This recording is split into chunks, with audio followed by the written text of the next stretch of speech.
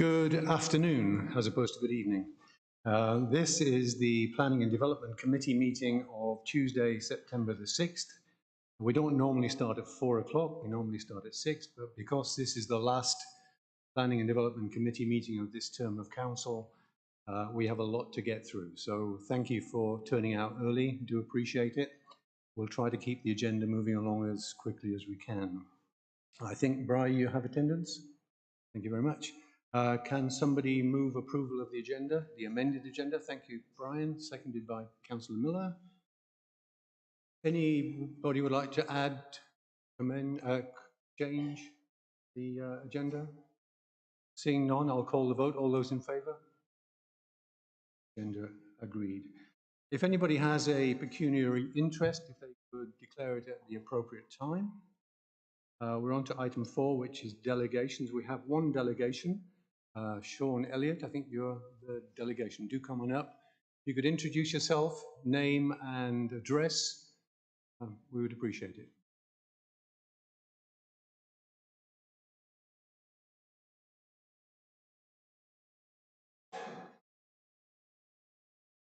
And if you could introduce the subject of your delegation.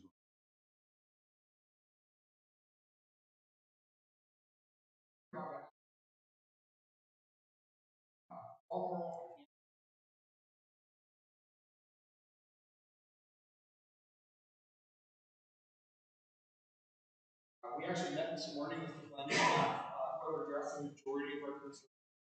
We did raise issues about the cascading impacts from the industrial to the abutting residential lands. Pardon me, Mr. Chair, point of order. The microphone is very muffled for those watching at home and for myself attending remotely. That can be addressed before Sean gets on a roll. Hi, Sean. I'm on a roll. Thanks. There we go. That's perfect now. Yeah, you can hear me better? Perfect. Okay, thank you. So we raised concerns about some traffic from the the industrial lands onto the residential properties, the speed mitigation, some of the traffic, the dust, the stormwater management being from our perspective, an outstanding issue from 2015. The staff, just a note for this council, has agreed to allow us to come back once the staff has done a 2-week assessment of the site plan assessment.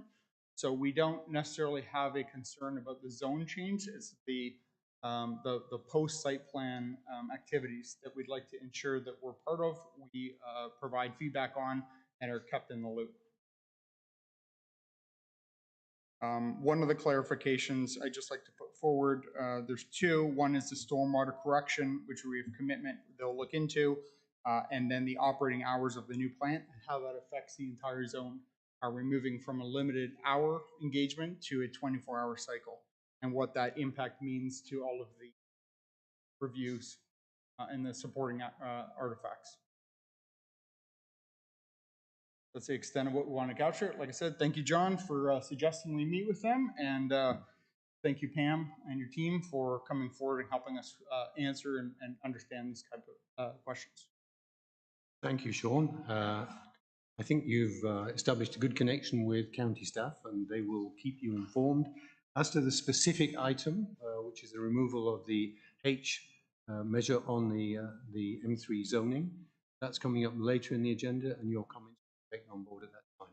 Perfect. Thank you, John. Now, before you go, is anybody from committee wish to say anything or ask Sean any questions?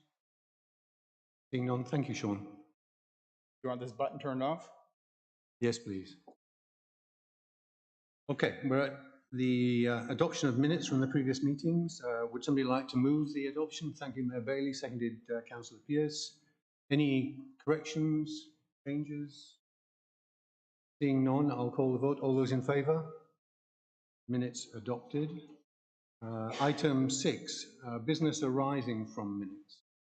Is there any business arising from last month's minutes? Seeing none, then we'll move right along. We're now going to move into the section of the agenda which deals with public hearings under the Planning Act to receive information from the public. Later in the agenda, we'll be dealing with items which are subject to recommendations from staff. After this section where we look at information items, we're going to take a break. Apologise to those people in the audience that are staying for items after item 7. We will take a short break for dinner, and then we'll come back and continue the agenda. So I'm going to start with item 7.1, which is in regard of Old Onondaga Road, and Dan, our planner, is going to lead us through.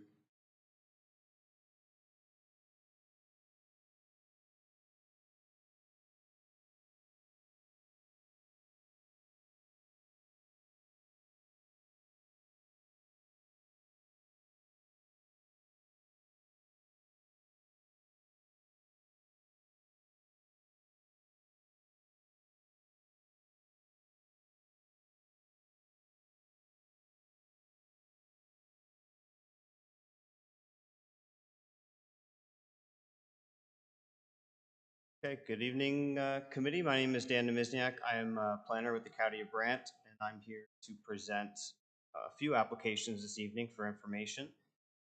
Starting with this application, which is a zoning bylaw amendment application at for property located at 84 Old Onondaga Road. The agent is J.H. Cahoon Engineering, and the owner applicant is listed on the screen. And again, this item is being presented for information purposes only. And we've lost you on the screen then.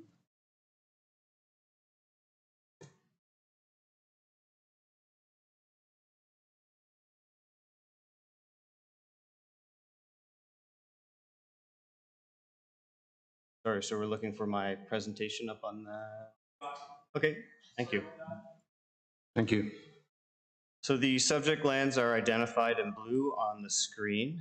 They are located just on the east end of Canesville. Again, the subject lands identified in blue have a total area of approximately 14.5 hectares.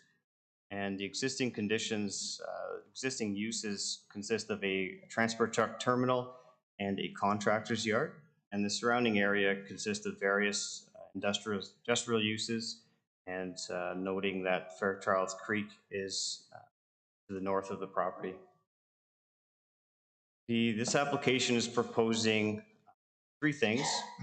One is changing a portion of the agricultural zone identified towards the rear of the property, the open kind of white area, from agricultural to heavy industrial M3 zone. The application also is requesting to change the zoning from natural heritage NH to heavy industrial M3. So these are the areas in green that are identified as NH, being changed to M3 to permit heavy industrial uses. And the third portion is some of that agricultural land, converting that from an agricultural A zone to a natural heritage NH zone. I've listed of some of the submission materials that have been provided with this application.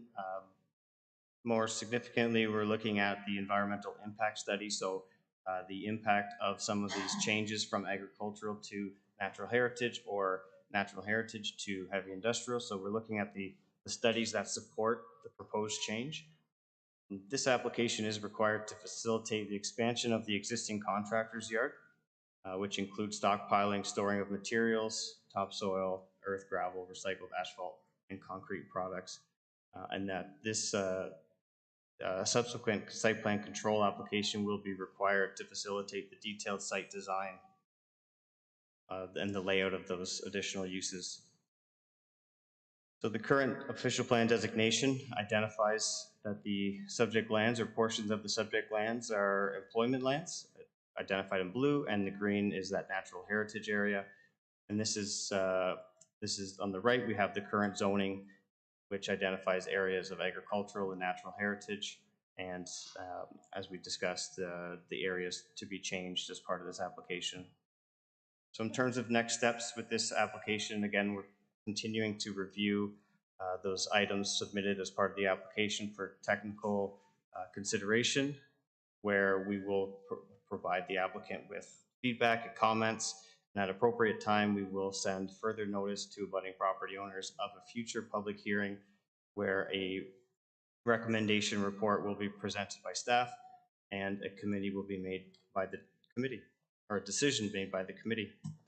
Happy to answer any questions. Thank you, Dan. Questions to Dan from committee? Councillor Miller. Chair, through to Dan, two questions. Dan, none of this is currently being farmed. My understanding. In terms of the subject lands that are zoned agricultural, I can't comment on the existing use, whether or not it's being actively farmed or not. Based on historical aerial imagery, it would appear that it had in the past, but I can't comment on the current function.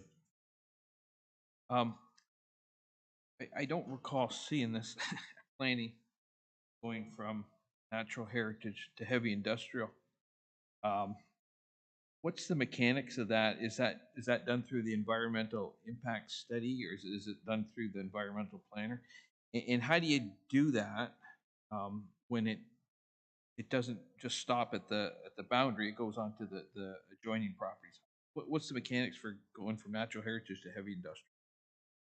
So the applicants have provided the environmental impact study, as I've mentioned.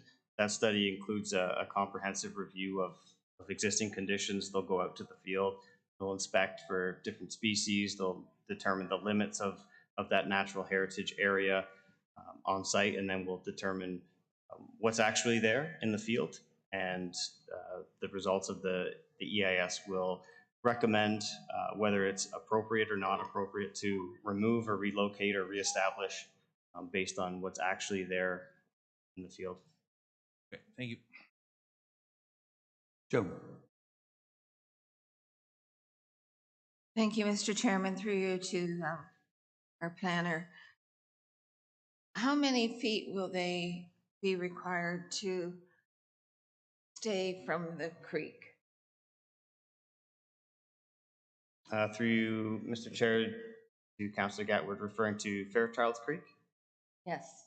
At this point, I don't have a number of what buffer is required. That would be a result of the view of the EIS or the environmental impact study.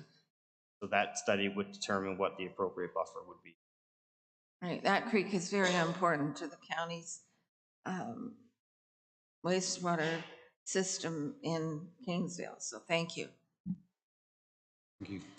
Any further questions from committee to Dan? Seeing none, thank you, Dan. You can stay with us a little longer. I'd like now to invite the agent or the applicant of the agent to speak. I think we've got Rashika or Joe Cahoon. Joe Cahoon.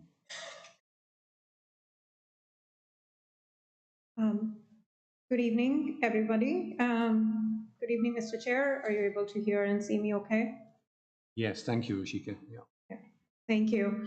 Thanks, Dan, for your presentation. I'll be very short and brief. I believe Joe Cahoon is in person in the audience. I can only see myself on the screen so far, so I'm not sure if Joe's there.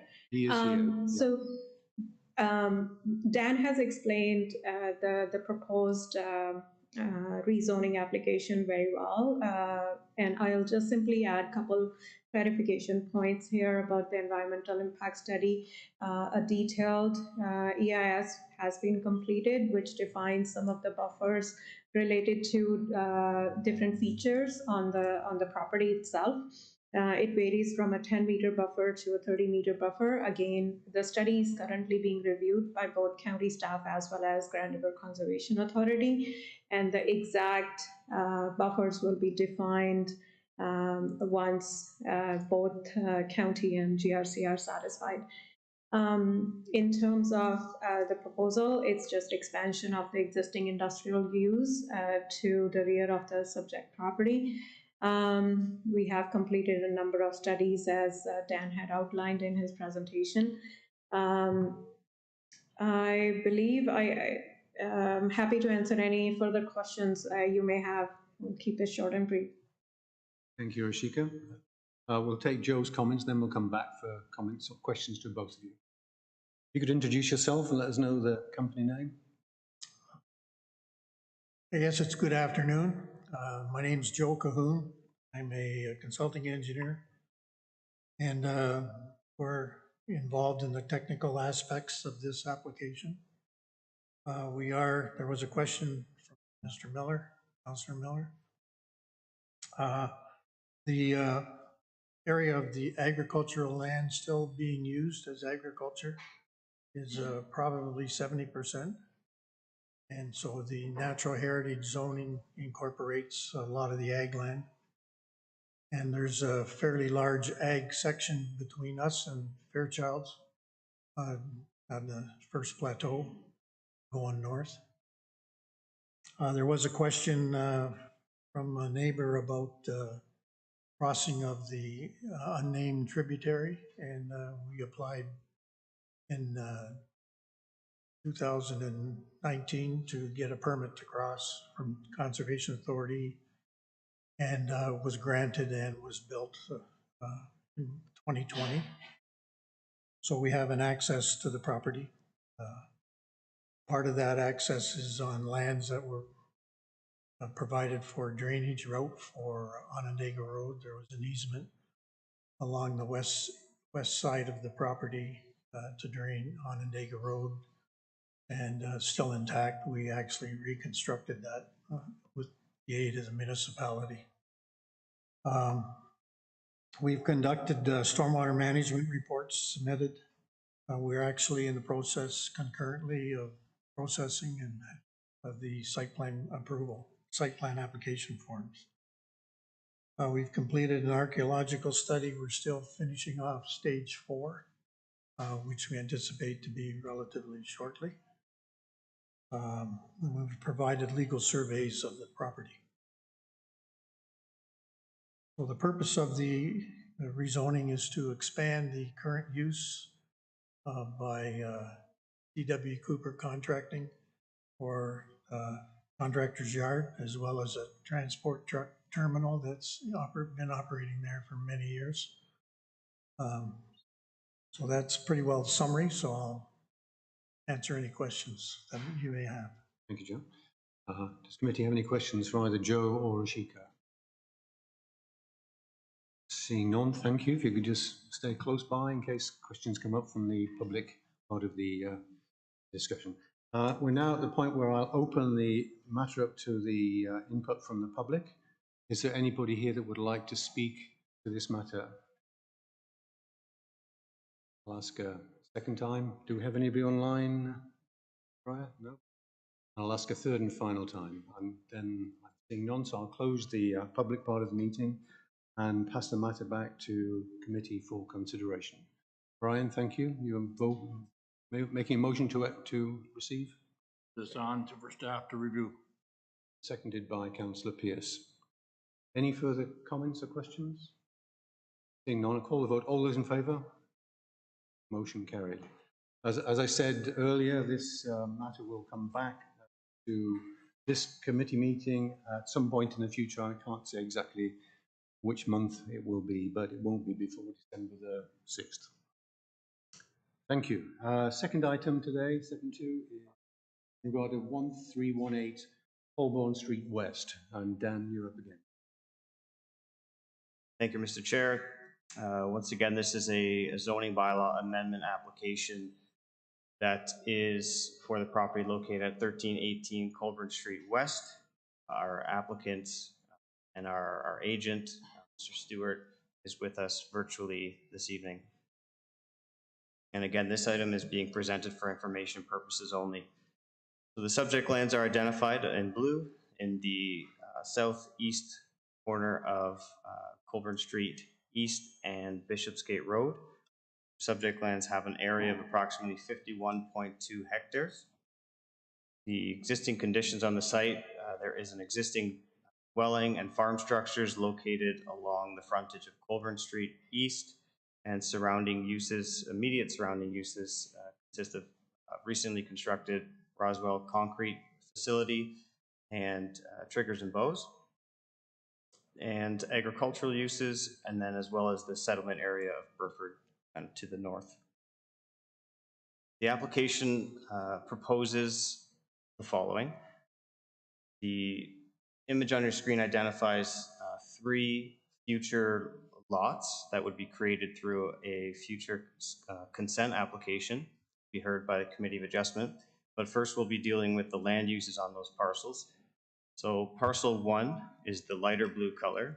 The applicants are proposing to change the zoning from agricultural to light industrial with a special exception or a site-specific provision that would permit a maximum coverage for open storage of 41%, where the zoning bylaw permits 35% within the M2 zone. Parcel 2, the purple color, is requesting to change the zoning from agricultural to a light industrial M2 zone. And parcel 3, which is the bright green, is proposing zone change from agricultural to light industrial with a special exception within the M2 zone to permit a truck terminal use as a permitted use in addition to the uses permitted in that M2 zone. The retained lands, which is everything that's left over, so that remaining farm parcel would continue to be zoned as agricultural. As I mentioned, the specific lots that are shown, areas would be created through a future consent application, and the detailed site design would be facilitated through a site plan control application. The current official plan designation on the subject lands, you can see the frontage along Bishopsgate Road has a blue land use. That's our employment land use, where employment industrial type uses are permitted. The current zoning on the property, as I mentioned, is agricultural. So any change in land use or any uses that would want to operate under that employment lands designation would require rezoning. This is why the application is before the committee today. So as I previously mentioned, we're continuing the technical review, and we will provide further notice to the public once we do have comments received and a staff report prepared, where a formal recommendation will be made and a committee will make the decision. Happy to answer any questions. Dan? Questions for Dan? Councillor Miller? Thank you, Mr. Chair. Through to Dan. Dan, at this point, parcel 3 truck terminal, parcel 1 and 2 light industrial. Do we know at this point what is going in there when people ask? Is that a question for the applicant? Through Mr. Chair, I will direct that question to the applicant. I think the information is available, and I'll let them present that as part of their presentation. Second question. There's a letter from Karita, addressed to you, email, but I didn't see it in the addendum. I'm just wondering if we could get that to this committee. Yep, absolutely. I do, through Mr. Chair, I do recognize I did receive a letter from the resident. I can't remember if it was over the weekend or what the timing was. It was Friday, but Friday.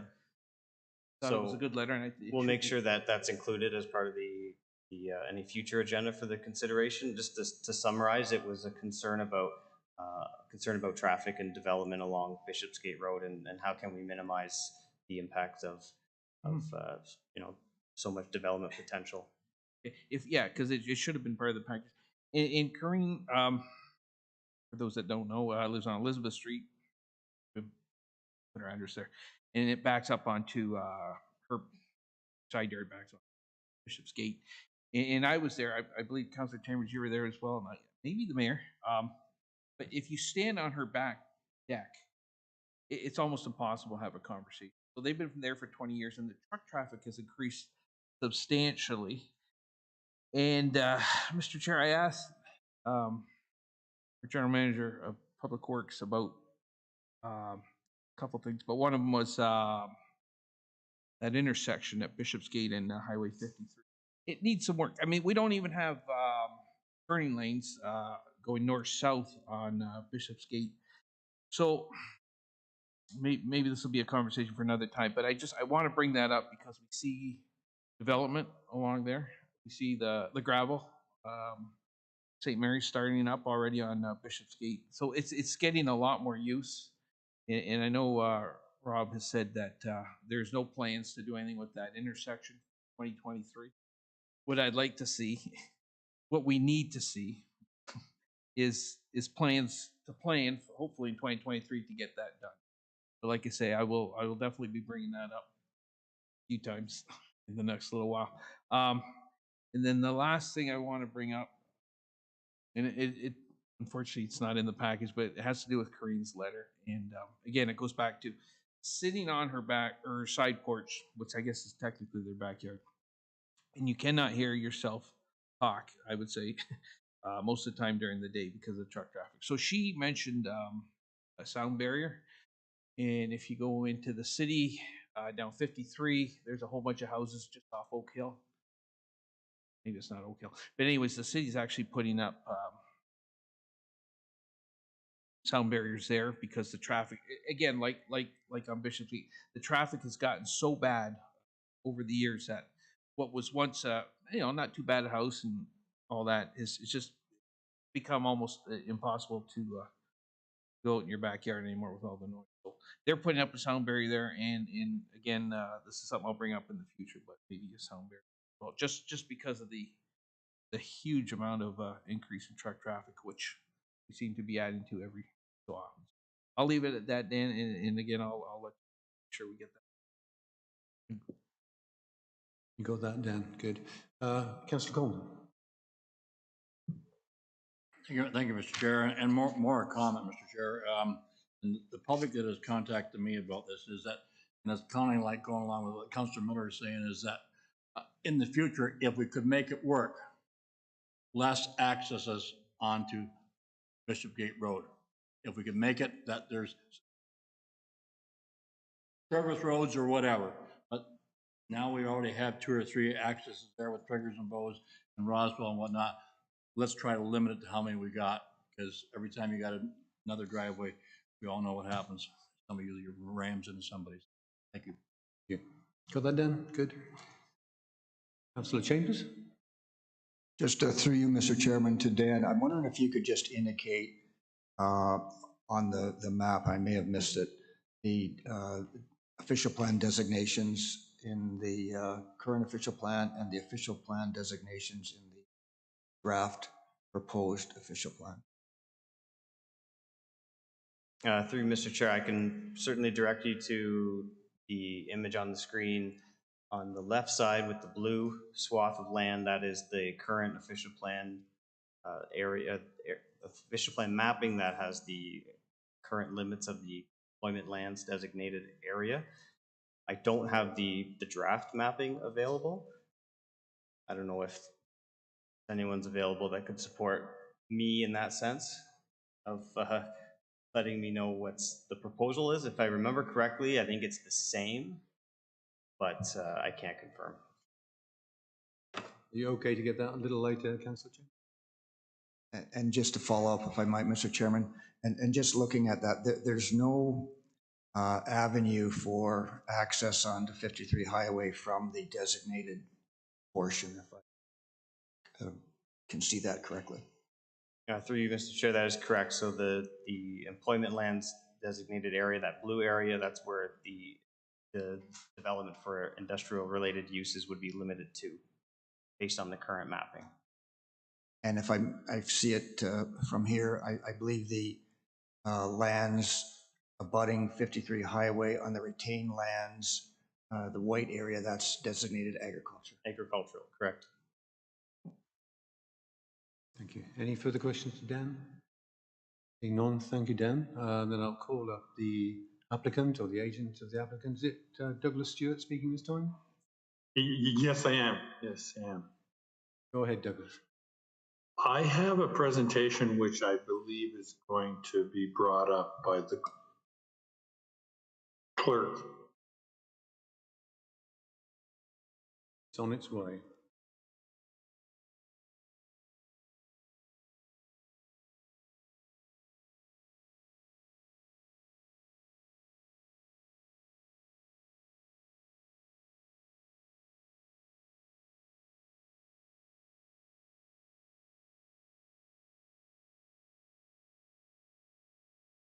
It's now up on our screens, Douglas. Yes, I can see that and I appreciate it. If I may begin, again, my name is Stewart. I'm here to speak on behalf of those that have applied to amend your Excuse me one minute, bylaw. Douglas. We can see it on our council screens. We can't see it on the big screens. We can see it. Okay, yeah. Thank you.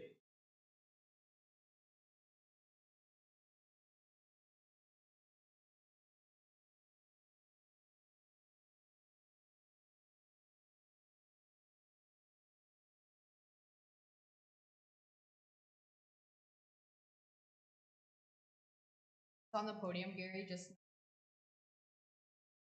signing.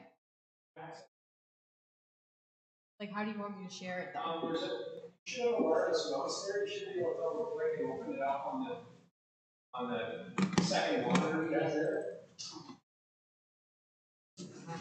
Like, I can share it on the. Yeah, do that. If you can load it from there, that'd be great. Then just stop the screen sharing on the Zoom.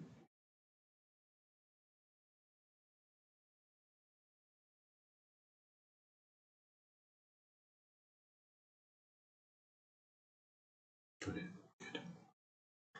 I think we're good to go, Douglas. Thank you. If I may start, at the start of the process of this application, at the suggestion of county staff, multiple property owners, all with the same intent to implement the official plan, are applying for a bylaw change. That would be B and B Lanco Inc., which is parcel number 1, a numbered company 2857518, Ontario Limited, which would be parcel 2, and parcel 3, AWAD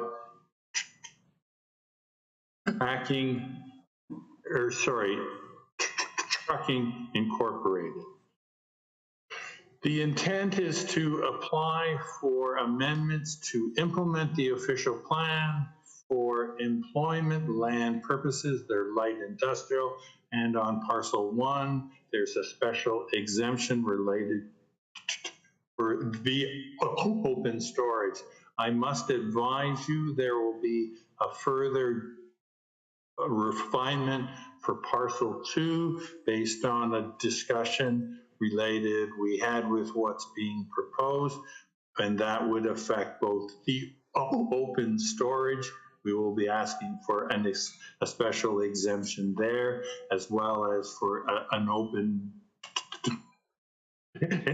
display at the front of the building. We'll be asking for an exemption there. We will be sending that further refinement to staff at the end of this meeting, and we will discuss with them. We do not believe it'll affect or impact the studies that have been done, but will affect the proposed bylaw amendment.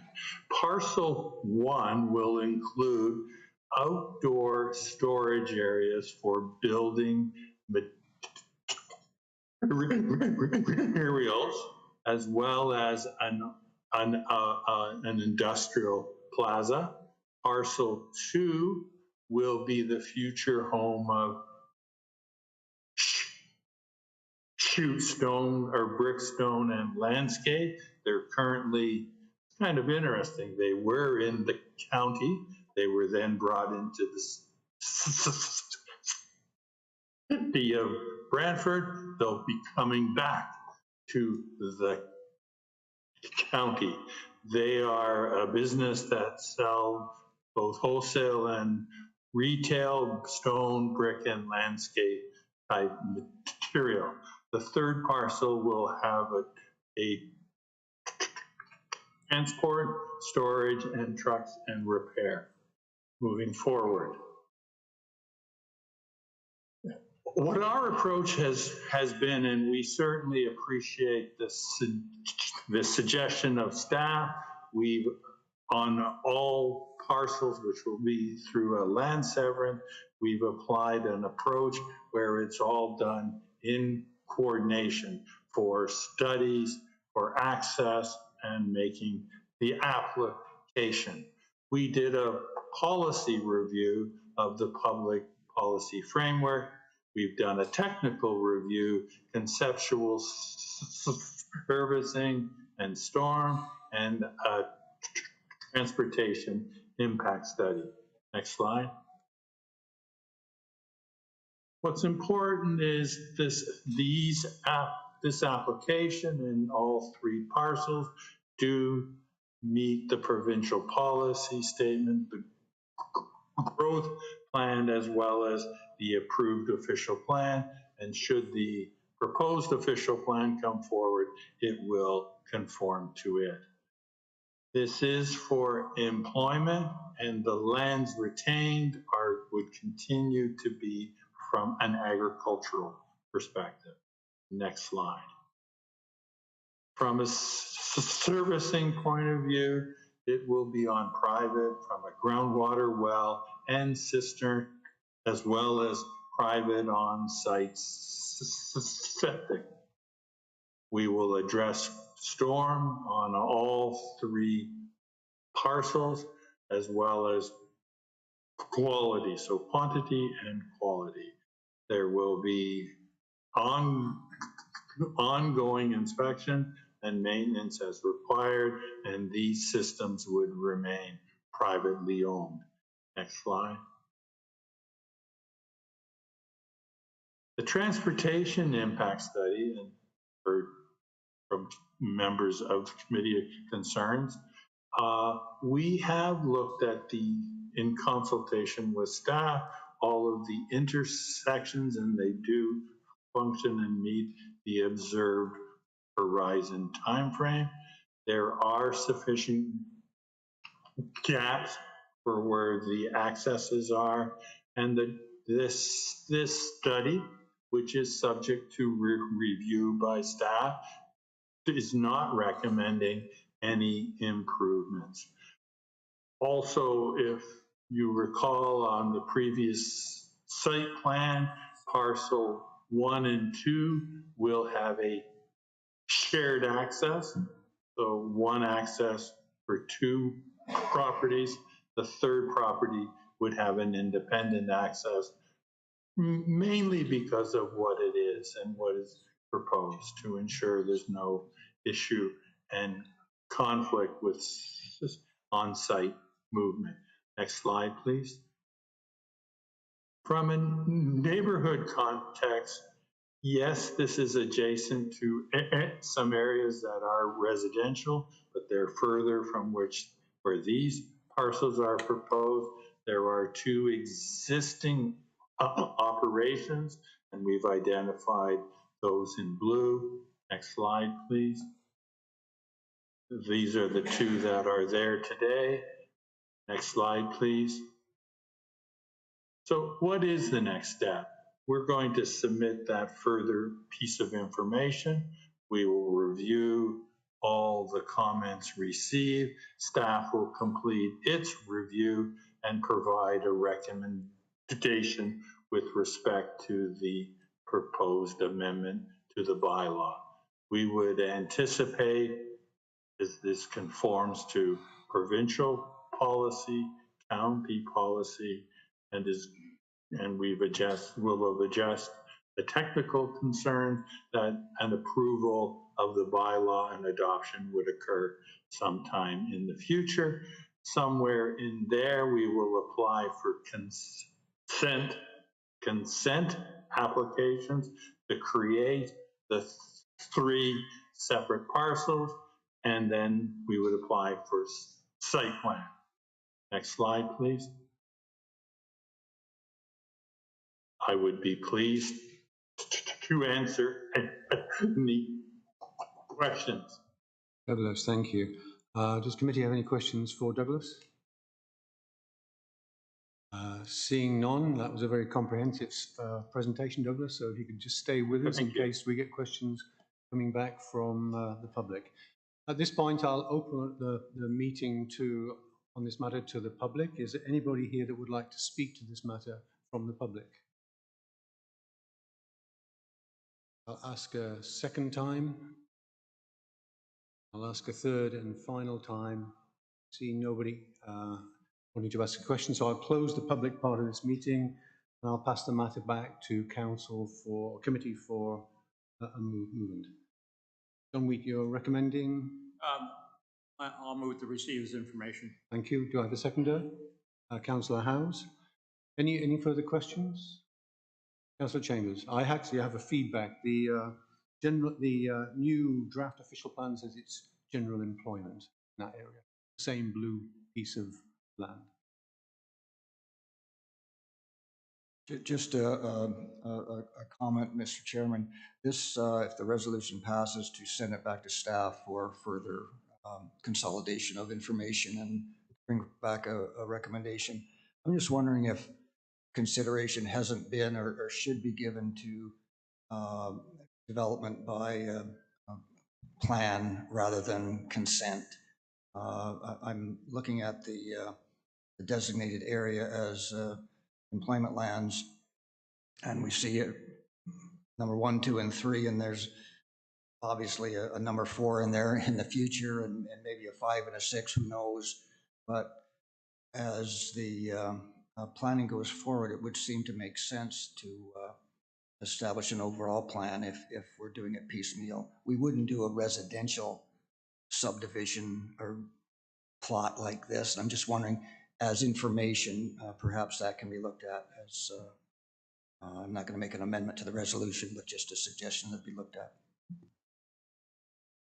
Are staff happy to take it as a recommendation, or would you like to see it in the form of a motion?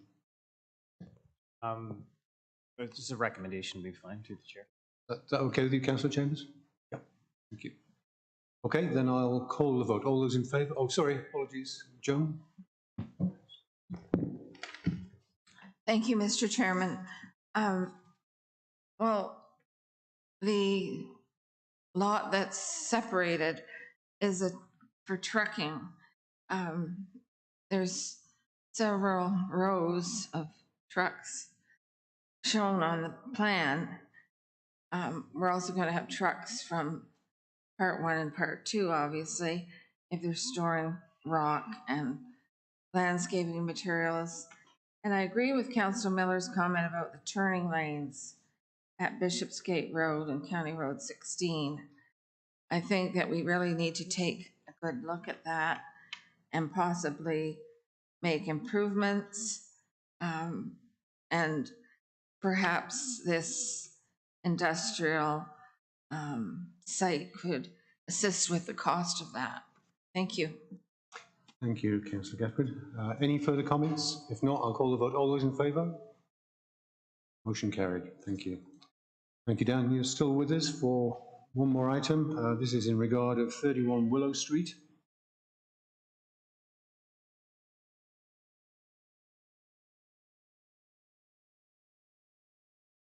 Thank you, Mr. Chair. This is another zoning bylaw amendment application that we have received for the property located at 31 Willow Street that I am presenting for information. And I believe there's a representative from Sierra Construction who will represent the application on behalf of the applicant. Again, we're just presenting this item for information purposes only. The subject lands are located just outside of the downtown core, on the east or north side of the river, on the east or north side of Willow Street, between Walnut Lane and Willow Street, north of Brock Street. Property has an existing area of approximately 730 square meters. The property currently contains a 3-story building that has been vacant for some time, that has a history of commercial uses. The surrounding area consists of a mix of residential, from single detached to semi-detached, and some multi-unit, multi-level residential uses. Here's a picture of the existing building taken from Willow Street, and a picture of the rear area taken from the laneway in behind. The application proposes to change the zoning on the subject lands from residential singles and semis, which is an R2 zone, to a residential multiple low density, our RM1 zone with a site-specific provision to permit a dwelling apartment as a permitted use, and to permit a minimum number of parking spaces of 7, where based on the number of units and bedrooms that are required or that are proposed, 12 parking spaces are required. So the application is required in order to facilitate the conversion of this existing building into a 6-unit apartment building. The application, the proposed parking does provide 1 space per unit plus 1 additional visitor space. The works associated outside of the building are limited to establishing that rear area as a parking area. So they are able to provide 7 parking spaces off of the laneway to the rear of the building. Some landscaping that has been cleaned up, some landscaping that is proposed to be established, a new walkway to the side of the building, and all other works would be limited to inside of the building to accommodate the 6 units. The official plan designates the subject lands as urban residential, and the current zoning on the property, as I mentioned, is an R2 zone, which only permits residential singles and semis. It's also within a special floodplain area, which means that there are to be no residential dwellings established below the floodplain limit, so everything must be above that floodplain. In terms of next steps, again, technical review. This application has been circulated. We are gathering comments from various commenting agencies. There would also be a site plan control application that has been submitted that will be circulated shortly following this meeting. Further notice will be provided to members of the public who are located within 125 meters or 120 meters of the subject lands. I will note that I had some correspondence with 2 residents of abutting the subject lands who did have concerns with some of the removal of the existing vegetation or overgrown vegetation on the property, as well as the function of that parking area and behind in terms of screening, providing additional screening and privacy. And I believe those letters were included in the agenda package. So again, further notice would be provided of any future public meeting where we will provide a recommendation from staff, and the committee will make a decision. Happy to answer any questions. Thank you, Dan. Questions for Dan? Start with Councillor Howes. Thank you, Mr. Chair. Through you to Dan. So I'm encouraged to see possible apartment building here. Our community needs more housing options of that type, but I also have reservations about the request for flexibility on the parking requirements. So I guess a Planning Act question. With a privately owned apartment building, is there a requirement for accessible parking spots? So based on the proposed apartment building use, they would require, and I'll provide the breakdown. So it's 1 space per unit plus 0.25 spaces per bedroom. So they're proposing 12 bedrooms. These are 2-bedroom. Each unit will have 2 bedrooms. They're also required visitor parking spaces, so 0.35 spaces based on the number of parking spaces, based on the number of units. So this site would require visitor parking spaces as well as an additional barrier-free parking space. And so that's how we get to the required, I believe it's 12 spaces. So additionally, the breakdown does provide 1 space per unit plus an additional space that could be utilized as a visitor parking space, or perhaps there's an additional room to make that a barrier-free space. So in follow-up to that, Dan, if we were to consider the reduction to 7 spaces, which, like I say, concerns me, one of those 7 would have to be a barrier-free parking spot, leaving 6 standard parking spots for a 6-unit apartment building with each unit having 2 bedrooms, and one would predict 2 occupants per dwelling, correct? Through Mr. Chair, that is correct. It really depends on the number of units and the type of units that are provided. If it was a 4-plex, for example, the number of spaces would be 2 per unit, and no barrier-free spaces required, no visitor parking spaces would be required. So it is really tied to that apartment dwelling use, and that's the apartment dwelling use is by definition, it's just how the units are accessed.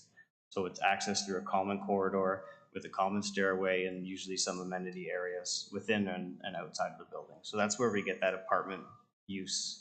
It's still limited to 4 or more building or units, but that's how that apartment use ties into this application. Okay, thank you, Mr. Chair. I'll have further questions for the applicant. Thank you. Sure. Thank you, Mr. Chairman. Through you to Dan. There's 2 letters about trees in our package. One letter says they removed the big, beautiful trees.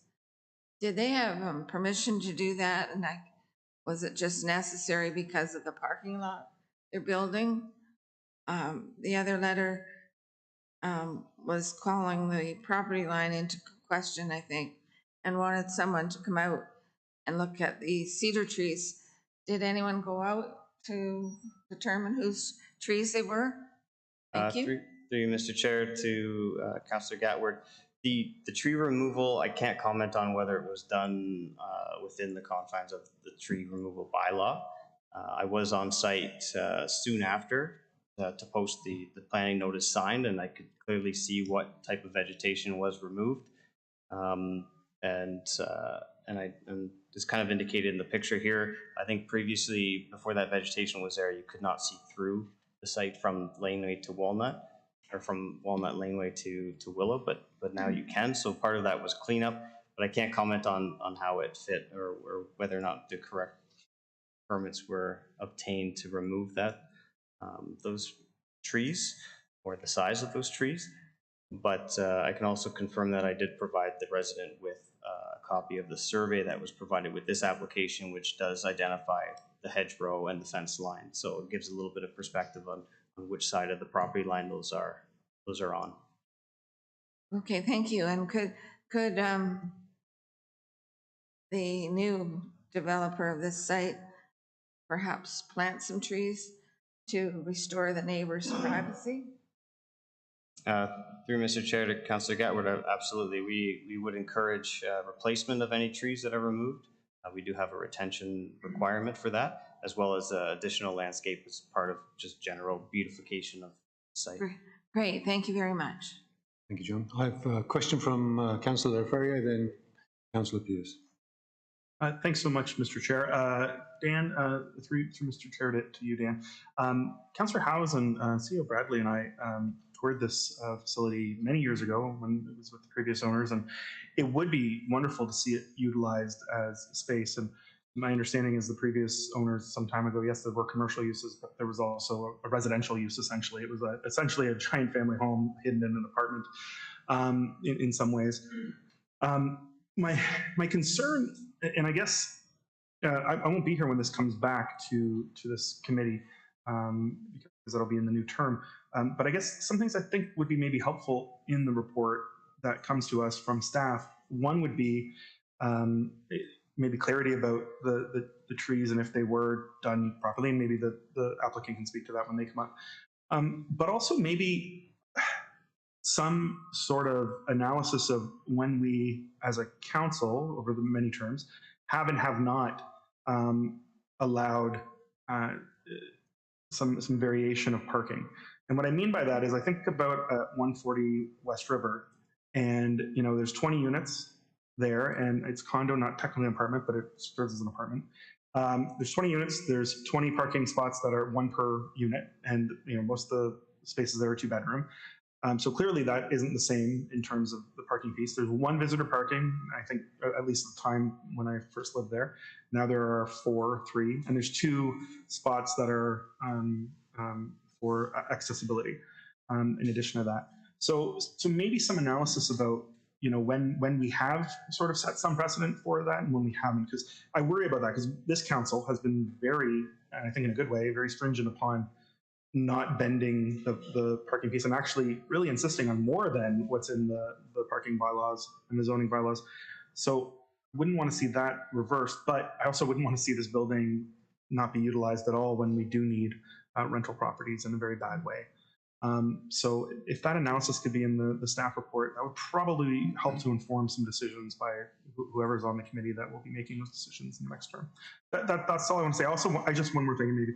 I was really encouraged by your responses and the responses from residents who had sent emails. So it's not on the agenda package, but Dan was able to send us some of the correspondence back and forth. And I was really encouraged by the tone and tenor on both sides of those emails about how we can sort of ameliorate this so that it's still a good part of the neighborhood and to minimize neighborhood conflicts. So thank you. Thank you, Mark. Councillor Pearce. Thank you, Mr. Chair. Through you, yeah, first of all, I totally agree. This is a fantastic use of this building. It's great to see something happening on it. But Dan, can you just confirm, you said you've got the property lines and stuff like that. So to the letter that was sent in, so were those trees on this property or were they on the gentleman's property that sent the letter in? Through Mr. Chair, the trees that were being referred to are still there. It's the dense hedgerow. Those are on the subject land's property. So that is a clarification that person required, and they have that, correct? That's correct. Okay, excellent. And just a comment on the parking, I agree. I don't think there's any way that we, definitely not down to almost half the parking that's required on this. If we look just down the street to the old, just down on Willow Street, the old Walker Press, that was the huge issue there was parking. And we stood our ground on that, which I think was the correct decision to make. And I allow the reduction in parking here. Comment. Thank you. Any further questions to Dan? Seeing none, I'll just have one comment from myself, Dan. We're talking about making the zoning potentially an RM1 zoning. It's my understanding that if we are putting an apartment dwelling in an RM1 zone, we need a lot area of 1,800 square meters, whereas this is 700. How do we square that? Through Mr. Chair, to you, Mr. Chair. The site-specific zoning requested may be amended from what it's currently being shown. So there's a lot of existing conditions on the site area, the building height, setbacks that may need to be recognized as part of this application that may be provided in more detail when this comes back to committee. So we're really looking to establish a zone and those site-specific provisions that tailor the zoning to best suit this site and to best suit what zoning exists in the area. So we don't want to permit a zone like an RM3, for example, that permits a much higher building in the future if it doesn't suit the area that it's currently within. So we might put a limitation on height. The area of the parcel, we don't have any control over that. That's existing. So there are some things that we can control and recognize, or some things that don't meet that zoning today, but we may be forced to recognize them if it's deemed appropriate. But we do have some tools through the zoning bylaw to control, to keep it compatible with the surrounding area. Okay, thank you, Dan. Seeing no more questions for Dan, I'll invite. I do have one actually. Sorry. Oh, there you are. Go ahead. Thank you for the leniency here, Mr. Chair. One of the pieces, and I don't expect you to know this offhand, but maybe in that analysis, when you're talking about keeping in the same sort of flavor of the neighborhood, I know the quads are going to be zoned differently across the street when it comes to parking, and that might make more sense for the one-to-ones. But there is an apartment across the street as well that's quite small, and I don't know offhand what their parking situation is. But again, if we're looking at sort of what does and doesn't make sense in the neighborhood. When we were talking about the Walker Press building, we were talking about potentially 100 people coming to visit at any given time. And that's a little bit of a different scenario. This, to me, seems a bit more like what's across the street in that white apartment building. And I wonder what the fit is on there versus the fit here. Maybe that was a better example than the West River one that I gave earlier, but I just wanted to throw that out there before signing off.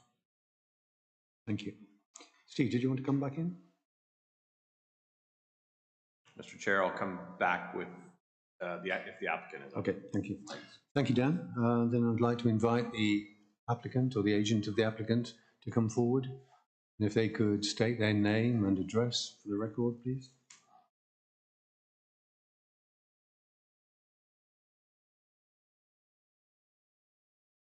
Jeff Johnson from Sierra Construction. Unfortunately, Steve Cornwell could not be here tonight, so I'm just gonna try to fill in as best as I can for him. So, like it was said, it is going to be 6 apartment buildings in there. We're going to try to leave the existing building shell as much as we possibly can. Just it has that nice historical look to it. On the exterior, the landscaping, part of the landscaping has already been removed just due to maintenance. Right now, we are trying to replace some of those windows, and unfortunately, we just couldn't possibly get those windows replaced without having to remove some of the landscaping. Any questions? Questions? Councillor Miller? Thank you, Mr. Chair. Through you to the applicant. What kind of foundation does this building have? It's cast in place. Okay, but is it a basement though, or crawl, or? No, it is a full basement, yes. Okay. But there's, obviously you can't use it for living space because we're in a floodplain. That is correct. What do you do with it? Right now, we're just going to just leave it the way it is. Know if you had to take any extra thing. And the access now won't be on Willow. I think you want to go off of Walnut, is that correct? That is correct, yes. Okay. Is there, probably I've heard some discussion, but is there any way you can add more parking? You must have looked at this, I hope. We've played with it quite a bit now, and unfortunately, the best that we could come up with was the 7 spots. Not a fan of the 7 spot. Thank you very much. Thank you. Steve? Thank you, Mr. Chair. My question was, Jeff, my question was going to be similar to Councillor Miller's in the sense that I'm looking at the proposal mapping that's outlined in our document, and you're turning Walnut Lane as the main access into the property. It's a fascinating building. I really like the building. I like the vaults inside the building, yeah. And I'm interested to see how that works into your interior design. But I hope you can understand our reservations about if there's 6 units, 2 or more people per unit, everybody has a car. I foresee problems with this. And just following along Councillor Miller's question, no opportunity for additional parking across the front? Does the topography of the site prevent that? Like it says here, you're going to remove those stairs. You're not going to use that entrance at all. That's correct, yes. So is there an opportunity to pick up some parking spots across the front? We can go back and have a look, but I don't think we have enough depth along the front to actually fit a parking spot in. But we can definitely have a look. Okay, yeah. But we'll look forward to staff's analysis. But thanks for coming in with a possible new repurposing of this building. That is encouraging. Mr. Mayor. Through you, Mr. Chair, to the applicant. There's so much right about your proposed mapping, so much right and very little wrong. It's the only piece that you have a problem with is the parking. It's a great building, great looking building. Maybe if you could consider not facing Walnut, keep the stairs and keep everything and just try to do something, even a couple of more parking spots. I mean, we have sort of set our precedent with the other building, the Walker Press. We just can't do this. But if you were to maybe reconsider the whole layout, because I think you know that you have council's support on keeping the existing building. It's a beautiful building. Maybe we just have to flip it back to where it is and then do something to the back end on Walnut Lane. It would be a shame for this whole thing to fall apart for a couple of parking spots. Yeah. So I'm just echoing what council has already told you. Thank you. Thank you. Any further questions for Jeff? Seeing none, thank you, Jeff. You just sort of wait around. We might have more questions when the public come on. So I'll now open this session to the public. Is there anybody here that would like to speak to this matter? Anne, you have to come forward, please.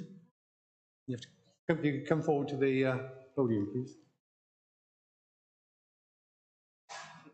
And if you could give us your name and address for the record. Hi, my name is Ann Williamson Hyatt. I live at 158 Willow Street. And just for council's consideration about parking, understand parking is an issue. But more importantly, people need rental places to live. We have a lot of my daughter's coming out of university, can't afford a house.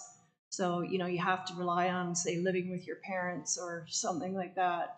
And if I needed a place to live and that had one parking spot, I'd say, woo, like golden.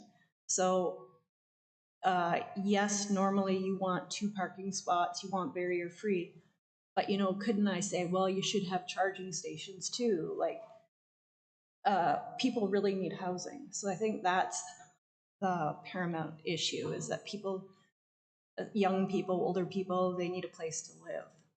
So it's important. Thank you, Anne.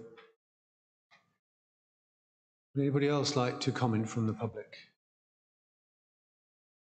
I'll ask a third and final time. Seeing none, I'll close this part of the discussion off and hand the matter back to committee for a proposal. Councillor Howes? Move to proceed to staff review stage. Thank you. Do I have a seconder? Mayor Bailey, thank you. Any further questions or comments? Seeing none, I'll call the vote. All those in favour? Carried. Thank you. This will come back at some point in the future after staff and you yourselves have discussed it further. Thank you. Okay, moving on now. I think we'll give Dan a break here. And we have Shannon. And the matter is in regard of 649 Colborne Street West.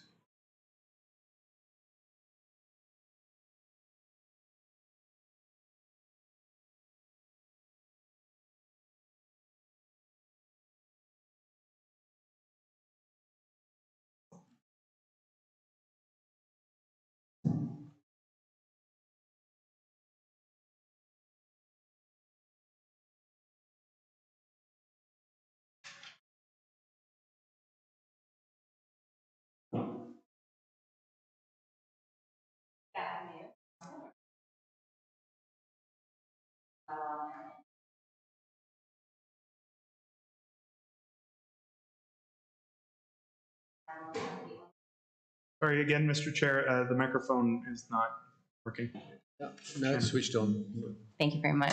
That's better. I'll start again. Good afternoon, council and members of the public.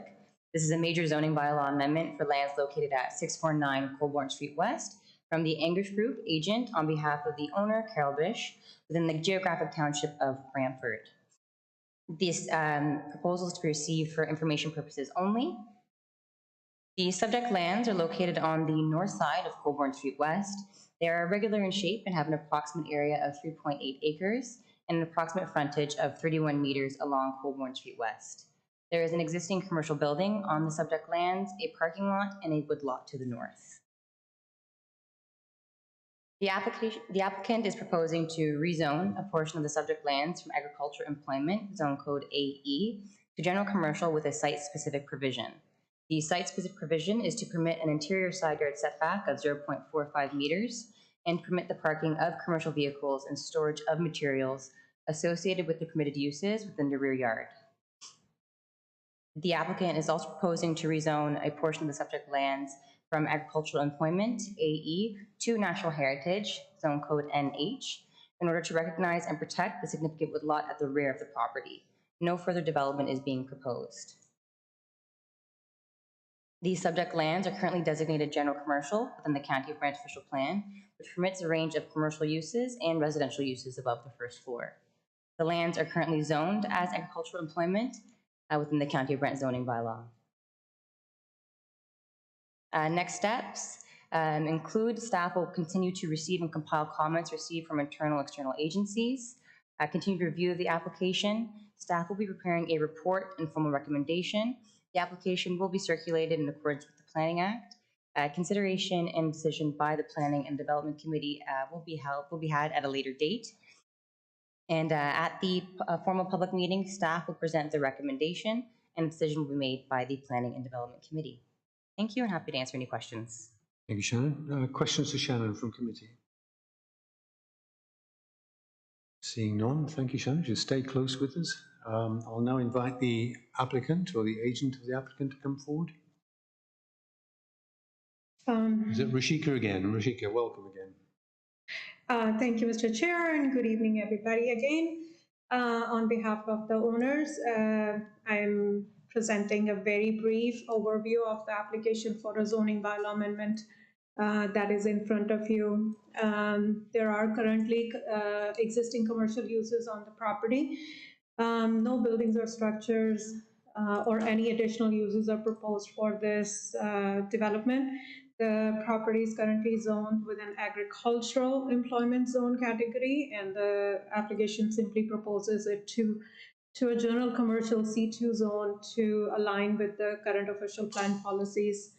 The property has a bit of a history in terms of minor variance application and consent and a zoning bylaw amendment application going back to 1986. And the site-specific zoning that is proposed simply recognizes the existing deficiencies.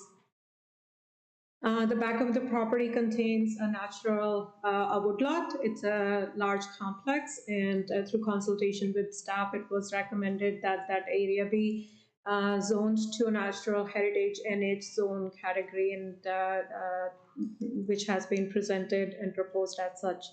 Again, there's no new buildings or structures or no new uses that are being proposed. It's just simply recognizing the commercial C2 zone and aligning with the official plan policies. I'm happy to answer any questions. Thank you, Rashika. Questions to Rashika from committee? We have no questions, Rashika, so if you just stay with us until after the public part of this matter. I'll now open the matter to the public. Is there anybody that would like to speak to this issue from the public? I'll ask a second time if anybody would like to speak. And a third and final time, and seeing none, I'll close the public part of this meeting and pass the matter back to committee for recommendation. Councillor Coleman, you're moving? Thank you, Mr. Yeah, I will move, Mr. Chair. Thank you. Yep, and Councillor Catwood seconding. Do we have any further questions? Then I'll call the vote. All those in favour? Motion carried. Thank you, Shannon. Item 7.5 is now in regard of 19 Spruce Street, and Dan, you're back with us.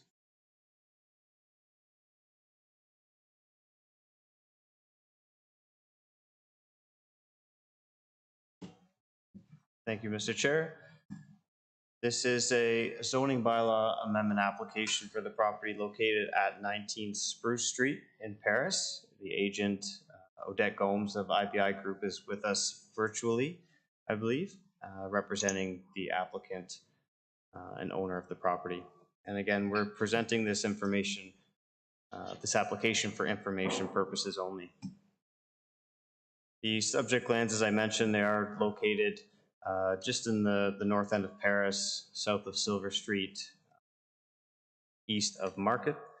The property has an existing area of approximately 380 square meters and is generally square in size.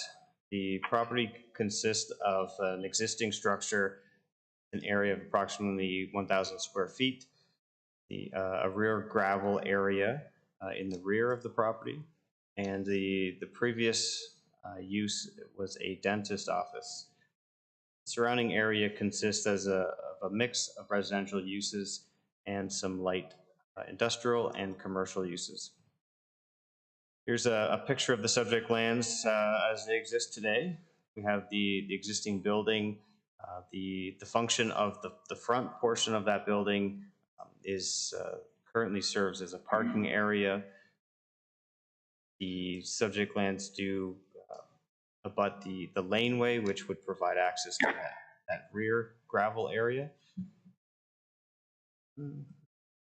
The application proposes to change the zoning on the subject lands from the neighborhood commercial special, with a special exception, C1-1, to a general commercial with special exception, in order to permit additional commercial uses and to recognize some existing deficiencies as a result of adding a new use to the subject land. So the current zoning, which I'll get to, is a site-specific zoning that only permits a dentist office as a permitted use. So any additional uses other than the dentist office would need an application, and that is why we're here.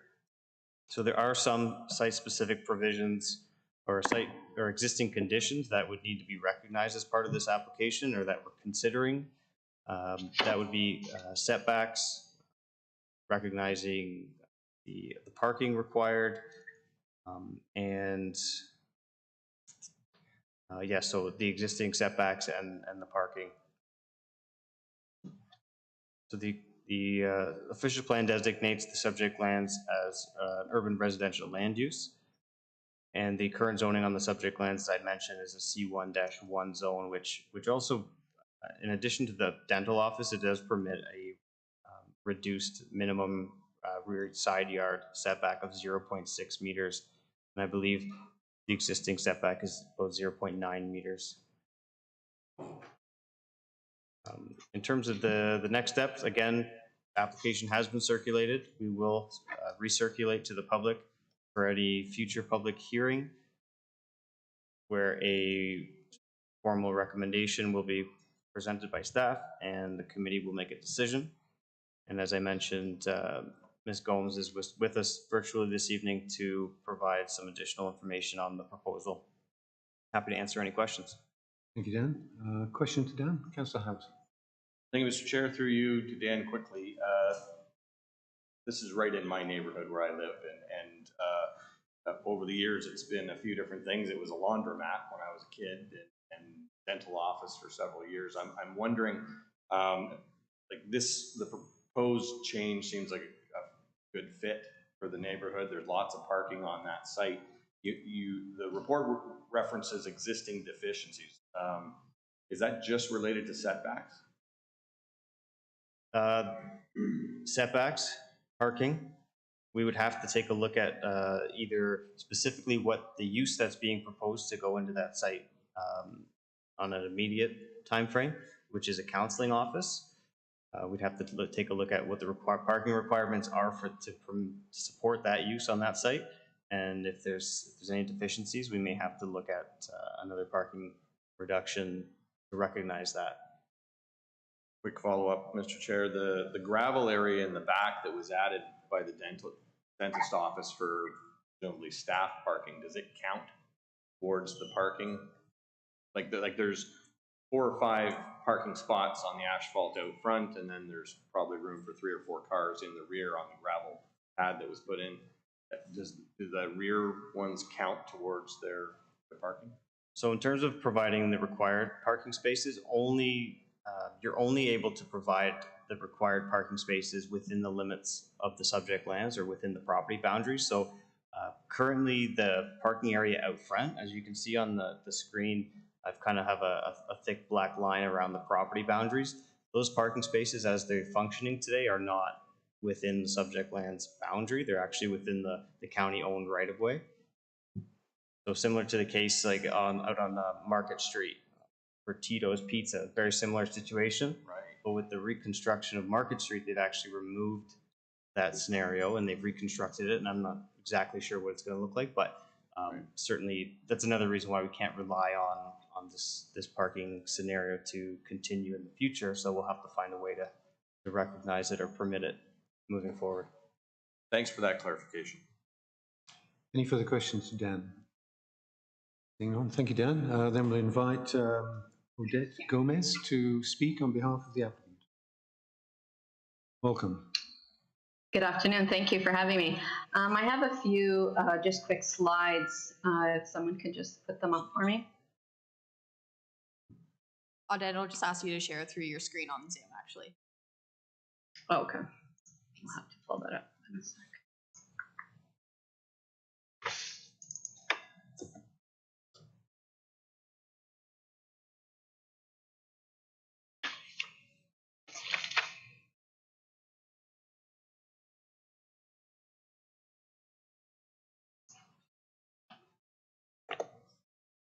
Okay.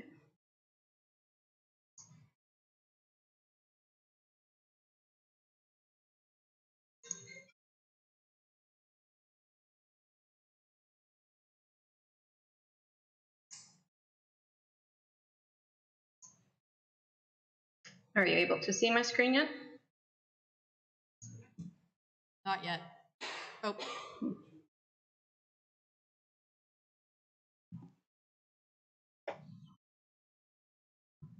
No? No, not right now. Odette, perhaps you can talk to them. We've got a general view of what the site looks like. Yeah, so yeah, that's a good idea. Staff has done a really great job in introducing the application. So I think what I'll do is I'll just go do my presentation very quickly, and I think you have enough images that I don't need my presentation at this point. So again, good afternoon. Thank you very much for having me. I'm Odette Gomes, a planner with IBI Group, and I am here representing the property owners. As you know, the property is located at 19 Spruce Street. It's in the community of Paris. And the subject lands do have an existing commercial building on site that was occupied by a dentist for many years. So again, the purpose of the application before you tonight is to rezone the property from the C1-1 to the C2 with some special provisions. Again, as staff stated, the current zoning only allows for a dentist office. It does not permit any other uses. The applicant is proposing to open up a counseling office. So it's an established business already that they run from a rental or from another place right now, and they have purchased this property to bring their business to this office. And then we also want to ensure that some other commercial uses from the C2 zone are also permitted in the future. So some site-specific exceptions will be required to recognize the pre-existing zoning deficiencies on the site. So again, this proposal is to utilize the existing commercial building as a counseling office. The proposed use would utilize all the existing services and accesses from Spruce Street and Watts Lane. The intent is to maintain the existing building and to simply do some cosmetic work within the building to accommodate the new use. And as such, the existing site conditions and setbacks will remain as they are today. So the proposed change in use from the dental office to a counseling office will complement the existing mix of uses and remain compatible with the neighborhood and land uses. We're technically just going from an office use to another office use. And the office use that we're proposing is much less intense than a dentist's office. So the intent here is to have a hybrid type of counseling service, which is what they're currently doing now. So it's one-on-one, so only one client at a time, and a lot of those clients will just be via video call, so it's not like everybody is coming to the office and you have queues of people waiting as you formerly did for a dentist's office. So again, much less traffic, much less parking requirements, and we're providing a really great use for the community, a really great service. So the proposal will efficiently use all the communication, sanitary, water infrastructure, and will not result in any traffic impacts. The building and the commercial nature are existing, and the owner just continues to utilize the subject lands for non-residential use just as it exists today. And given that the proposed development is an adaptive reuse of the existing building and utilizes existing municipal infrastructure, it is my opinion that the proposed development is a form of efficient development and should be considered for approval. So I'll just leave that with you. And if you have questions or you want some more clarification, I'm very happy to answer any of your questions at this time. Thank you.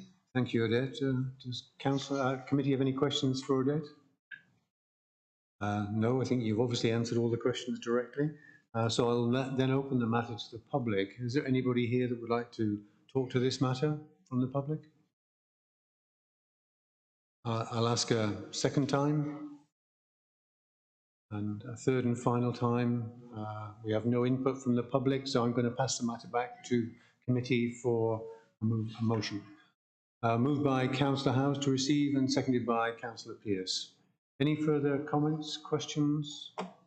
Seeing none, call the vote. All those in favour? Motion carried. Thank you, Odette. You'll be back in touch with us at some time in the future. Thank you. Thank you very much. I appreciate your time.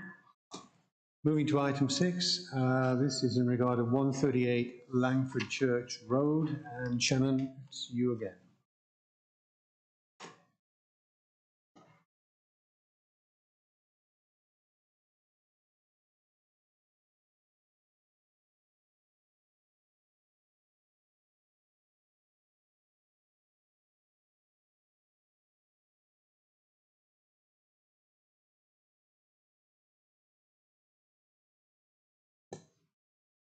Thank you. So this is a major zoning bylaw amendment for lands located at 138 Langford Church Road from J.H. Cahoon Engineering, agent on behalf of owners Brian and Wendy Pickett within the geographic township of Brantford, and is to be received for information purposes only.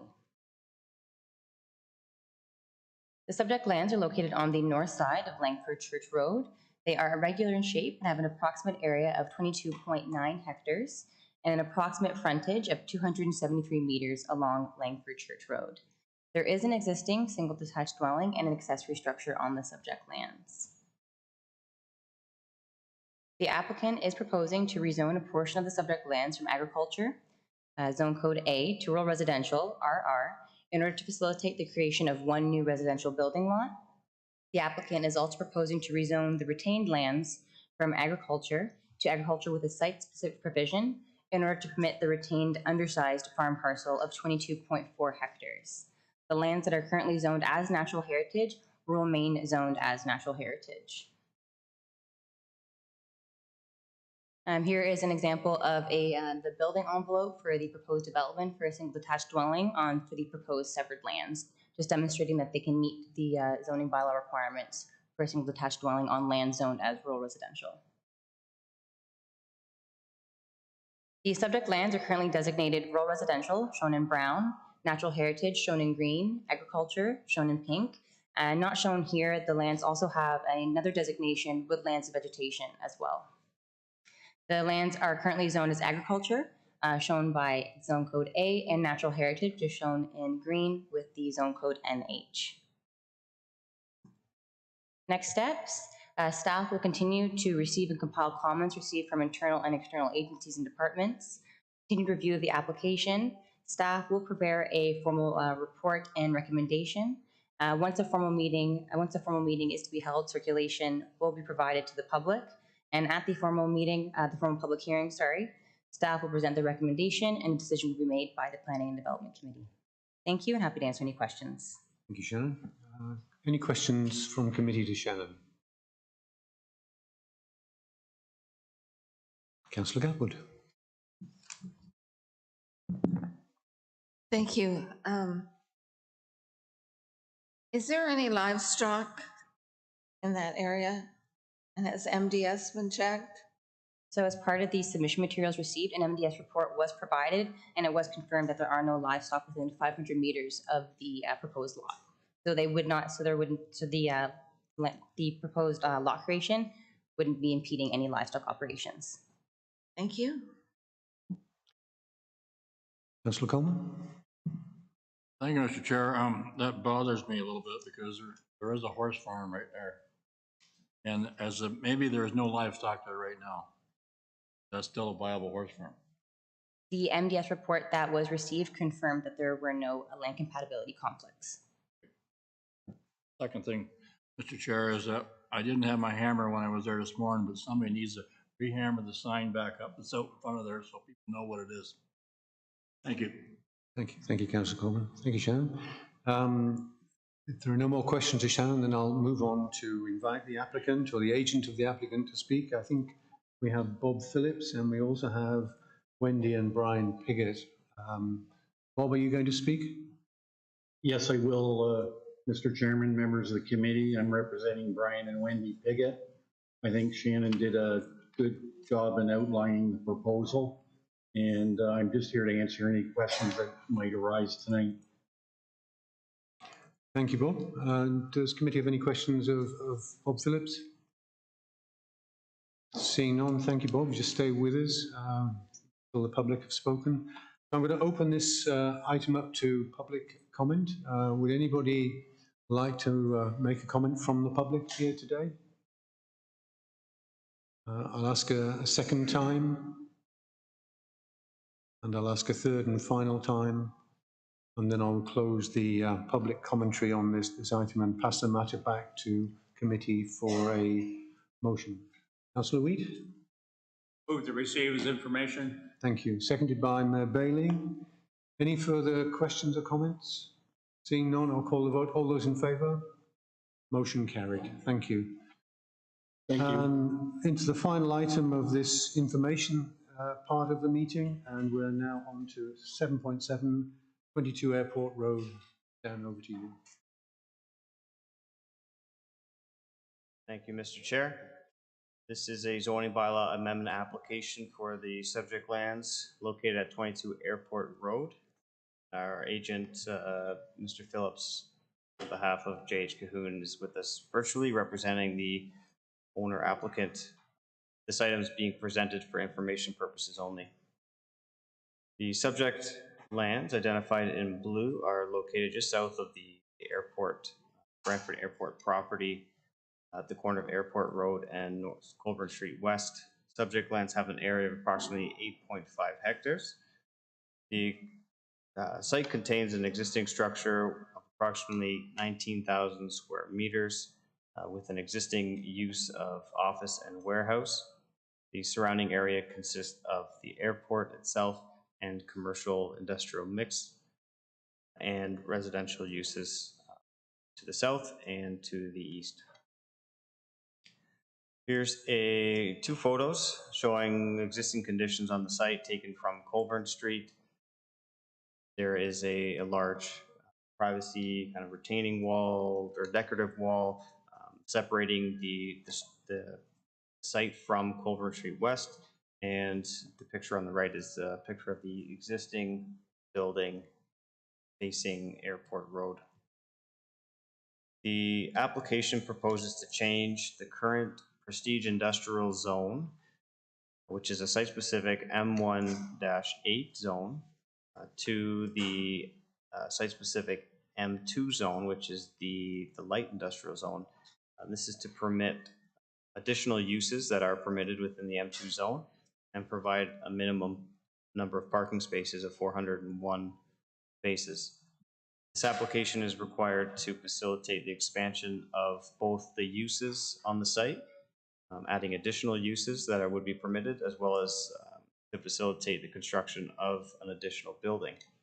The proposed building shown in blue is approximately 14,000 square meters. The number of parking spaces required based on this additional building would total 471 spaces. And as part of this application, the applicants are requesting a reduction to 401 spaces. The detailed site design facilitating the construction of the building would be required to go through site plan control. The official plan designates the subject lands as employment lands.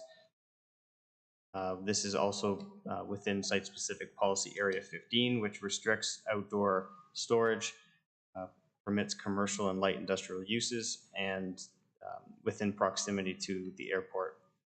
And the current zoning, as I mentioned, the M1-8, is a site-specific provision that is related or contains a number of site-specific provisions specifically related to the operation of a brick plant, which is no longer in operation. This application has been circulated for technical review. We will send further public notice of future public hearings, and staff will present a recommendation for the committee to consider as part of a decision. Happy to answer any questions. Thank you, Dan. Does the committee have questions of Dan? Seeing none, I have one question, Dan. I think, if I recall correctly, the existing building is used by ANC.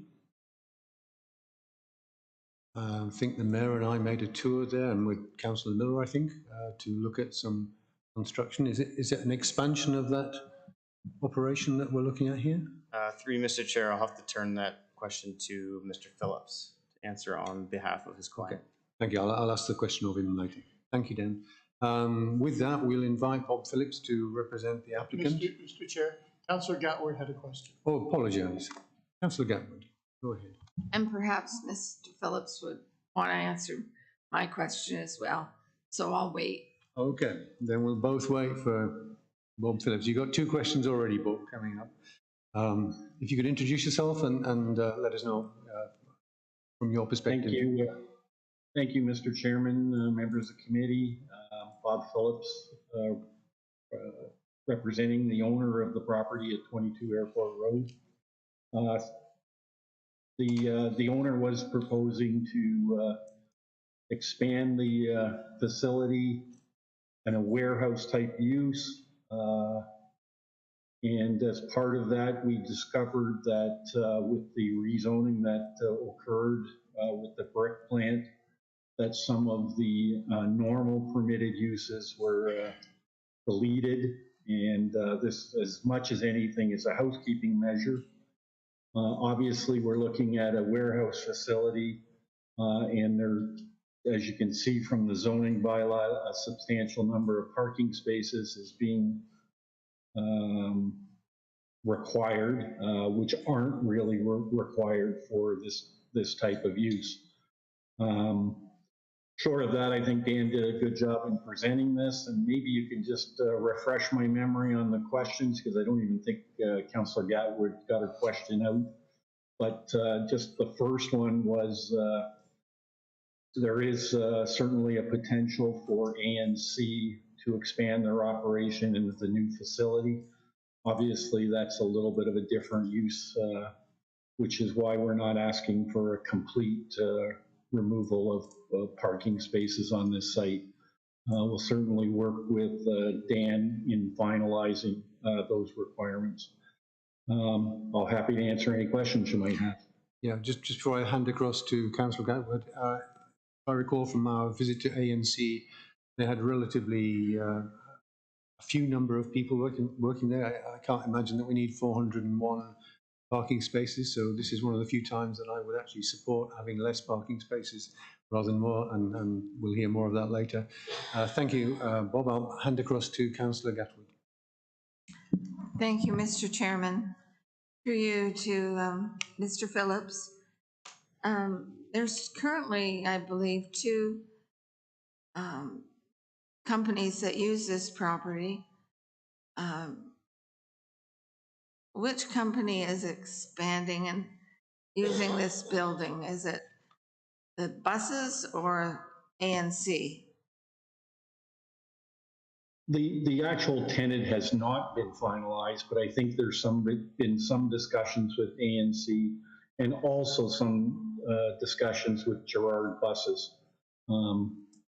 At this time, I'm not aware of which one is going to go into the facility.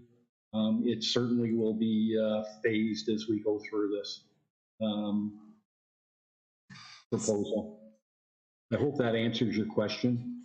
Yeah, the different units that are shown in the new building,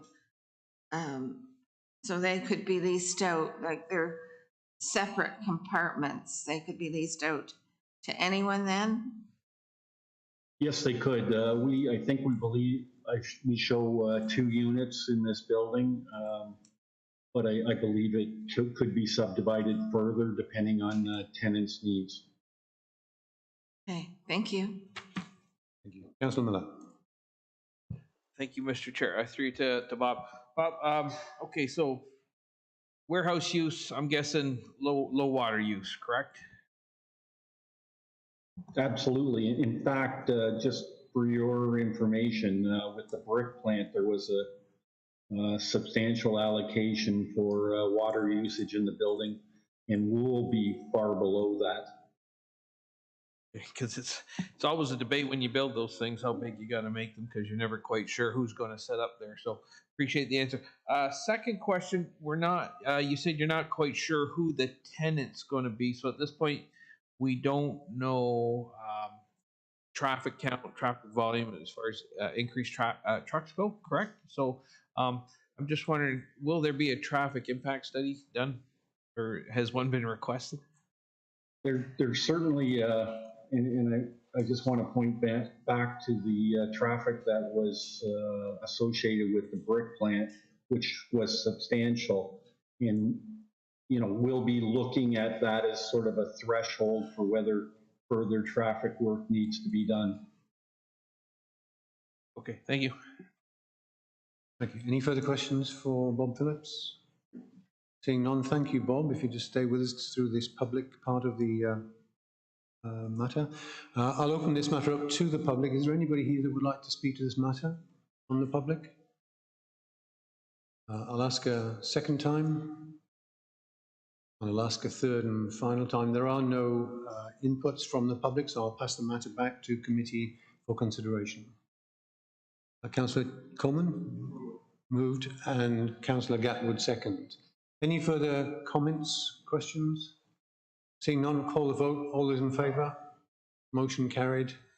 Bob, thank you. This will come back at some time in the future. Ladies and gentlemen, at this time I'm going to adjourn the meeting for 30 minutes and we will come back at 6:15 to continue. Thank you very much.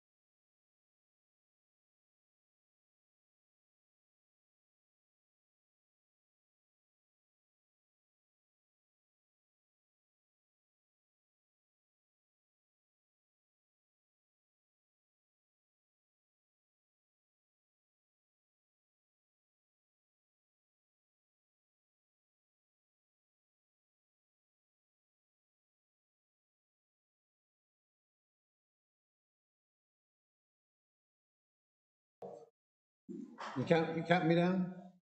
We're good. Okay, well, welcome back to the Planning and Development Committee meeting of September the 6th. We're at item number 8 on our agenda, which is public hearings under the Planning Act to consider staff recommendations.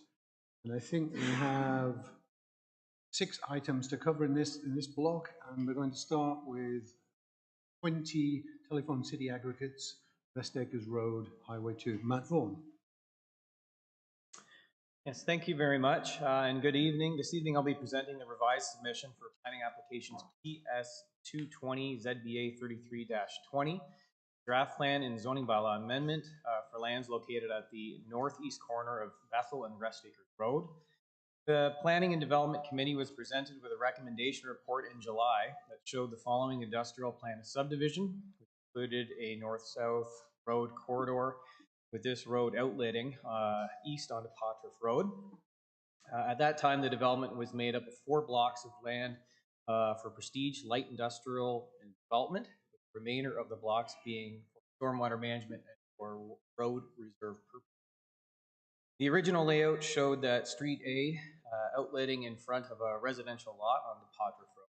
At the time, the committee heard concerns from the public regarding the road layout, as well as for light pollution from oncoming trucks and regarding the protection of groundwater. So since the first presentation, staff have also received some concerns from a neighboring property owner regarding the protection of street trees, future requirements for road widenings. So based on these concerns, the applicant has revised their plan and has shifted the proposed east-west connection to Pottruff Road further south, away from the adjacent residential lot. North-south connection also now ends with a bulb with intent to someday connect the lands to the north, which has similar planning policy framework.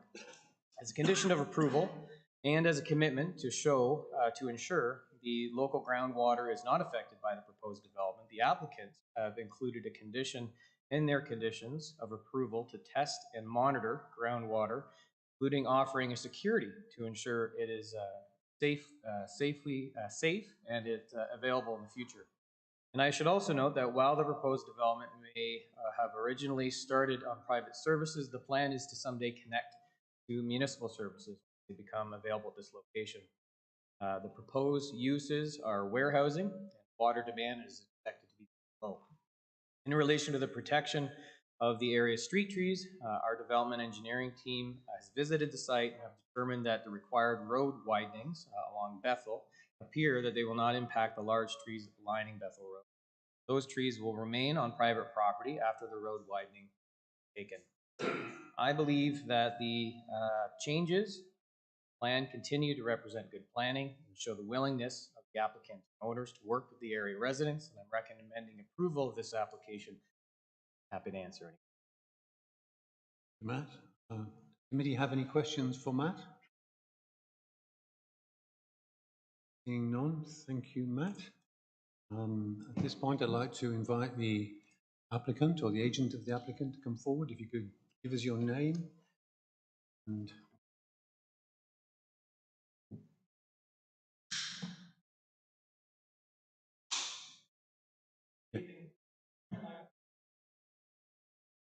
press the button. Green. There we go. Thank you. Good evening, Mr. Chairman, Your Worship, members of the committee, ladies and gentlemen. My name is James Webb. I'm a professional land use planner, and I'm speaking to you tonight on behalf of the property owners of this development. A couple of quick introductions. Chris Serio is also with me tonight. He's with Anatoni Development Company. They're the property managers and the development agents for this development. Virtually, in the event that we have any questions of a transportation or civil engineering matter, I've got 2 of our sub-consultants participating virtually. They're in the virtual waiting room in the event that any questions arise that I'm not able to assist you with, that they can provide the necessary information and clarity with respect. My comments to you this evening will be really brief, as the comments you just heard from Mr. Vaughn. We were before this committee back in July, and there was a number of concerns that were raised with respect to the plan that was before you that night. The matter was deferred and targeted to come back to this evening's committee. We've used that time very productively. We've had significant consultation, not just with county staff. We've engaged with some of the committee and council members. We've engaged significantly with the residents as well. And we're before you tonight with, as has been described by Mr. Vaughn, a slightly amended draft plan. It still achieves the fundamental principles for this development, which is to achieve large purpose-built warehousing in conformity with your official plan policies.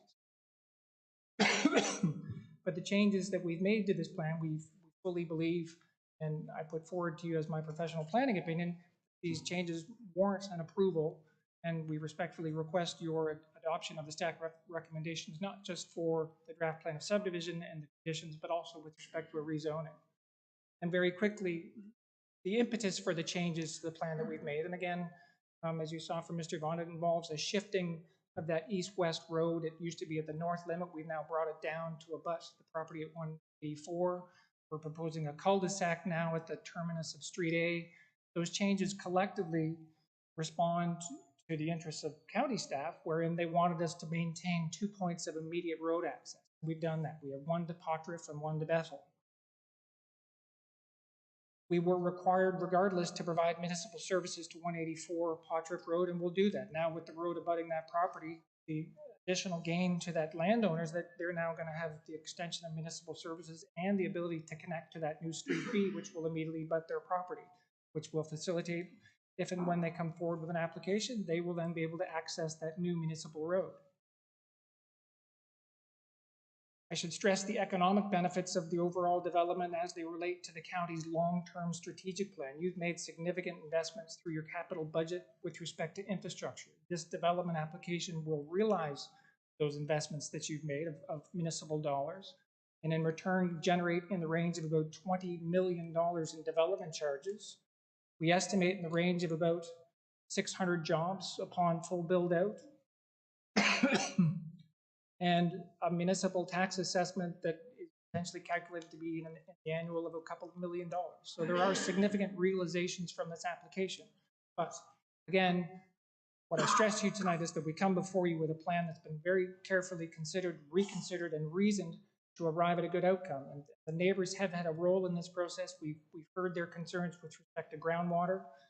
We've heard their concerns with respect to trees. The former alignment of the road created the potential for nuisance conflicts, so we've certainly addressed that. And there's general comments with respect to Potteriff Road. Five Oaks has been there for a significant period of time. They've enjoyed that entrance that is Bethel Road. It has a rural character, a rural amenity.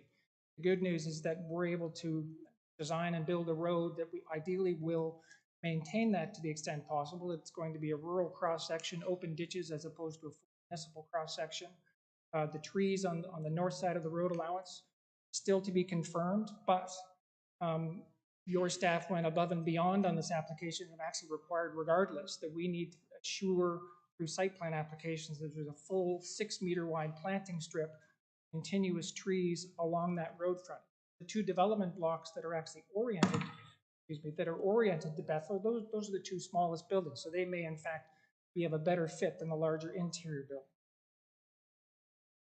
So with those changes and the parallel conditions of approval that we've been working with your staff, again, you've heard the conditions. We've agreed, again, to go over and above with respect to the well condition. We're going to put securities in place that'll be at the discretion of experts to determine if, in the event of any interference with existing wells, that there is a pool of money that can be tapped into to rectify those conditions. We are agreeing to the additional plantings. There's conditions for us to extend and build that road. And just a point of clarification, when this development happens, on day one, full municipal services will be available. I think there may have been a misperception that we were proceeding on the basis of using groundwater, and we're not. This development will be facilitating, through its capital expenditures, the implementation of your master servicing plans with respect to the extensions of municipal sanitary sewers and municipal water systems. So again, there's some 40-odd special conditions of approval that will find their way into a subdivision agreement.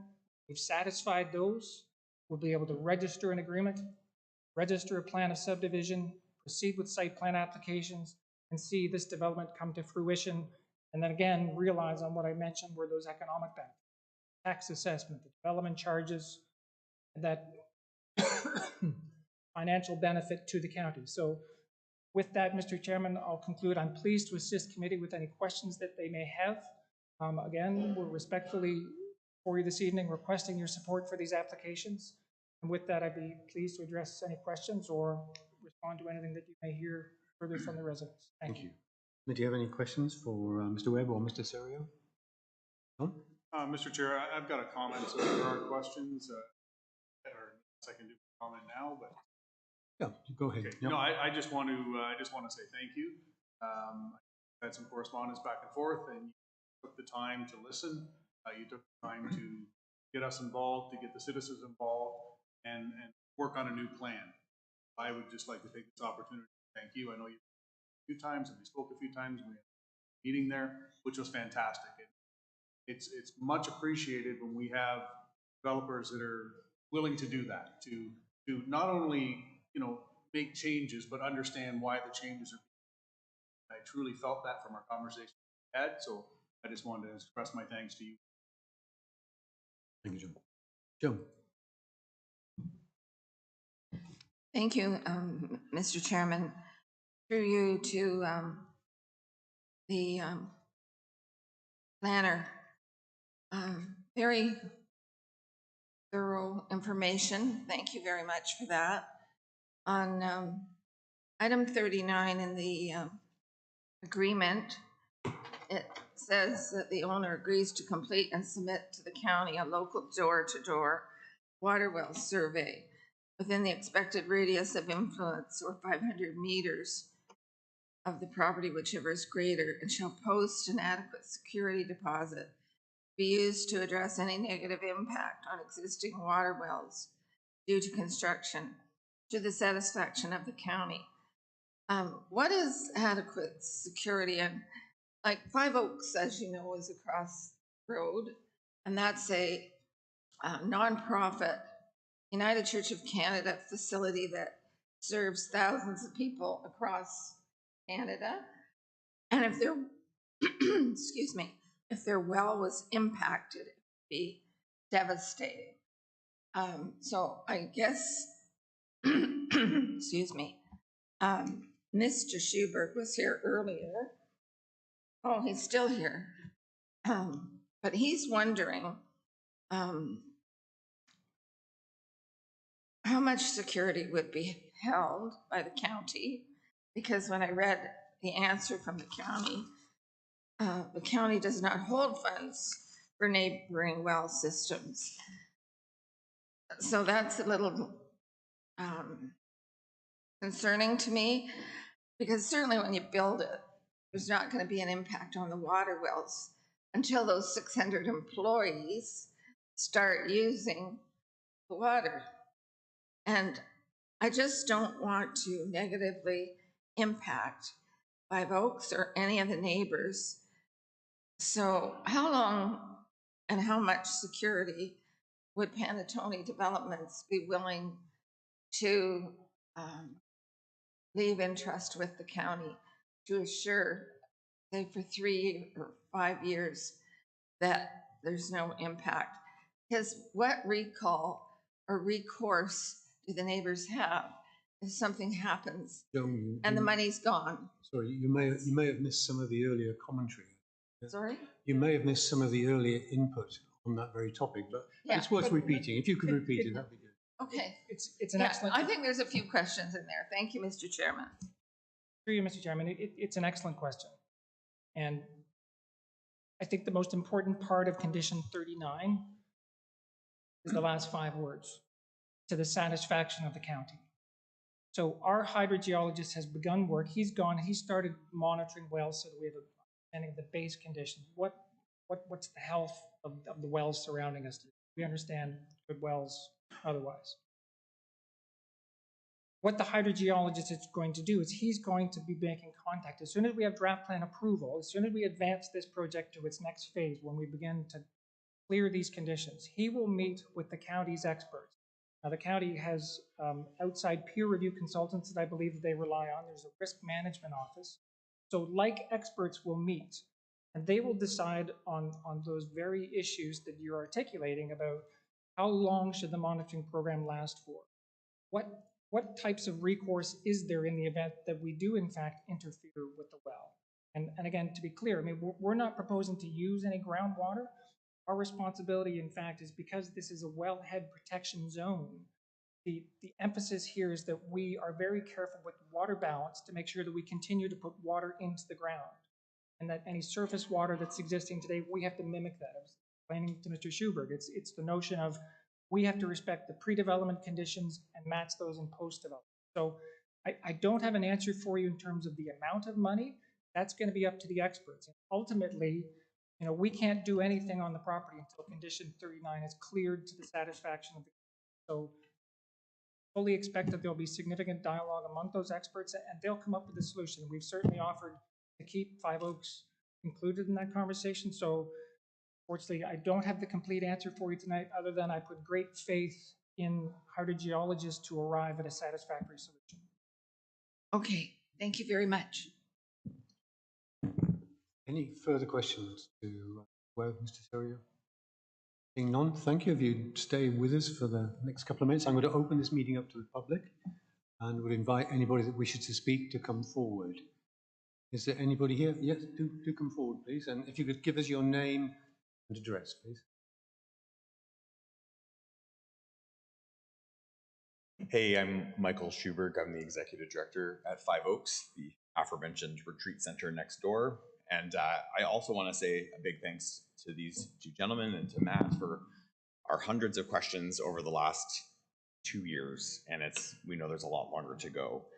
And I appreciate, you know, the commitment to maintaining that quiet country road. You know, when people go to Five Oaks, when you drive down that road, you think of quiet, you think of sacred, you think of secluded, you think of kids playing in the forest and nature. So, you know, we're really excited that you're going to really work hard to maintain that feel on the road, and we'll hold you to that after this next phase. And I have to admit to the council that I don't know very much about development or planning. And, you know, as a neighbor, I've had to learn a lot in the last year. And that's really hard. And, you know, there's some of our neighbors that are elderly that are having a harder time keeping up with this process. So how, as a county, do we help neighbors next to big developments like this be ready to tackle and have this kind of conversation so that we feel included? And I really appreciate the developers. And I think, you know, what I know now, 2 years ago when this first started, I would be asking a lot different questions.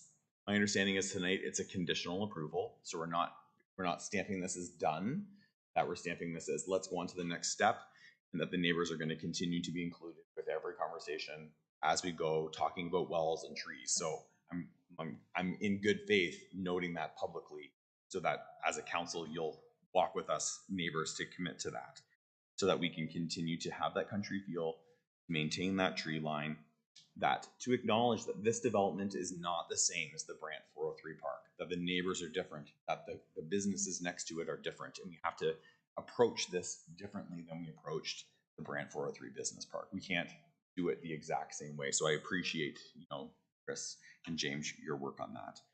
I do want to make sure that Councillor Gatward's question about funds held in reserve is held up, and that when we get to point 39, we have a fair conversation about not just wells, but water sources. You know, Five Oaks is a water source, not a well. So let's make sure we don't get caught up in excluding there. And I really want to encourage the county to find ways for the neighbors to have access to these services, which will come right next door. So water and other services that would be really helpful for our organization to connect to would help us for the next 70 years. We've been there since 1952. So way before the 403, way before any of these ideas or anyone ever sat in this room. So let's continue to dream forward for this organization. So as we go ahead, that's my hope. So I don't have any questions. There's no response needed. It's really an encouragement to the council. Make sure that the neighbors are included every step along the way as this moves to final approval. Thank you for your time. Thank you, Michael. Just before you go, just Matt, you may be able to answer this, the access to services for people who are beyond this development. Would you like to just clarify that? Yeah, through the chair, through the chair and to everybody here, it's a question regarding, I'm assuming water services and wastewater services. I don't have the exact answer to that and the timing of that. Luckily for us, we have our general manager of operations here tonight. Might give a shot at that, sir.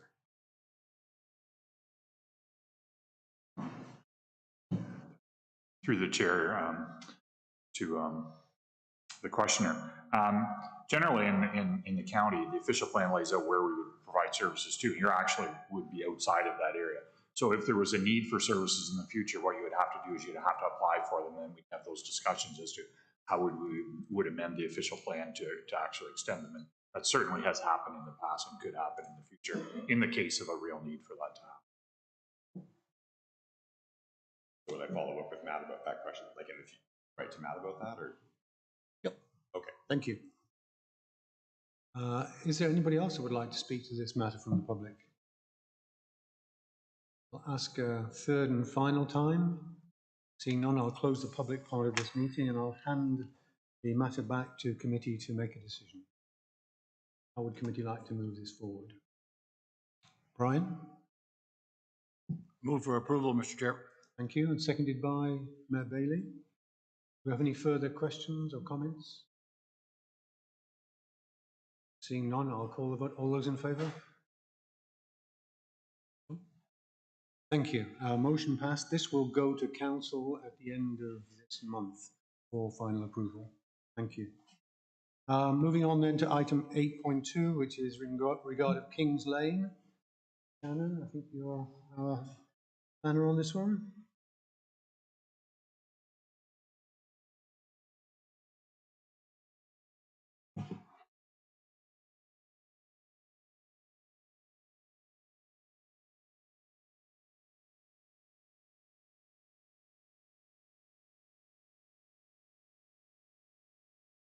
Thank you very much.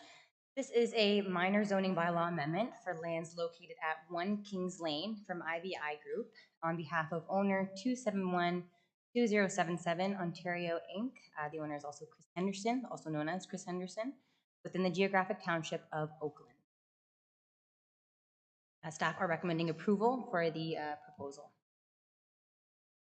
The subject lands are located on the west side of Kings Lane. They are irregular in shape and have an approximate area of 4,532.5 square meters and an approximate frontage of 59.4 meters along Kings Lane. The subject lands currently contain a single detached dwelling and an accessory structure. The applicant is proposing to rezone the severed and retained lands from suburban residential, SR, to suburban residential with site-specific provision 60. The zone code SR-60. The site-specific provision is to permit a minimum lot area of 1,643 square meters and a minimum frontage of 27 meters on private services in order to facilitate the creation of one new residential building lot. And here's an example of the building envelope. The proposed single detached dwelling is able to meet the development standards for the suburban residential zone, and this is just to demonstrate that. The subject lands are designated suburban residential within the County of Brant official plan, and in my professional opinion, are in conformity with the official plan policies, as the retained and severed lands will continue to be used for residential purposes and are meeting the intent of the existing designation. The subject lands are currently zoned suburban residential, and these subject lands are the proposed zoning is SR-60. Both the retained and severed parcels are meeting the development standards for the suburban residential zone, aside from frontage and area, and in my opinion, meeting the intent of the County of Brant zoning bylaw. At the time of writing the report, no public comments were received. In my professional opinion, the proposed rezoning is consistent with the provincial policy statement, in conformity with the growth plan for the Greater Golden Horseshoe, conforms to the County of Brant official plan, and meets the intent of the County of Brant zoning bylaw. I am therefore recommending approval of the rezoning application. Thank you, and happy to answer any questions. Thank you, Shannon. Committee, have any questions to Shannon? Councillor Gatwood? Thank you. Just a simple question from page 3 of 15 of the report. The Village of Scotland boundaries are the Village of Scotland boundaries. But it says here the subject lands are located within the second urban settlement area boundary of Scotland. I don't understand that. Like, why is it the secondary area? So that's so within the County of Brant official plan, we have areas designated as primary so primary boundaries, sorry, primary urban residential boundaries, and then secondary. And then so primary that has specific policies related to growth and development. And then secondary, the secondary settlement area boundary is to support a limited amount of growth and development. And so just to identify that the proposal is supported based off of the policies related to the secondary urban settlement area boundary. I'm not sure it caught all that, but maybe I'll talk to you later. No problem. Councillor Miller. Mr. Chair, through to Shannon. So the retained land, I think it's going to be 1,140 square meters. Third parcel, 2,650 square meters. Minimum 3,000 square meters. So they're both going to be undersized. Both obviously on private services. Who looks after making sure that the septic is X number of meters from the wells of not only on the same property, but also from the neighbors?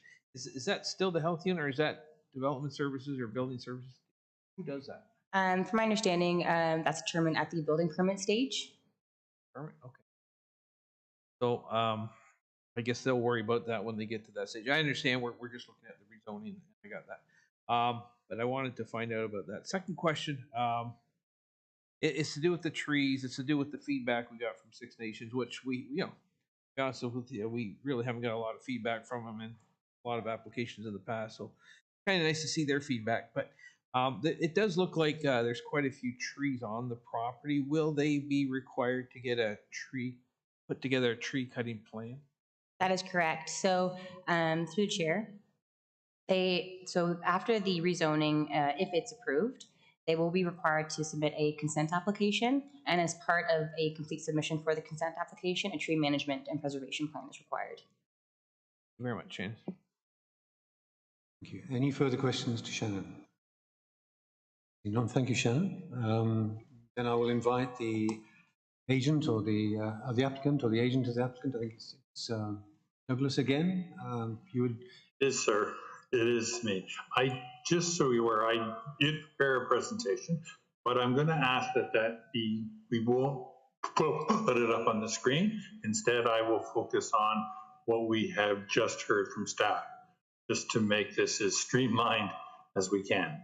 I can say to you on behalf of the group that we asked for, that the proposed plan as staff in their report, who have done a comprehensive response in our minds, would have appropriately provided sufficient information so that their staff recommendation is to support this, and we would ask that you support staff. If need be, if there's any response to any questions come to me, I can always rely on my presentation. But at this time, I'm asking that the proposed amendment to the bylaw, it has appropriately addressed not only provincial policy and county policy, and should be supported. Thank you. Thank you, Douglas. Does anybody from committee have a question of Douglas? Seeing none, thank you, Douglas, to stay with us. I'll move to the public part of this item. Is there anybody in the room that would like to speak to this item? I'll ask a second time if anybody would like to speak to it. And a third and final time. Seeing none, there is no public input at this meeting, so I'm going to pass the matter back to committee for a decision. Councillor Wheat. Move to approve the application. Thank you. Seconded by Councillor Pearce. Any further questions or commentary? Seeing none, then I'll call the vote. All those in favour? Motion approved. This will come back to council at the end of this month. Thank you, Douglas. Thank you very much, sir. Shannon, you're back again for 532 Blue Lake Road.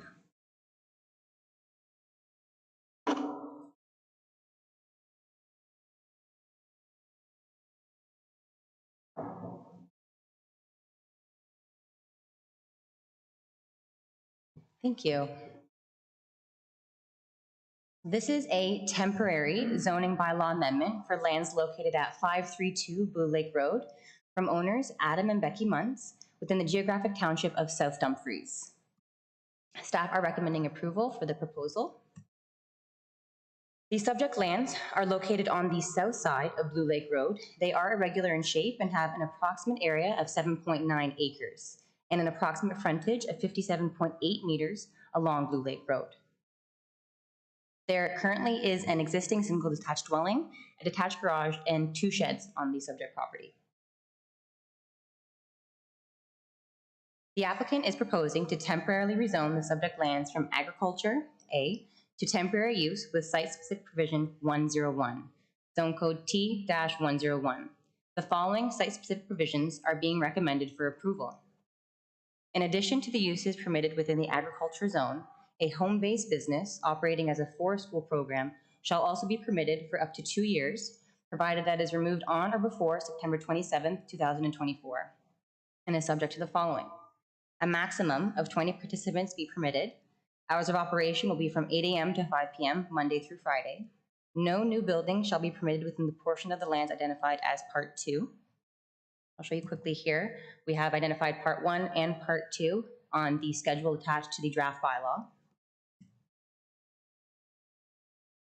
No new structures are permitted within the portion of the lands identified as Part 2, except for small-scale structures for recreational or educational purposes, such as picnic tables, benches, and temporary tents, provided that no site alteration or tree removal is required for such structures. All provisions of Section 15.2.2, being the temporary home-based business program, shall apply until such time that the temporary permissions are repealed, expire, or made permanent. All other provisions of the bylaw shall apply. And once again, here is the schedule attached to the draft bylaw identifying Part 1 and Part 2 of the subject lands, which are tied to the site-specific provisions.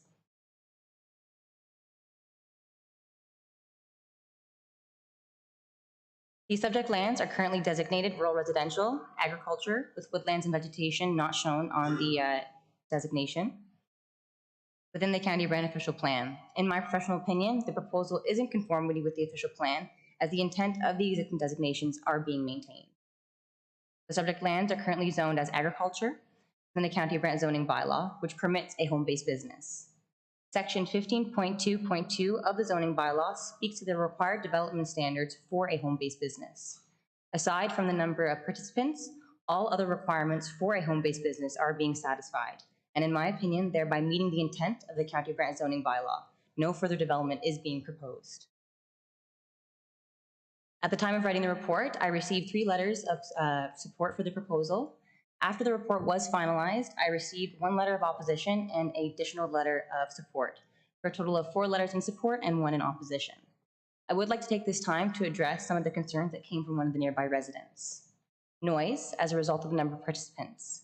This has been accounted for within the site-specific provision, and Section 15.2.2C of the zoning bylaw provides provisions related to nuisance for a home-based business, which this is required to adhere to. Road safety. It was determined by our Development Engineering Division that sightlines are deficient and not meeting today's Traffic Association of Canada guidelines. However, no action was required from our Development Engineering Division, and this was just to make sure the applicant was aware that extra care should be taken when entering and exiting the subject lands. Hunting within the nearby area. Hunting is not permitted on the subject lands. If people are participating in responsible hunting practices, this helps to ensure that no accident should occur. In Ontario, you're only allowed to hunt from half an hour before sunrise to half an hour after sunset. Hunting occurs outside of standard hours of operation. Wildlife disturbance, water table disturbance, presence of poison oak and poison ivy. The purpose of this program is to encourage and educate children on the surrounding environment, how to preserve and to protect it. The applicants are well aware of harmful plants such as poison oak and ivy on the subject lands, and will use this as a learning opportunity for participants. Participants are expected to bring their own water for drinking purposes. Sanitary concerns. A portable toilet is being proposed. The applicants are exploring the most visually concealed and least odorous options regarding a portable toilet. It is from my understanding there are regular cleaning schedules associated with these portable toilets and many options available. Use of the existing shed. It was confirmed that the existing shed on the property will not be used for the proposed forestry program. If any structures are required, they are to be in accordance with the site-specific provisions and requirements of the zoning bylaw. It is my professional opinion that the proposed temporary rezoning is consistent with the provincial policy statement in conformity with the growth plan for the Greater Golden Horseshoe, conforms to the County of Brant official plan, and meets the intent of the County of Brant zoning bylaw. I am therefore recommending approval of the temporary rezoning application. Thank you and happy to answer any questions. Thank you, Shannon. Does the committee have any questions of Shannon?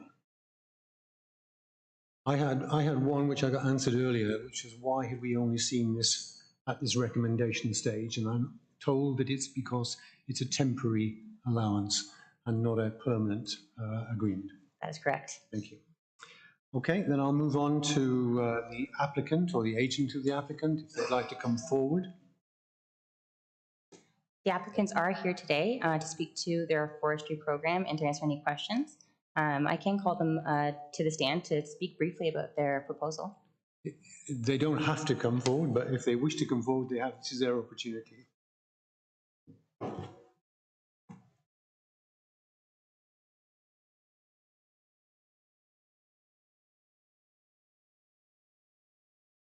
You could just introduce yourselves and give us your address. Sure. Good evening, everybody. My name is Becky Muntz. And I'm Adam Muntz from 532 Blue Lake Road.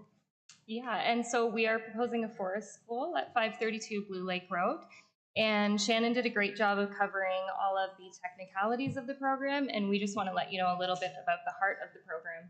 We feel that the last few years going through the pandemic and really restricting what children had access to has had a detriment on their mental health and their ability to kind of roll with the times. So we really want to get children outside, more grounded in nature, learning about nature. We really want to develop skills in children where they are able to deal with the ebb and flow of the world today in a more confident and relaxed way and not feel the fears that have been put on them for the last 2 years during the pandemic. We're both public school teachers. Becky teaches special ed and I teach music. And we just know this would be a supplementary program. We'd send your child once a week.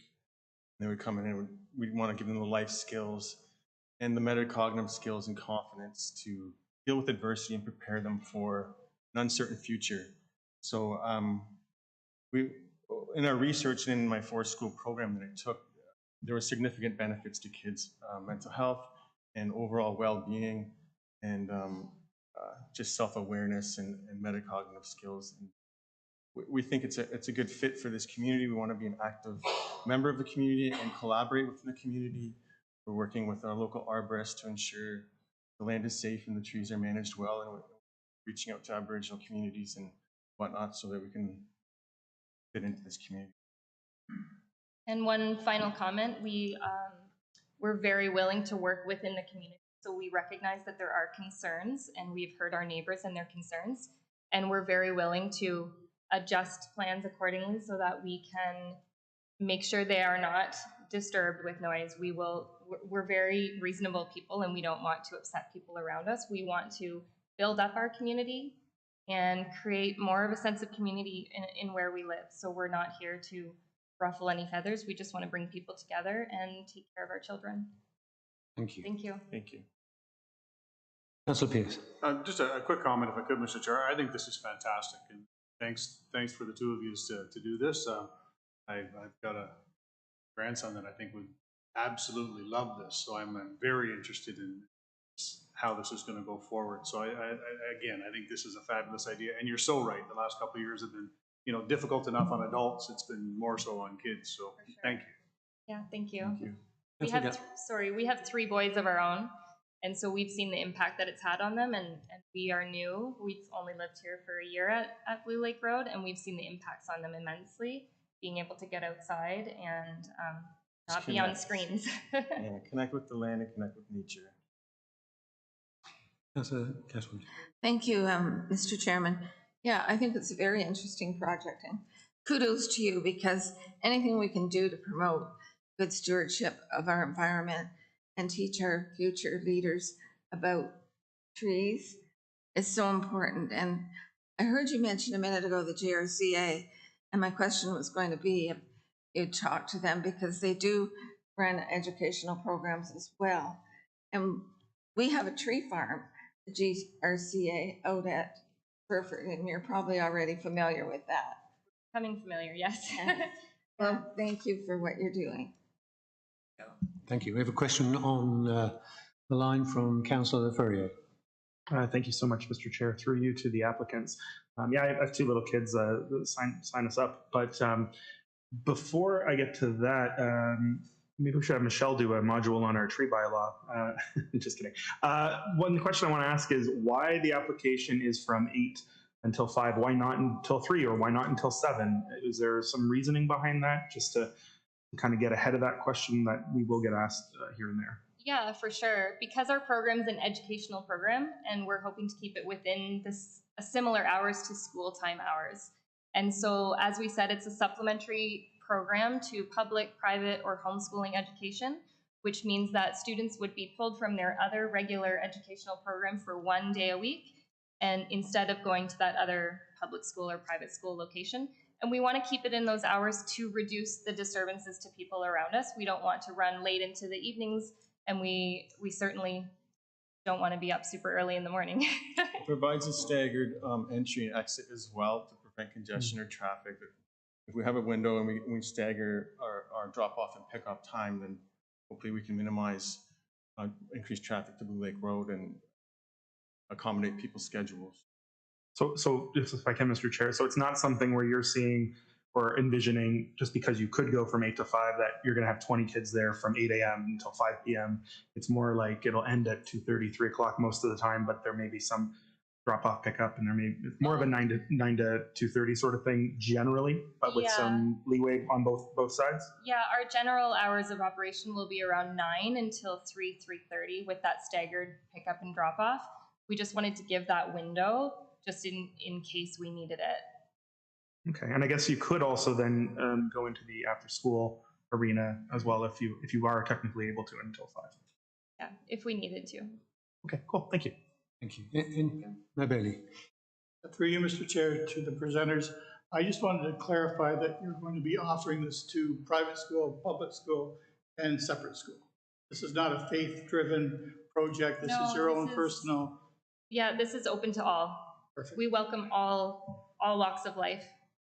In fact, we're committed to, as we work through our website, we've let people in the community know if this does go, if there are accessibility issues, we're willing to work in partnership with families to try and get children with accessibility challenges still into the forest to participate in some way or another, as well as financial challenges. If there are those, we're willing to work with families on kind of like a sliding scale or bursary program. Thank you. Congratulations. Thank you. Thank you very much. You just stay there for a second. Oh, sorry, Councillor James. Thank you, Mr. Chairman, and through you to the applicants. And I'm trying to remain objective at this point and then the proceeding. So I'm going to ask the applicants if they, first of all, have they seen the letter from I'm assuming it's one of the neighbors? Yeah, we have seen the letter from our neighbors. And would you like to respond to that in any way? Yeah, we recognize the things that have concerned them. Looking through the list, I understand their concerns for noise. I mean, there's quite a few things on that list. I think that's one of the main ones. If you look at the site plan when it was up, a lot of the area that we'll be spending our time in is quite back in the forest and does not line up to their property at all. And we're not like a boisterous summer camp type program. We actually spend quite a few times in the forest with our boys. Yes, they're boys and they're busy, but we also encourage some mindful time where they are quiet and are enjoying the nature space and exploring quietly. So there is that mix.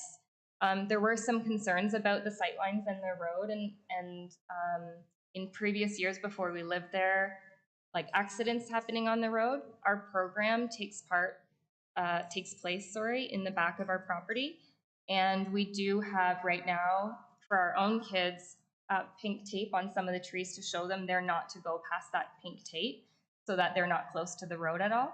But that would only be when kids are being dropped off and then we head back into the forest, they're not close to the road. So we have looked through that list, and I feel that we have been able to address them in a reasonable way. The program goes whether it's raining or snowing. The only thing that would keep us out would be high winds, in which case we most likely cancel the programs. So 90% of the time we'll be back in the forest behind the residential areas beside us, behind our neighbors. We're fortunate enough to have a long, deep lot, so 90% of the learning takes place back in the forest, and we're hoping that the forest will act as a buffer, and there's a berm behind our neighbor's house that will hopefully keep any sound from disturbing them. We're back there. And as I said before, we're very willing to collaborate with neighbors as if concerns arise. We're very open to having the conversation and finding ways to come up with solutions that we're all satisfied with. And I guess it's a third question with regard to the time frame. You're suggesting 2 years. Why 2 years, and why not forever? Why not? What's the deal behind that? Well, because we're new to the community, and we're a starting business, and education is our game, and business is very new to us. This is a trial basis to see how we can make it work, and then in 2 years we would revisit to see how it's going. And just to conclude, that would entail another application for a continuation. It's just not you don't come in and say we want it more. You're aware of that. I mean, our priority is preserving the environment, so we don't want to have more students trekking through our land than that 20. We don't want to grow bigger than that within our property. So that's a number that we've set, and we don't anticipate being at 20 immediately either.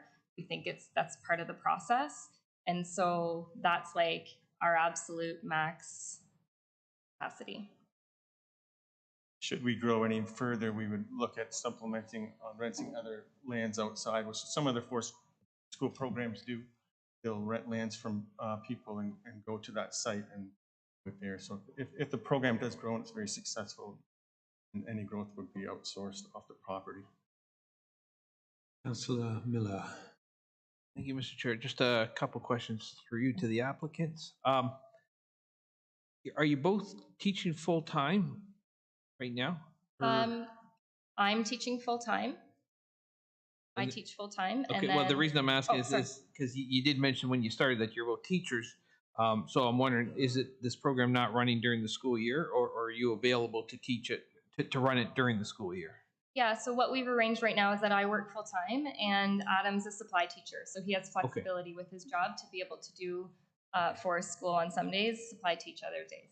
I was confused on that part. Okay. Yeah. So it's not just like summer, PA days. No. Okay. Second question, you mentioned to Councillor Chambers how you have markers so the kids don't go on the road. How do you ensure that the kids don't trespass onto the neighboring properties? We could put some markers up, and generally when we have a new group in, we'd walk them around and show them the boundaries. Within the forest, there's natural clearing areas that we utilize, and then there's trails between them. So we could put markers along all the boundaries, put a color coordinated type of notification that they can see visually of where they are. And there will always be a facilitator with them. They will never be out of eyesight. And there's also, there's trees between our properties, except we're closer to the road, and we won't be closer to the road, but there are trees between our home and the neighboring homes. Okay. Whether you put the markers up or not, so I think maybe a discussion you might want to have with the neighbors. Last question then, and you kind of alluded to it already, but like there's no buses coming, it's all private vehicles, yeah? Yeah. Dropping everybody out, picking them. Yeah. Okay. Thank you. Thank you. Any further questions? Thank you. If you can stay with us for a little while, we're going to invite public input now. So at this point, if anybody from the public would like to speak to this, would they please come forward? Please come forward. And if you could give us your name and address, please.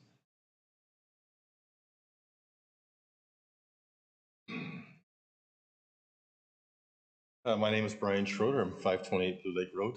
I am the neighbor. Becky, how you doing? I wish there was an opportunity for Shannon to send me some of the information that she presented tonight. I sent my letter in a couple of weeks ago. That would have been a point of clarification. I would have, some of the notes that I made, you clarified during what you spoke about, so I won't waste time talking about that again, but I'd like to thank you for allowing me to speak here tonight.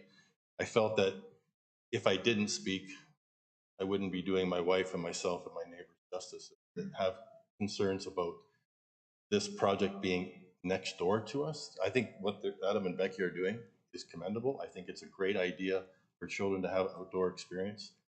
I have 4 children. We've been there for almost 20 years. They enjoyed the property. They love the property. It's beautiful. It's quiet. There are deer, wild turkey. Everybody here, I'm sure, knows Blue Lake Road. When I was a child, my parents drove down Blue Lake Road because one day they would like to live on the road. My wife and I, we were together. We lived out in Mount Pleasant. We always wanted to live on Blue Lake Road. 20 years ago, we bought a house on Blue Lake Road. It was our dream. It was quiet. It was, serenity. And that's why we're there. And the concern we have is not forestry camp. It's camp. And I mean, we all have, some of us have children. I have 4 children. They're noisy. I mean, my wife and I are now at a point where we're retiring in years to come. Our neighbors are enjoying the peace and serenity of Blue Lake Road. Adam and Becky are been in our neighborhood for a year. This is a new area to them. It's home to us, and I think that the camp will alter what we have, and that's where our concern lies. I was going to talk about the traffic, and you say that traffic study's been done, Shannon. Well, I would love to take those people out at night when the cars rolled over in my neighbor's driveway. We were there for a week, moved in Halloween, November 2nd. We had a car on our front lawn. I mean, there's a lot of concerns that we have where cars are dropping kids off, and it's a blind corner, both eastbound and westbound. Our concern lies with the safety and the serenity of the neighborhood, not with the planned project. And I just wanted to at least be heard that my suggestion before I sit down would be, this is a great plan. It sounds like it has a lot of support. Why not keep with the 5 children maximum at this point and try the camp out, see how it works, make sure that there's no safety issues, and then readdress it in a year. Shannon mentioned that this 20 child policy is coming in 2 years. And this is kind of a precursor to what's inevitable 2 years from now from council. And to me, it'd be like going to the bank and asking for a loan at 2%, because I think in 2 years from now, it's going to be 2%. Well, the bank's going to say no. And now we're trying something that might be coming in 2 years from now. I mean, nobody expected COVID to come. It did. It altered the entire world. Who knows what's going to happen in 2 years? And to try to build something on what we think is going to happen, I have concern with that as well. Like I said, Adam and Becky, I commend them for their thoughts and their plans and the children. I think it's fantastic. I just really feel that having 20 young children in that environment without any proper testing, I think it's quick. It sounds like they thought things very well through, but in the big picture, is it right for the community?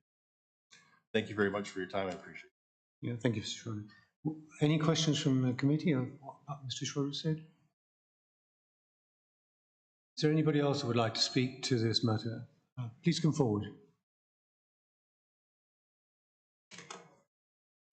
If you could give us your name and address, please. Good evening, everybody. My name is Heidi Normore.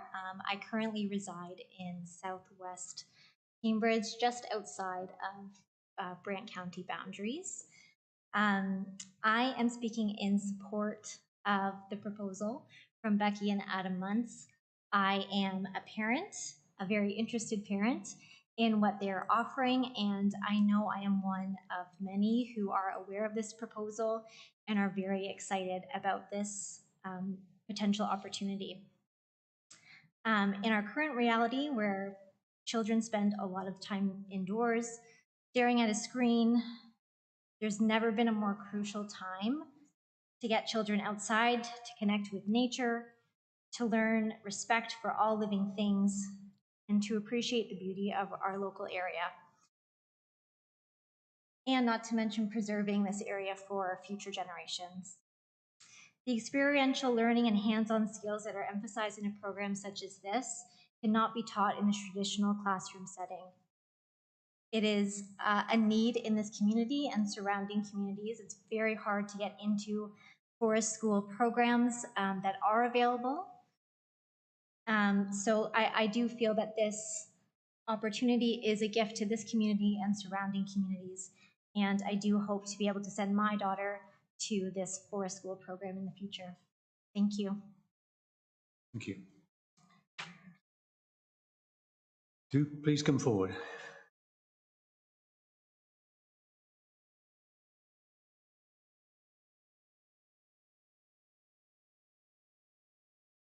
Hi everyone, my name is Shanna Skitch and I live at 526 Blue Lake Road, just next to Brian and right beside Adam. I'm here, my husband can't be here unfortunately, so I'm here as kind of, I commend what they're doing. I grew up in Brantford and when I was a young 14-year-old, Blue Lake Road was like the road. Everybody knows what it's like to have that peace, that quiet. I've been living there for 16 years, and when they talk about 20 kids being in the back of the forest and thinking you're not going to hear them, I hear the cows that are like 1.5 kilometers down the road. Like, it's hard to be in their shoes because I know that they want to start a business and they're excited about that. But at what expense to other people?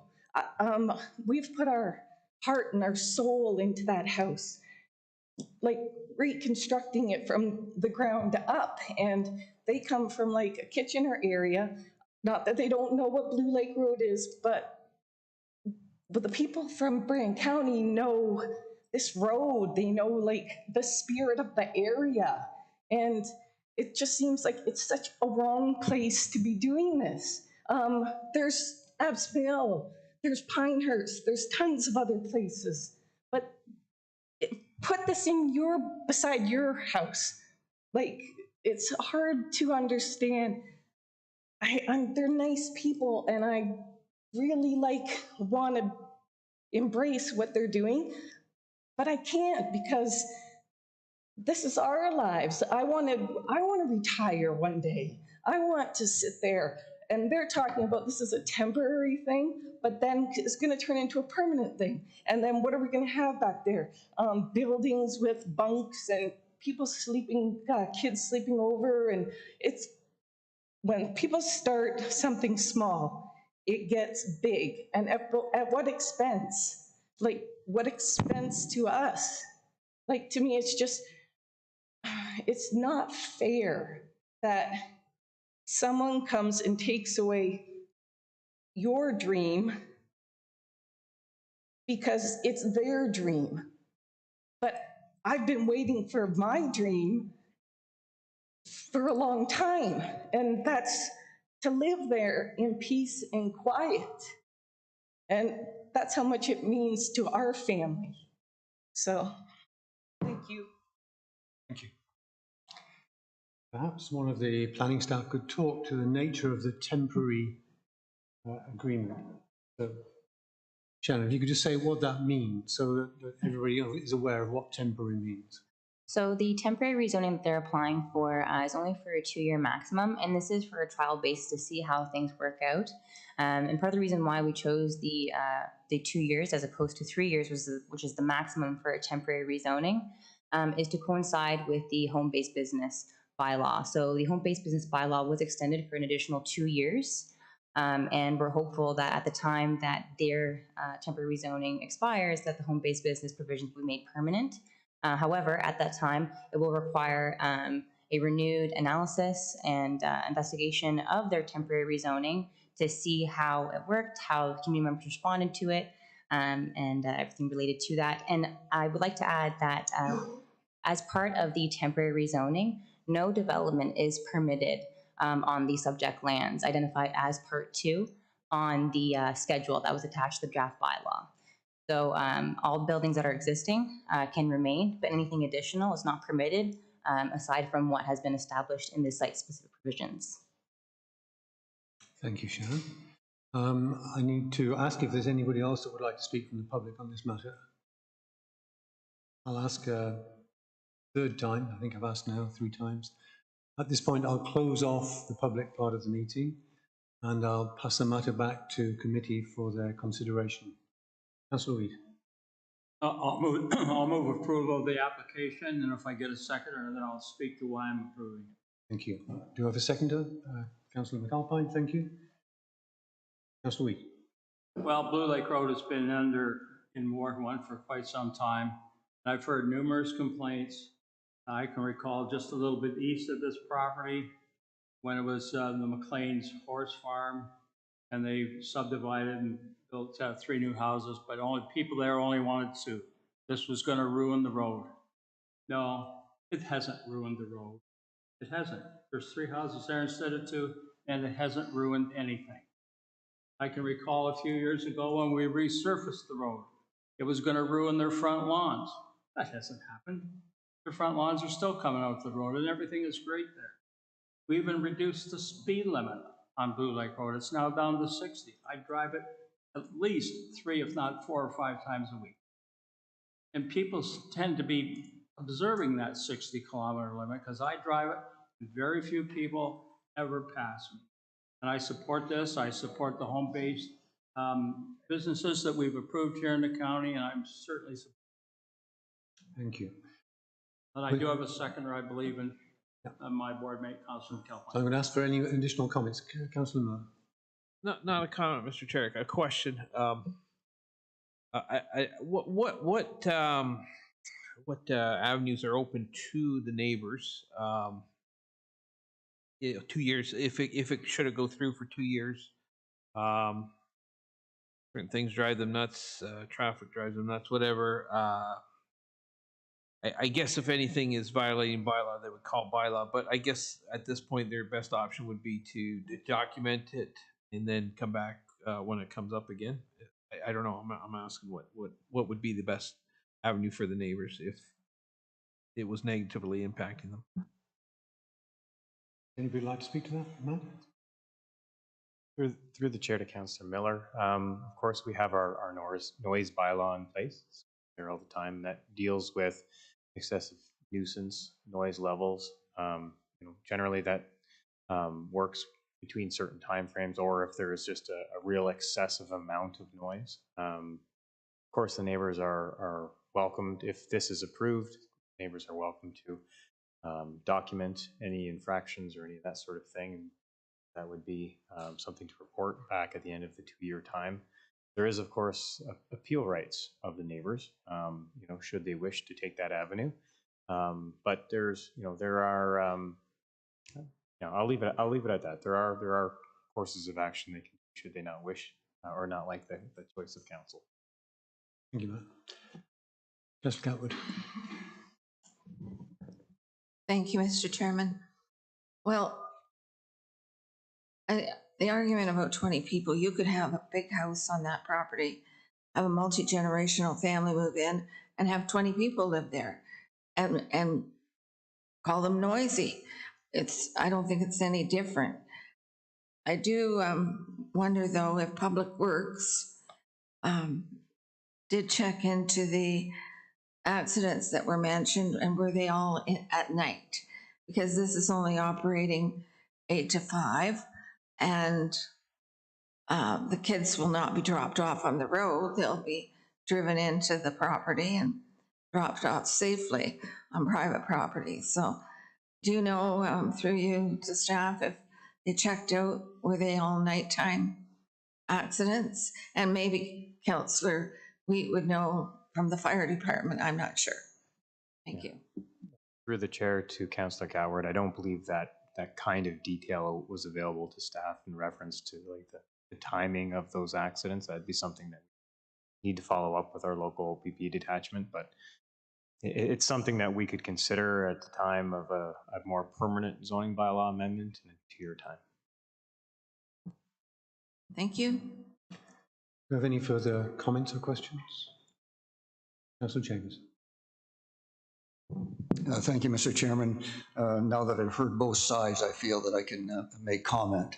And I'm going to be supporting the application. It is for a two-year trial period, and I think there's things to be learned and things to be proven. The applicant seems sincere in their desire to teach children things about nature, and they should be equally as adept at teaching children to respect the neighbors' rights of their properties as well. That should be the first lesson. You have to live in this world with neighbors, and it works both ways. So I think that they can, and I think that they will, and I think they've heard the neighbors' concerns, and I think they should take them to heart and try their best to see that they are good neighbors. So with that, Mr. Chairman, I will be supporting the application. Thank you. I'm going to call the vote at this point. All those in favour? Motion is carried. I'd just like to thank everybody involved in this. It was being very thoughtful and well-balanced discussion, and I hope that those people that feel like the decision has not gone their way, that they can feel comfortable that there are ways to come back with concerns if they do actually occur rather than theoretically they might occur. So thank you. This will go to council at the end of the month for final approval. Thank you. I'll move on now to item 8.4, 70 River Road, Dan.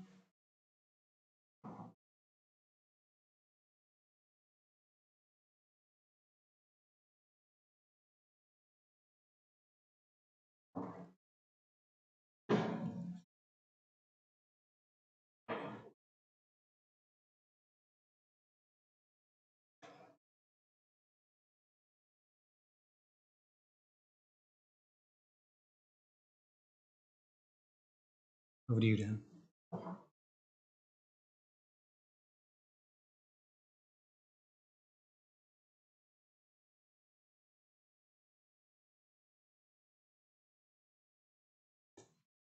Thank you, Mr. Chair. This is a zoning bylaw amendment application for a property located at 70 River Road in the township of Brantford. The agent is Rashika Angrish, representing the owners, and staff are recommending approval of this application this evening. As you may have remembered from the previous presentation that was for information, the subject lands are located on the north side of River Road, west of Newport Road. Subject lands are identified on the screen, outlined in red, have a total frontage of approximately 180 meters and an area of 0.89 hectares. The subject lands currently consist of a single detached dwelling and a detached accessory structure and are privately serviced. The surrounding area consists of a rural residential cluster of homes, active farmland and agricultural uses, and of course the Grand River to the east. The zoning bylaw amendment application proposes to change the zoning on the subject lands from agricultural to rural residential with a special exception to permit a reduced minimum rear yard setback of 10 meters, where the zoning bylaw requires a rear yard setback of 15 meters. This reduced rear yard setback will allow for a more efficient development that is consistent with the existing dwelling that is currently located on the property. The application will be required, the application is required to facilitate a future consent application proposing to create one new residential dwelling. I've identified the submission materials that have been provided as part of the submission of this application. Those include a planning justification report, the minimum distance separation analysis, and a stage 1 archaeological assessment. The current land use designation in the official plan is rural residential and does promote limited residential development. And as mentioned, the current zoning is agricultural, and this application proposes to change that to a rural residential zone. Based on technical review and public circulation, planning staff are satisfied that the proposal is consistent with the PPS, the provincial policy statement. It conforms to the growth plan and official plan policies, and aims to comply with the zoning bylaw requirements and are recommending approval of this application. And I'm happy to answer any questions. Thank you, Dan. Questions from committee to Dan? Seeing none, thank you, Dan. I'd like to then invite the applicants or the agents of the applicant. I think it's Rashika again. I've lost her off the screen. There is she. I can see her. Go ahead, Rashika. Hello again, everybody. I'll stay brief. Again, Dan did a great presentation explaining the proposal. It is for a zoning bylaw amendment to facilitate a severance of a new residential lot. It is considered infill development. The existing house sits towards the rear property line, making it deficient with the rear yard setback requirements.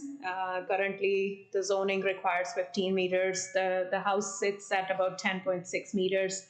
And to provide that harmony throughout the development of the adjacent new lot, the entire subject lands will have the special exception for a minimum rear yard of 10 meters. We did review the staff report, as well as there was a comment from the neighbor. Traffic there, with the addition of a new infill lot, will not create any traffic issues on the property. There was no requirement for a traffic impact study from county staff as well. In terms of well and septic, these properties are serviced privately, and a condition of approval through severance application will satisfy proof of potable water as well. We believe that the application is in conformity with provincial policies, with the County of Brant official plan, and it meets the general intent of the zoning bylaw. And we are seeking committee and council support for the zone change. Thank you, and happy to answer any questions. Thank you, Rashika. Does committee have any questions for Rashika? Councillor Gafford. Thank you. Well, I hope that we, Mr. Chairman, could do something to save this building. We do allow additional residential units now on properties, second property. Joan, are you talking about item 8.4? I'm sorry? Are you talking about item 8.4?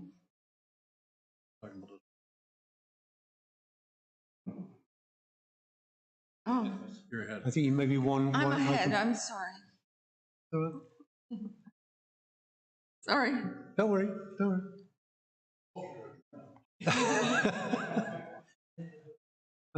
So again, any questions for Rashika on this one? Seeing none, then Rashika, thank you. Just hold yourself there. I'm going to ask if there's any member of the public then that would like to comment on this item. I'll ask a second time, and I'll ask a third and final time, and I will close the public part of this item and pass the matter back to committee for consideration. Councillor Coleman? I will move the recommendation, Mr. Chair. Thank you. Seconded by Mayor Bailey. Do we have any further comments or questions before I call the vote? Seeing none, I'll call the vote. All those in favour? Motion is carried. Rashika, it will come to council at the end of this month. Thank you. Thank you. Okay, moving to item 8.5. We've got a brand new presenter. Brandon, come on up. And this is in regard of 428, 452 West River Road.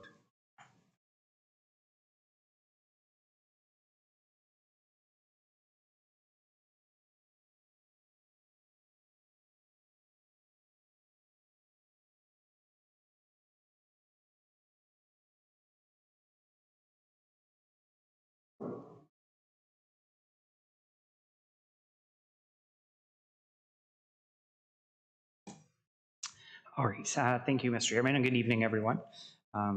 So my name is Brandon Courtleave. You've heard from a lot of the other planners tonight, so I thought I'd mix things up. I'm bringing this application to you. It's for a temporary rezoning for a property known as 428 and 452 West River Road. And the reason it has two addresses is just because it has two entrances, just to clarify, but it is one single property. So the property location here, 428, 452 West River Road, is located approximately 1 kilometer south of Glen Morris Road West. It's on the western side of the Grand River. And what this application is asking is for temporary rezoning for 3 years. And that would be to allow 2 houses to exist on the property. And I'll explain why that's being asked. So the existing conditions of the property, you'll see there in image number 1, there's an existing farmhouse, which is said to be constructed around the 1870s. It's quite a beautiful house. And then as well, number 2, there's a new dwelling that began construction in September 2020, and that construction is nearing completion. So the reason that this temporary rezoning is being asked for is because once the new dwelling is completed and receives occupancy, it's standard process to allow people to live in their house so that they can wait for the new one. They enter into an agreement with the County of Brant, and they're to remove the old house within 90 days of occupancy of the new house. So that was the process that was taken for this application originally with the building permit, and that's the standard that we do when there's one dwelling on the house that's going to be replaced. Since that time, the Heritage Committee has had the chance to tour through the building, and we've had some conversations with the applicant as well, and there's some interest in protecting the farmhouse, the existing farmhouse. It's noted that there's many heritage attributes to the property, including the farmhouse and some of the older outbuildings. So this temporary 3-year period is an opportunity for us to kind of assess all of that. We do have some requirements in our bylaw now for additional residential units. Unfortunately, it doesn't meet those requirements. So that's something we're going to be looking at and assessing during this process as well. But essentially, the 3 years is just to give us some time to assess the whole situation, to look at agricultural protection, heritage conservation, and the idea of providing extra housing. As you can see, the property is designated agriculture and natural heritage, and it's zoned the same as well. So again, this temporary rezoning application proposes to allow the property to have 2 dwelling units. Well, that staff can work with the applicant and consider permanent permissions on the conservation of the historic house. So with that, I will hand it back over to Chairman Bell, and if there's any questions, I'm happy to answer them. Thank you, Brandon. Questions for Brandon? I think, Joan, you must have a question. Thank you, Mr. Chairman. Is the house currently inhabited by someone, the owner or a tenant? I believe so. That may be a better question for the applicant, but at the time we toured the house, it was. So it's a working home. It's not an empty shell sitting there. Correct. And will staff be considering this as an additional residential unit project, or could you consider it as that? That's a great question. So through the chair, that's one of the things we're considering. Generally speaking, with additional residential units, they're meant to be secondary to a house. So that comes down sometimes to size, being located close by to an existing house. So we do have some of those issues to iron out. The new house is a bit further away from this one, so we'll obviously have to consider livestock and farming priority in the area. And that's why we're asking for these couple extra years to consider those things and make sure that we're making the right decision on that home. Thank you. Any other questions? Steve first and then Councillor Chair. Councillor Weed first, then Steve, then. Thank you. Through you, Mr. Chair. So just to be clear, and it was probably 3 years ago that the Heritage Advisory Committee, that this came to the attention of that committee. And all throughout, there's been a desire I think on the county's part, certainly on the Heritage Advisory Committee's part, to save the house, so to speak. And just to be clear, while the 2 dwellings are very different in style, one contemporary and one historic, they're not close to each other physically on the property, right? They're quite far distant away from each other. So I'm just, so I'm happy to hear that,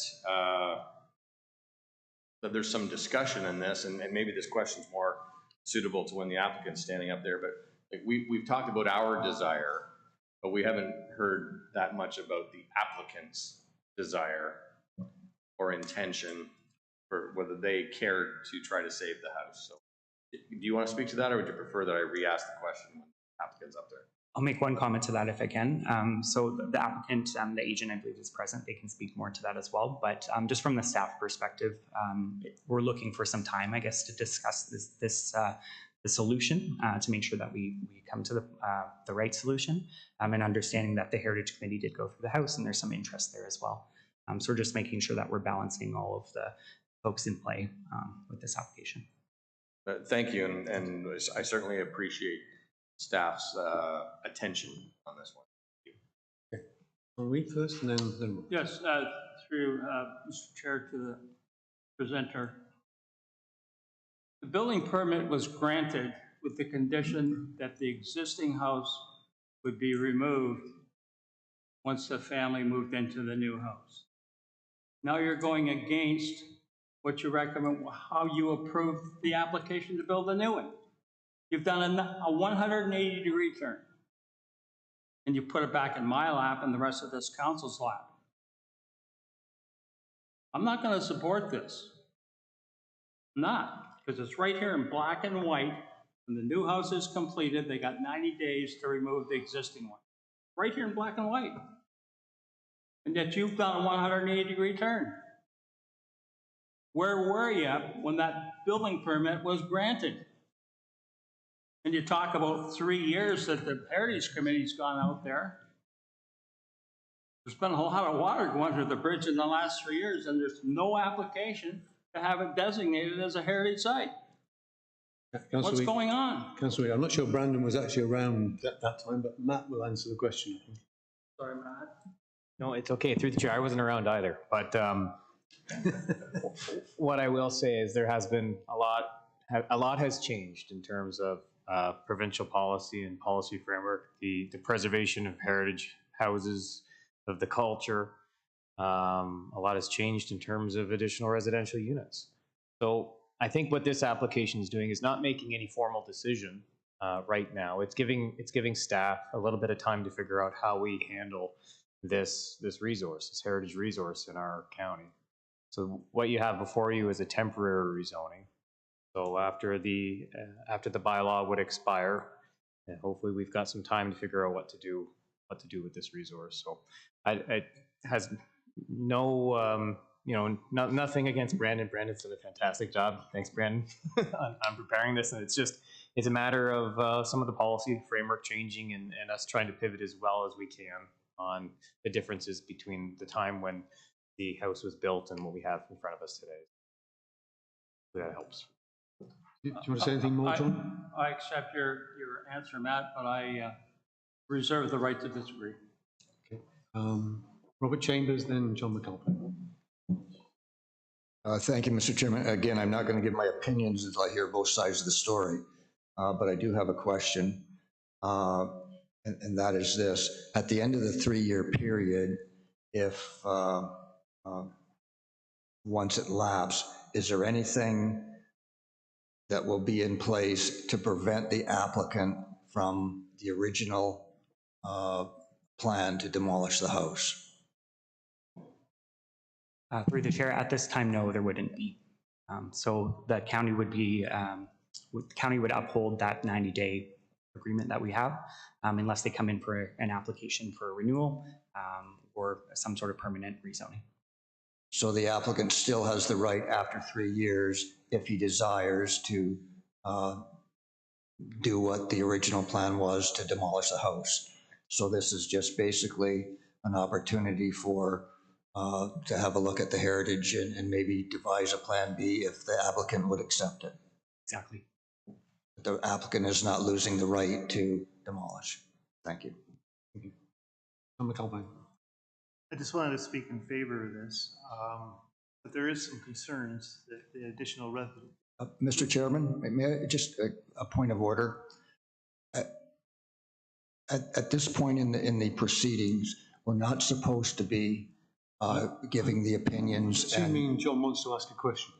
Well, if he's asking a question, but if he starts the question by saying, you understand what I'm saying? I do understand exactly what you're saying. I do really believe that we should hold our deliberations until both sides of the story are heard and the public meeting is closed, and then we deliberate. That's how the process should work. That's entirely fair. John, are you going to ask a question? Yeah, no, I was just wondering, this is probably what the process is about for the 3 years, is that we have a number of areas that are proposing additional residential units. And this sort of creates a dilemma where the new building is built an extended period or distance away from one that's originally there, and how that's going to affect future deliberations. Because I know of 2 or 3 other places that had proposed building buildings further distance away. So that's a concern, and the fact that that could lead to easier abilities to sever lots off, so sever the new location off from these, how that's going to impact it in the future. So 2 concerns that neighbors have brought up about this as well. Was there a question in there, John? Well, that was the question, yeah. Did you get the question, Brendan? Yep. You got an answer to the question? I do. Through the chair. So that's a great point. And to answer that question, yes, this application, part of the reason we're asking for a temporary rezoning is because in a sense it is a precedence setting application. With our additional residential units, we get a number of inquiries about folks wanting to locate houses further distances away. We understand that's possible in some instances, but in areas like this where it's zoned and designated for agricultural use, agriculture is the priority, not housing. So we need to balance those things. And that's part of why we're asking for this temporary rezoning. Admittedly, in our official plan, there's a bit of a gap at the intersection of agricultural preservation, heritage conservation, and housing. Those 3 things, how they work together, it's something that we need to address as staff. And so that's in part why we're asking for these 3 years, and the applicant has agreed to come in for these 3 years with us as well. Just a follow-up question too. A permitted use for that building, because I'm familiar with it, had an opportunity to review it in the past, would be, he had one point proposed using that house for his business and having his business located there as an accessory to an agricultural use. Would that have been acceptable if they had come forward with that proposal? Through the chair, so there are many other options beyond just a residential use. We do have our on-farm diversified use options and home-based business options. And the applicant can maybe speak to this a bit more, but I think they're just trying to consider all of the options available to them moving forward. So this gives them the 3 years for the county and for them? Correct. Okay. And sorry, just to speak to the point of severances again, this is an agricultural area, so severances aren't supported for residential uses.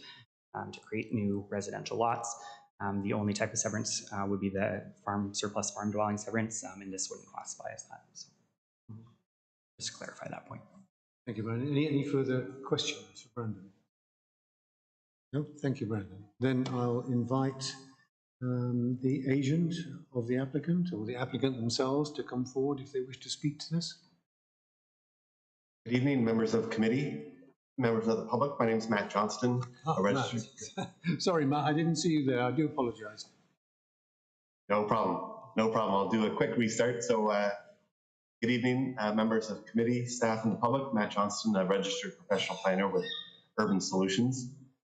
And I am joined here by Mr. Steve Shrest, the owner of the property, who will be able to respond to a couple of the comments made here tonight. I want to start off first by thanking Brandon Portleave and Matt Vaughn for their guidance in helping us get to this position right now. The reason we're here is because there is value in this heritage building. We recognize that value and are looking for ways to preserve it. In support of the application, we went out and retained Megan Hobson, a built heritage consultant, and she's now completed her analysis that was submitted to the county for review, confirming its merit in preservation and designation. And again, what this application does provide a 3-year window for us to really evaluate this additional dwelling in relation to the accessory residential unit provisions that the county has, recognizing we're not in conformity today, but we can now evaluate the merit in how we may be able to accommodate this. Certainly recognizing that this does not put a foot in the door by any means to any severance. That's a separate set of regulations that will always be there to preserve the lot fabric of the rural community. So with that, I'll now turn it over to Mr. Shrest, who's joining me virtually here, just to touch on a couple of the components that were raised in the Q&A period. Steve?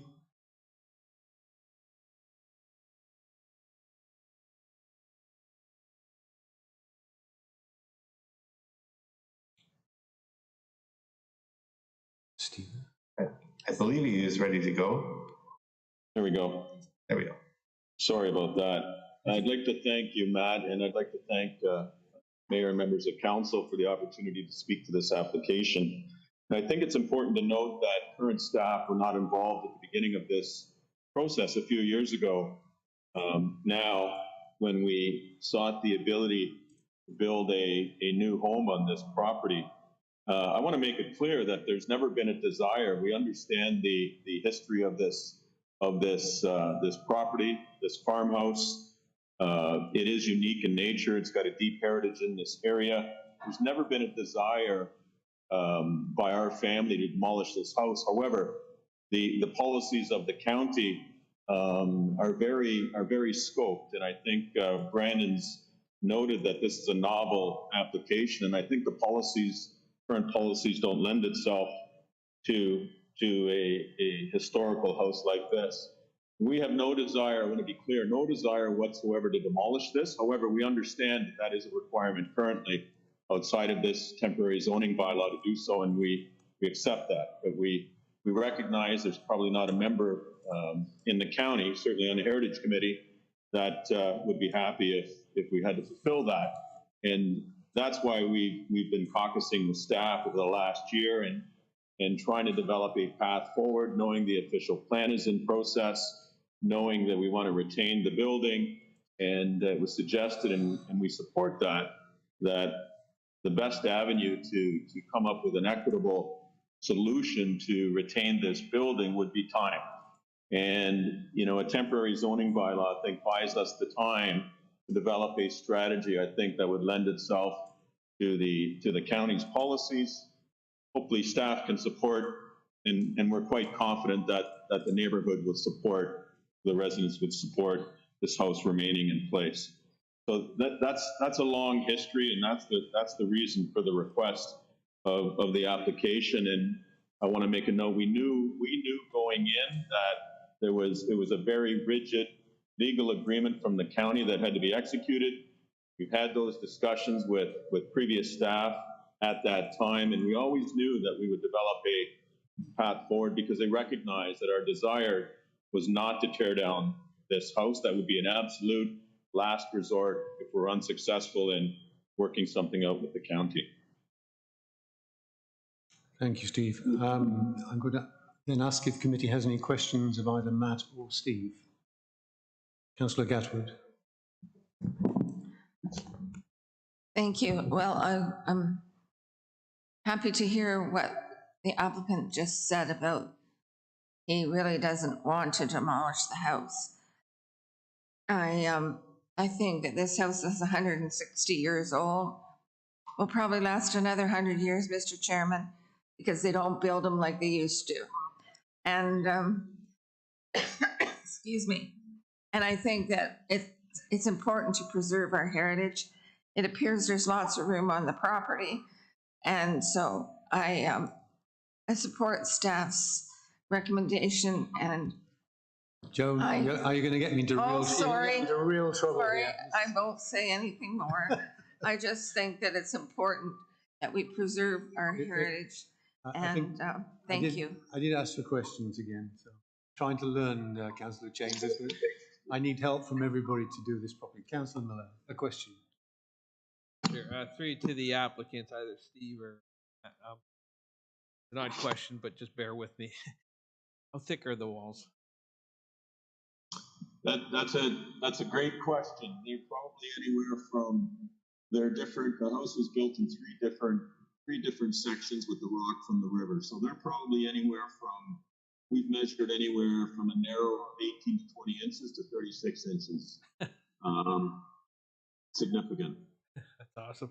I don't think, and you guys can correct me if I'm wrong, but I don't believe moving this house is an option. Is that a correct statement? Yes, that would be correct. Thank you. Thank you. Any further questions for the applicants? Seeing none, thank you, Matt and Steve. Just stay with us. I'm going to open this matter up to the public and invite public comment. Is there anybody here that would like to speak to this matter? Do come up, please, and introduce yourself.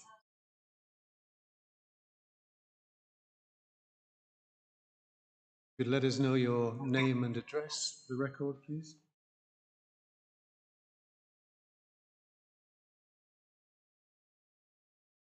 Sorry. My name is Kathleen Lothrop. I live at 772 Glen Morris Road, which is adjacent to Mr. Charret's property. My property is on the corner of the West River Road and the Glen Morris Road. What I would like corrected, if you could bring the pictures back up of two buildings. I have a comment. If that's, can you do that for me, Brandon?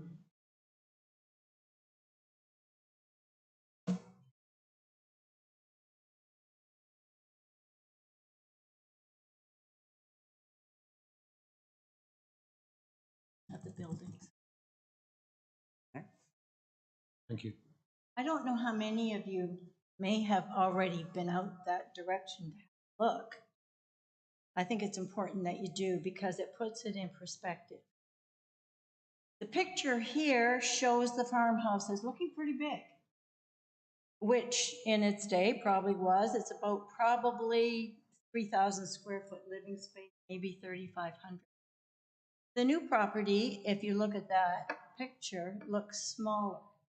The new property is actually 4 times bigger than the original. It's a bit of a shocker when you have a look.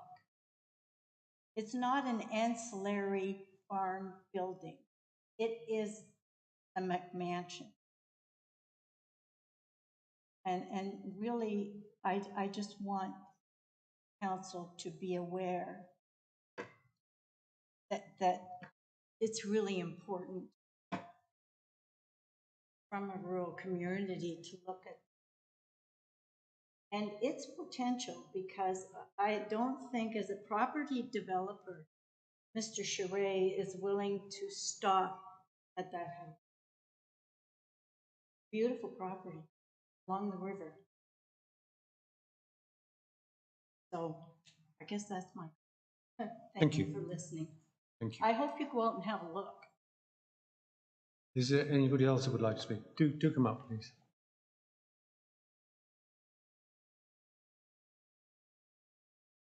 And if you could let us have your name and address, please. My name is Eva Chapin. I did respond with an email, so my name does show up with my questions, and I live at 481 West River Road. I didn't receive notice, so I'm a latecomer to this. It was just by chance I found out about the notice, and so I've been in touch through email with Alyssa, and that's why I sent my questions. So my questions, if you saw my name in the information packet, were with regard only to the notice that I had. I didn't have the full development plan, and the I'm left with more questions. I'm puzzled. 2 years ago, when the request for, excuse me, a building permit was conditional, and someone else has brought this point up. It was conditional that the existing house be torn down. It was also in these notes that the owner, the farmhouse, the old farmhouse, no longer served the purpose of the owner. And that certainly makes sense if they're going to enlarge and go into a bigger home. But the condition was that the original one be torn down. I don't understand. I'm trying to follow the notes and in the presentation. How is it that Brant County is now assisting and involved in reversing it? In the involvement of working together to try to preserve this house. It started out as an old farmhouse. Yes, it's a charming old farmhouse, by no means historical to my knowledge. I don't know what that designation means, but in my mind, it would be someone like Alexander Graham Bell. The involvement of the county with the owner, my other question is, over the 2 years, because the involvement started right from the time of the building permit, is there not a bigger plan that's involving this large property? This old farmhouse is getting a lot of focus that 2 years ago, no one drew attention to. Over the 2 years, there's now been an effort, and now another 3 years for this single house. So it begs the question, I'm afraid, about is there discussion about developing the land that we should know about? Or is the focus just simply this one house? Do you have any additional questions? Because if No, not, I feel that question is something that should be answered tonight. I'm going to ask that question Okay. to Matt and to Steve. Did you get the question, Matt and Steve? Hi, this is Steve. If you could just repeat the question, please, I'd be happy to answer. We can barely hear you, Steve, I'm afraid. I'm sorry, this is Steve. If you could just repeat the question, I would be happy to answer it. I think the question that would be put to you is there any intention for you to develop further this land? That was a question that, beyond the one house. None whatsoever. Okay, thank you. And there's a question, I think, to staff of why are we involved in terms of the county with the owner in this? Can you answer that one, Matt? Yeah, through the chair to the lady who posed the question. So generally how these kinds of things work is, someone would come in with a planning application to staff. We, for the most part, just address an applicant. An applicant could be a landowner, an applicant could be a hired agent. In this case, it's both. So we're dealing with both, the Matt Johnson, who's on the call tonight, and also the owner. That's our involvement in speaking with the owner tonight. And to further that answer, we aren't aware of any further development proposals on this property to date. Thank you. I hope that helps. I'm going to ask if there are any other questions from the public. I'll ask a third and final time.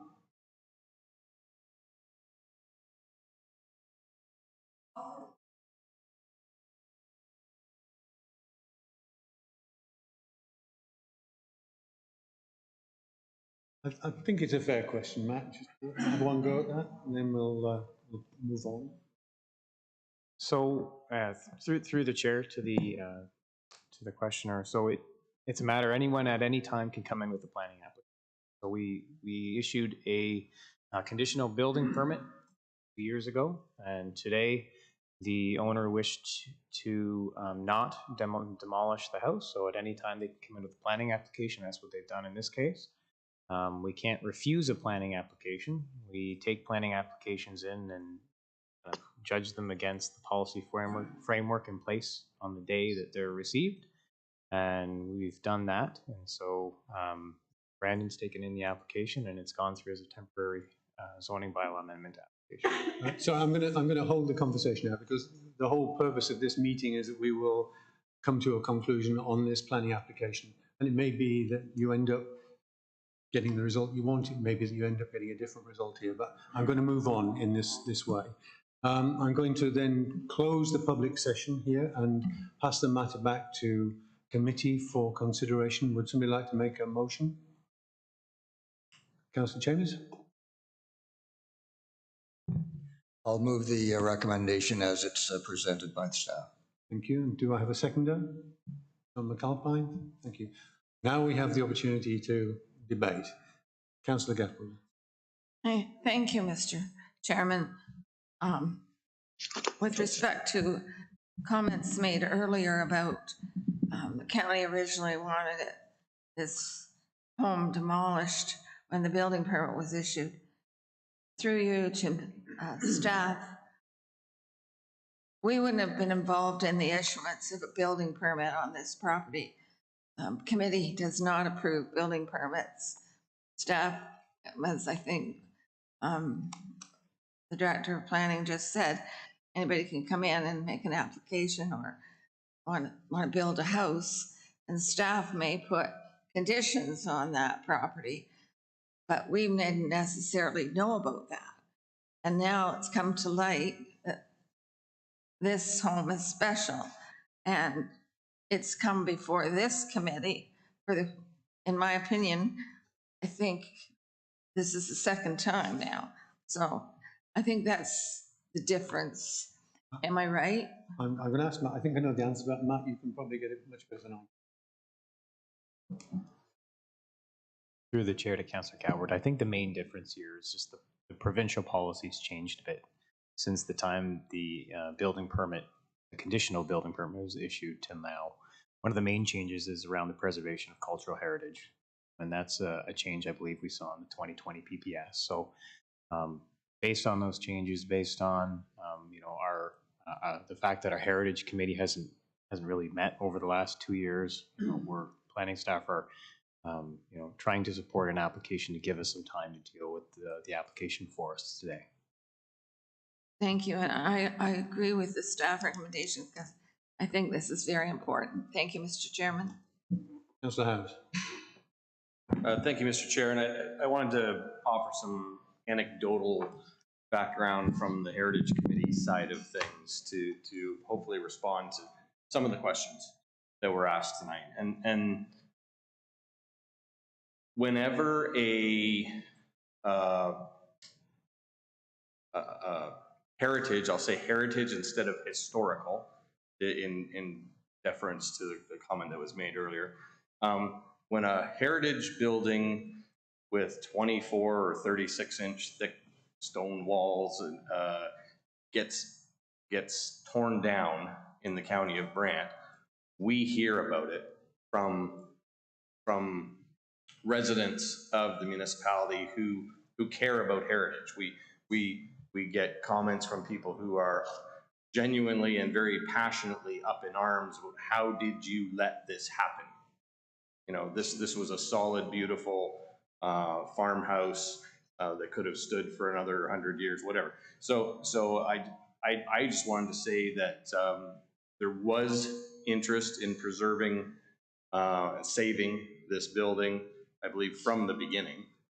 And I just wanted to say I appreciate that staff has modified their thinking, or a 180 perhaps, as Councillor Wheat pointed out, to think outside the box under the umbrella of some new provincial planning opportunities, and trying to find a solution that works for this situation. So I just want to say thanks to staff for all their work on this. Anybody else like to comment before I call the vote? John McAlpine. So I did want to comment that I did have an opportunity before the pandemic to actually go through the building itself, and just wanted to point out it has been very well preserved from what it originally was, with the 12-inch thick moldings to the staircases to the transoms over the doors, the main entrance with stained glass windows. It's a pretty spectacular, nice old building. So it'd be a shame to see that tore down. So that's why I'm in favor of looking at this, how we can preserve this, but maintain, you know, the integrity of the intent of the ARUs, the policies that are in place currently and going forward. That's why I'm speaking in favor of this. Thank you. Councillor Leferrier, you'd like to come in?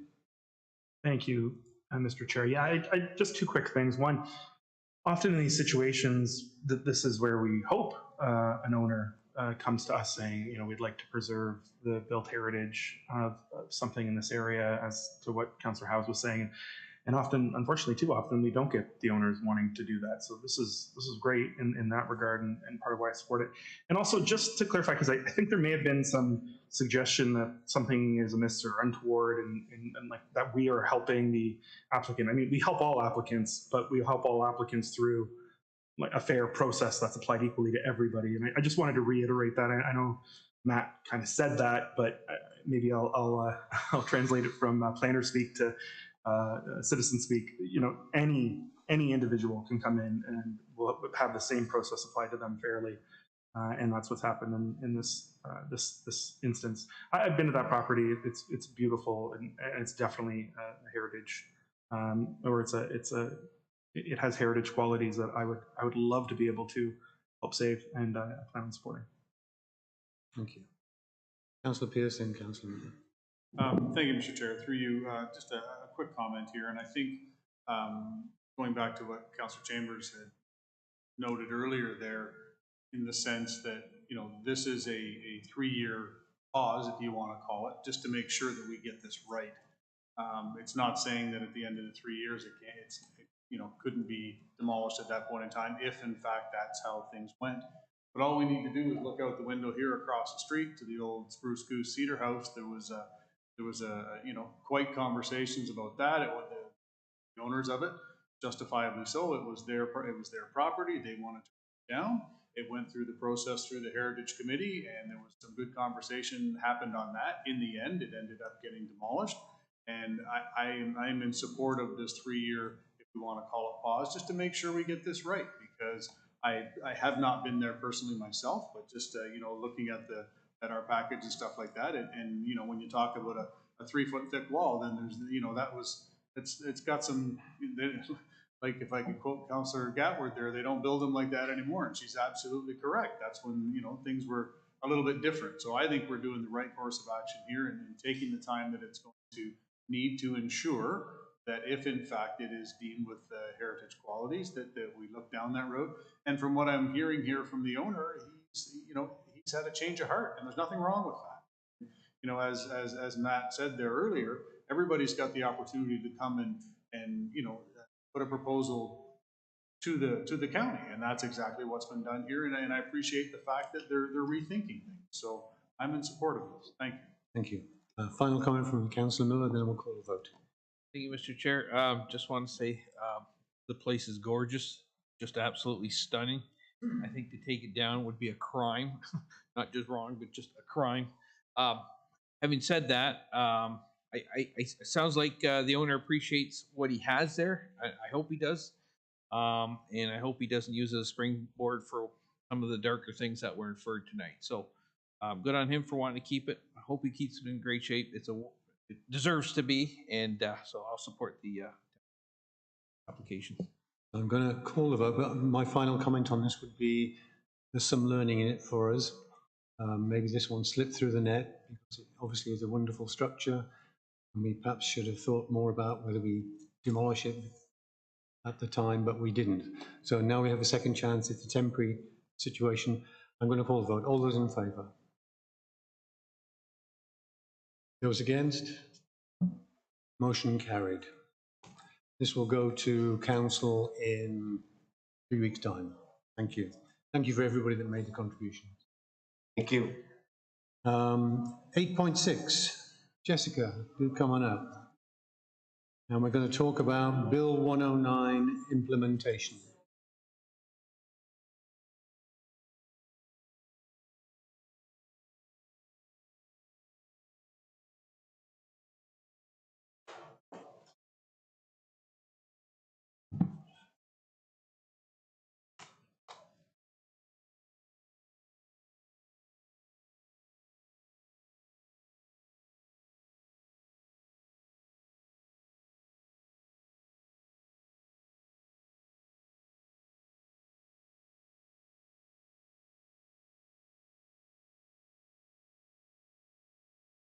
Go ahead, Jessica.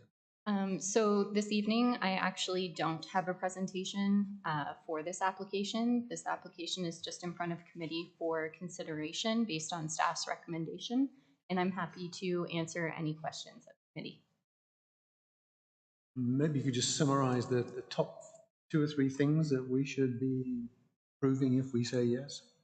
Sure. So OPA 14 is a county initiated OPA. It's making minor changes to section 6.13 complete applications in our current official plan 2012 version.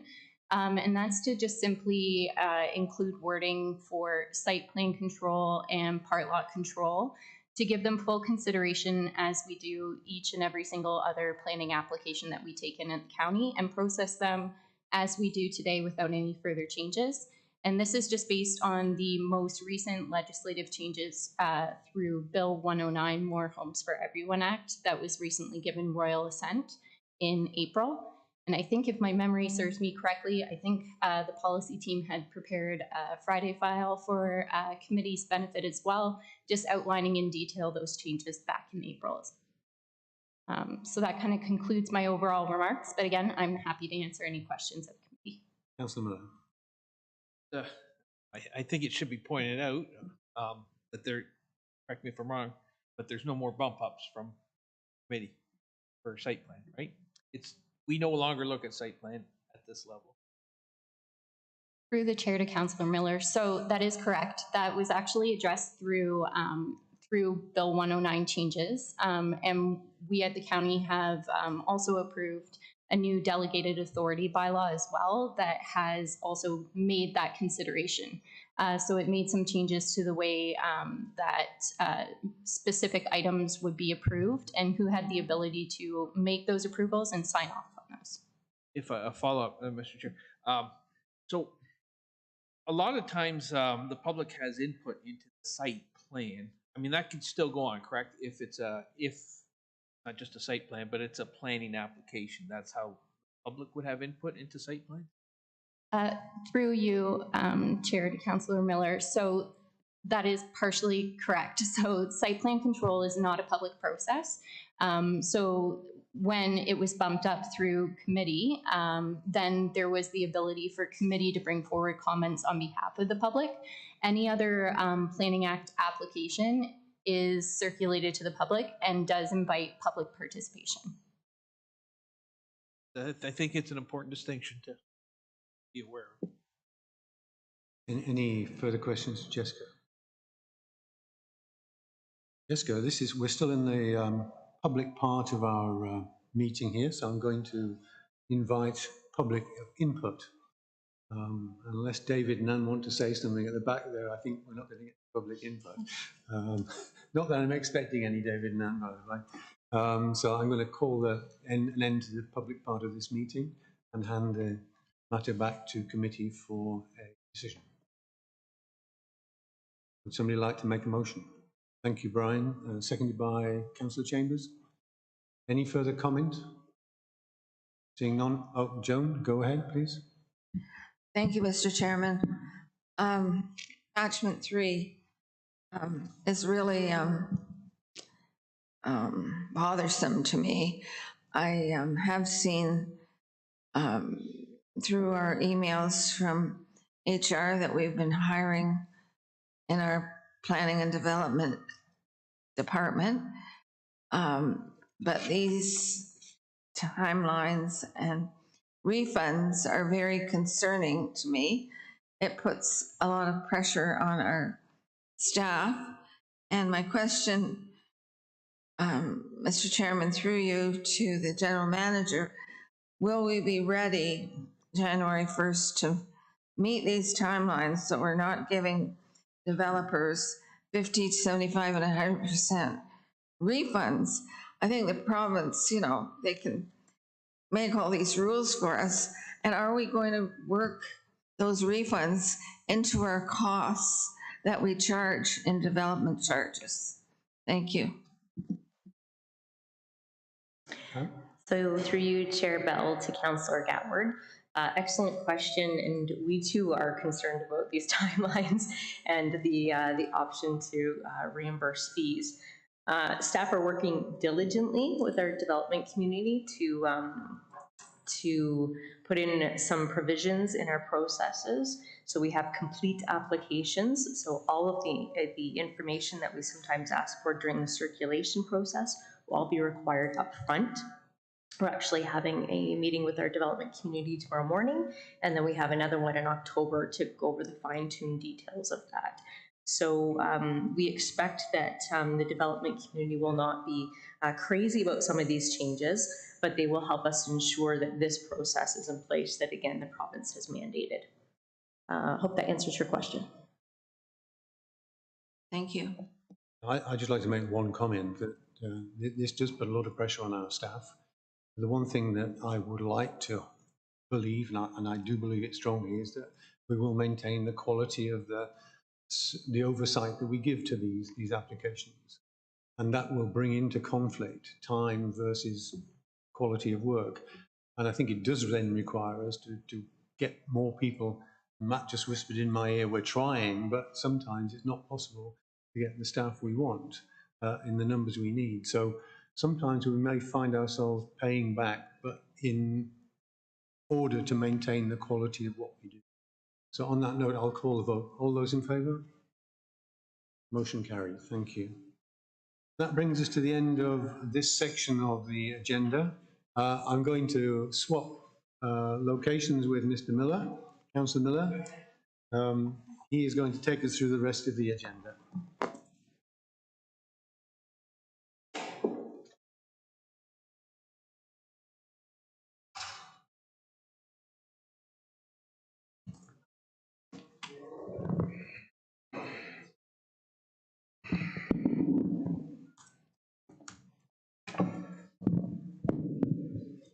Okay, we're on section 10, staff reports. So these are not open to the public. At the same time, it's planning, so we will kind of follow the same process where I'm going to ask that the planner present the recommendation, and then we'll get it moved, okay? So the first one is staff report 10.1, and this is referring to 160 Consolidated Drive, which is the removal of the holding provision, Tiger Cat. So Brandon, did you want to come up, please, and speak to this? Sure, thank you, Chair Miller. So I'll just keep my words brief. The recommendation is in front of you. So this is a removal of holding the Tiger Cat lands known as 160 Consolidated Drive. They're proposing to rezone from H-M3, so the holding provision heavy industrial, to revert to the heavy industrial zoning that was previously applied. So staff is available as well as the agent if there are any questions for the application. Okay, thank you, Brandon. Are there any questions for Brandon at this time? Go ahead, Councillor House. Thank you, Mr. Chair. Through you, Tiger Cat is arguably the largest employer in Ward 2, and I'm excited to see that they want to expand in our municipality. Because I get asked these kind of questions, and I regret that I don't know the answers. Can staff let me know? Can staff tell me how many employees would Tiger Cat currently have here at their facilities in Paris, and how many would this add to that number? Brandon? I'll ask that maybe General Manager Dusling can respond. Thanks. Through you to the chair, that's a great question. We understand that in just in our communications with Tiger Cat, currently they have about 600 employees.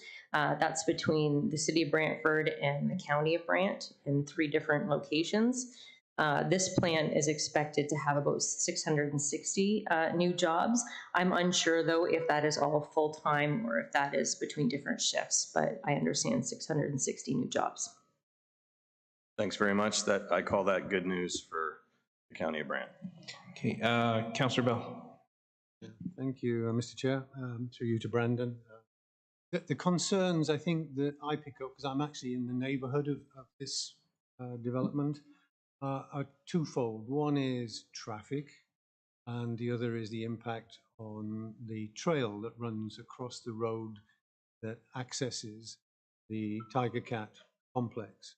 Now that road is a private road, and I think that has to be subject to another discussion. I understand that. It's nothing to do with removing the H, except that if there's a knock-on effect from, say, half of this 660 people that are coming to this factory choose to go down that road, it changed the dynamic, it changed the safety aspects of that. And I would like to see from Tiger Cat some confident statement that that road will not be more used than it is today, and it certainly won't be used by heavy truck traffic. And I do see heavy truck traffic on that road when it should, I believe, now be routed along the road between Green Lane and Consolidated Drive that is going to be reconstructed shortly. I appreciate comments on that. Through the chair. Yeah, either you, Brandon, or yeah, no, I'll pass it over. We have some help as well. I was just going to comment and say that with the holding application, we did note as well that a site plan application was forthcoming, and Pam can comment a bit more on that now that we've received it. Sorry, poor Brandon, we're making him stand up. Rob and I are happy to answer the questions about the site plan process. We have received a site plan application from Tiger Cat last week, and a lot of these detailed questions about traffic, lighting, all those sorts of things, noise, they're all associated with the site plan application and not the removal of the holding, which is in front of you as information this evening. But we can assure you that there is a new proposed municipal road as part of the new Tiger Cat development called Arachi Boulevard. And I'll let Rob talk about more of the details on that, but the traffic would flow from their current plants, the proposed plant, through Arachi, and that would be the truck traffic in particular, but could also be used for the general public and their employees. So we feel that that would take a lot of the traffic off the current private laneway that exists.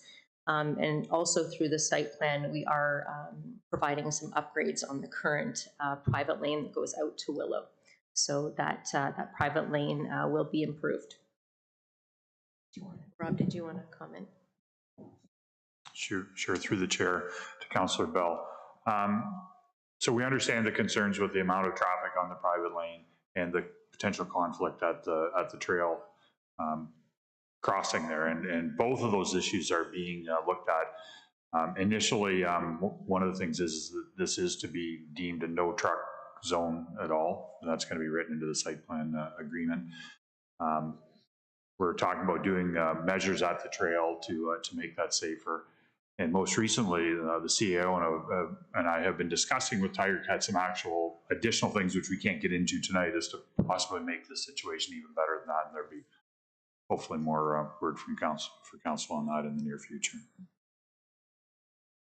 If I may follow. I like the good words that I hear about improving the trail and improving the private road and limiting it to, I think, just the people that work in the Tiger Cat factory. But it is my experience that there is a fair amount of truck traffic that does end up going down that road. What mechanism do we have to enforce that no truck traffic goes down that road and that it doesn't become a public road?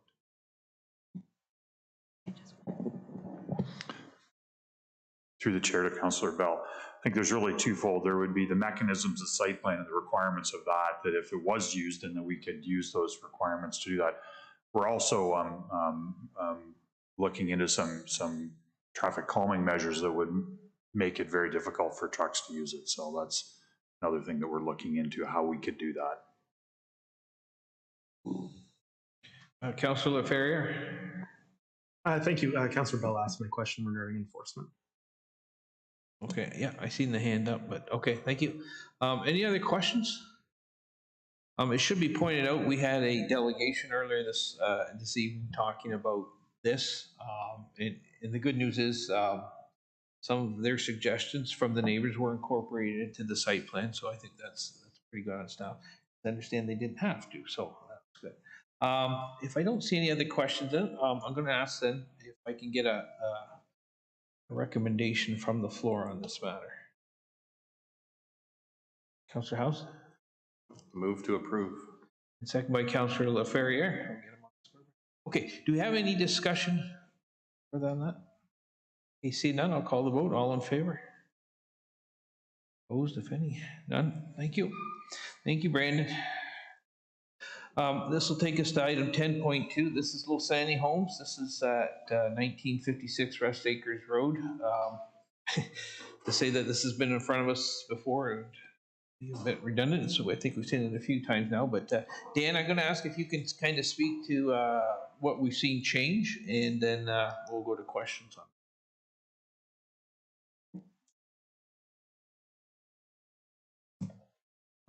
Thank you, Mr. Chair. I will be as brief as possible. This is block 97. This is a site plan application that staff have been working on since for almost about a year now. We are finalizing the technical review. A little bit of background, as you're familiar, this site is within the Rest Acres corridor. It is identified as block 97 within the Mile Hill Phase 2 subdivision. This is one of those blocks that was requested back in November 2021 to be bumped up for council's consideration. So I'm here presenting the details of that site plan, and just to let you know that staff are generally satisfied with where we're at in the process and feel that the endorsement from council, that the timing is appropriate. Again, just identifying the location of the site, the current zoning on the property, which again is a site-specific zoning in the RM2 zone that permits a range of dwelling types or unit types, in addition to some site-specific provisions that includes a reduction in the required visitor parking space at 0.25 visitor spaces per unit, where the zoning requires 0.35. So just to bring that to your attention.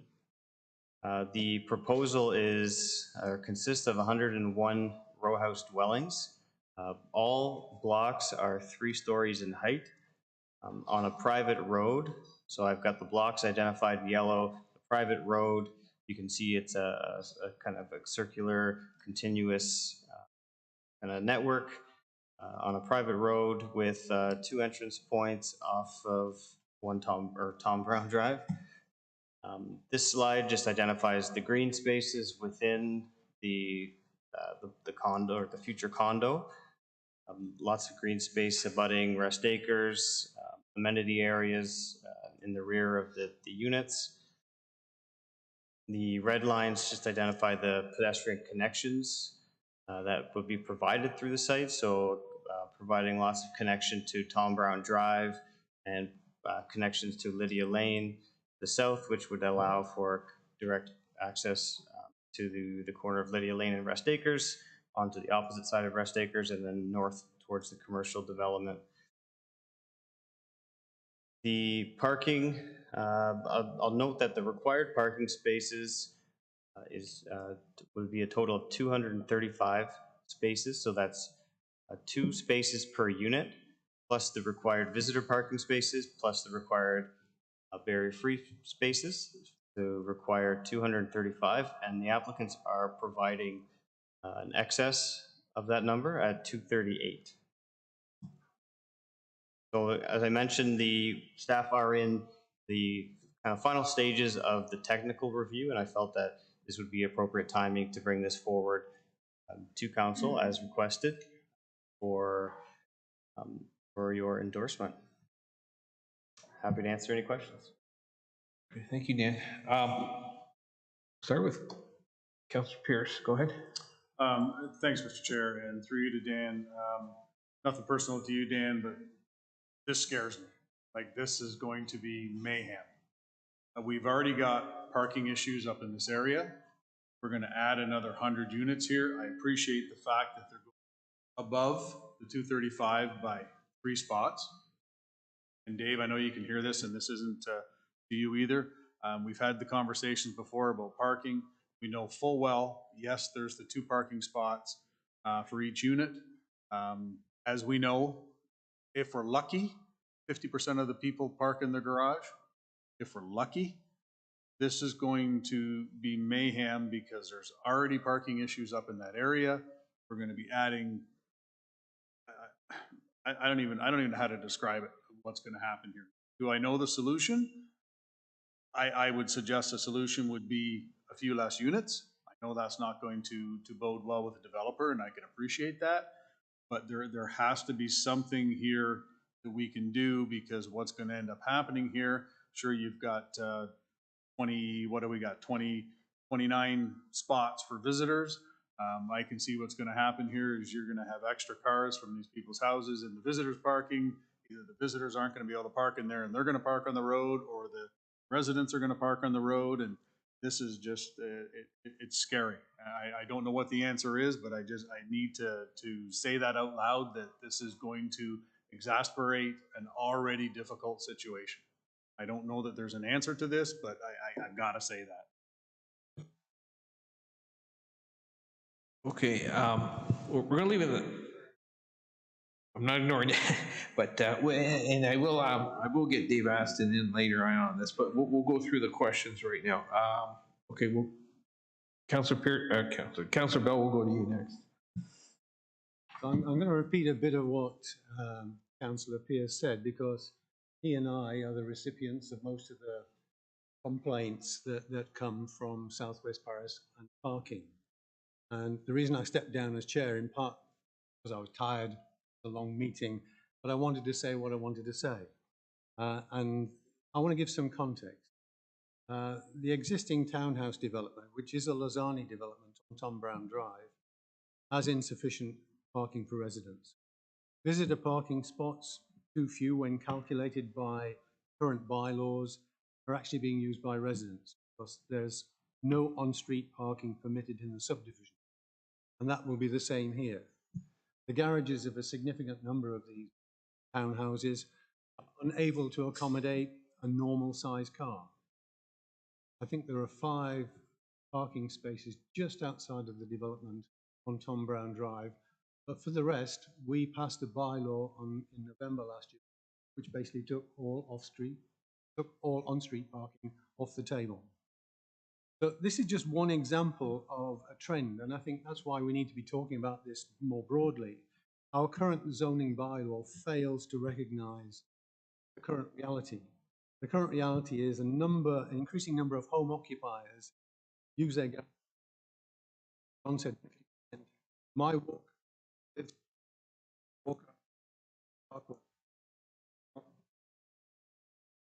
probably more.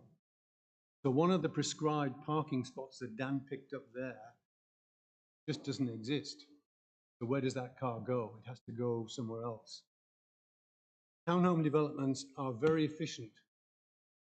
They use space well vertically. But the problem is the driveways are so close to each other, there isn't enough space between adjacent driveways to meet our parking bylaw requirement, which says you must be 2 meters away from a driveway and you need 5.5 meters for the vehicle. So there's nowhere that's 9.5 meters wide to accommodate a vehicle anyway on those roads. Our existing parking bylaws that restrict parking in many areas are being widely ignored, and we are being made to look like complete idiots, as far as I'm concerned. Developers are tardy in respect of installing parking-related signage. One example, Vic Chambers Place. We passed the bylaw November last year. The signs are still not there. So people put their cars on the road. They assume that's good practice, that's okay. When we bring along the parking, no parking signs, we're going to get more, John and I'm sure of that. If we actually enforce the bylaw, we're going to be held up as villains. Just go down Arlington Parkway. You're not supposed to park on either side of Arlington Parkway. Any day of the week, you'll see 20 cars. The minute one guy got ticketed, it caused an absolute uproar in social media. And so we either have a bylaw that we enforce for good reasons, or we do something different. And that's where John, like I am, is struggling to find the answer.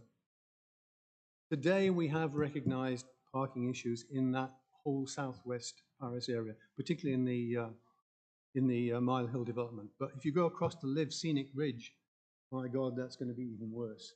I've sent some pictures to some of you before.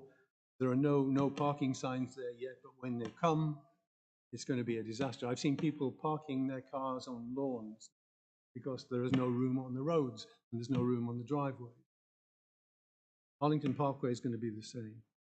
So if we pass this plan of subdivision tonight, or site plan rather tonight, without pause, without stepping back and reconsidering the incremental impact of adding another 101 townhomes in an already parking-stressed Mile Hill subdivision, I think we're failing in our duty to serve the best interests of the community. Parking complaints and issues will grow exponentially. So I believe we need to step back. We need to reflect on observed experiences, which are actually social realities now. People don't use their garages. People have 2 or more cars in a townhome. We don't have the room on the streets for it. So what do? I think the answer is we have to accept that we need to have less homes in that development. Just take that one development. Take some of the homes away, create communal parking for the whole development. So my proposal is that we defer this item until the next planned meeting, which is in December, and that should allow staff, Lozani and the other developers in that particular subdivision.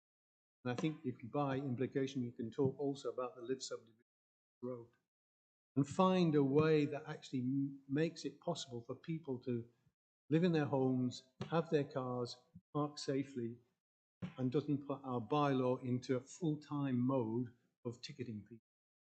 And I know that will not be popular with developers, but I will make an amendment to the proposal in this item for a deferral, and I'd look for a second. Well, we'll do that at the appropriate time. Yeah. Thank you. Okay. I guess we should have looked for a question in that because we haven't got to the debate part. So, Councillor House. Okay, so thank you, Mr. Chair. I will carry on that narrative a little bit with 2 specific questions.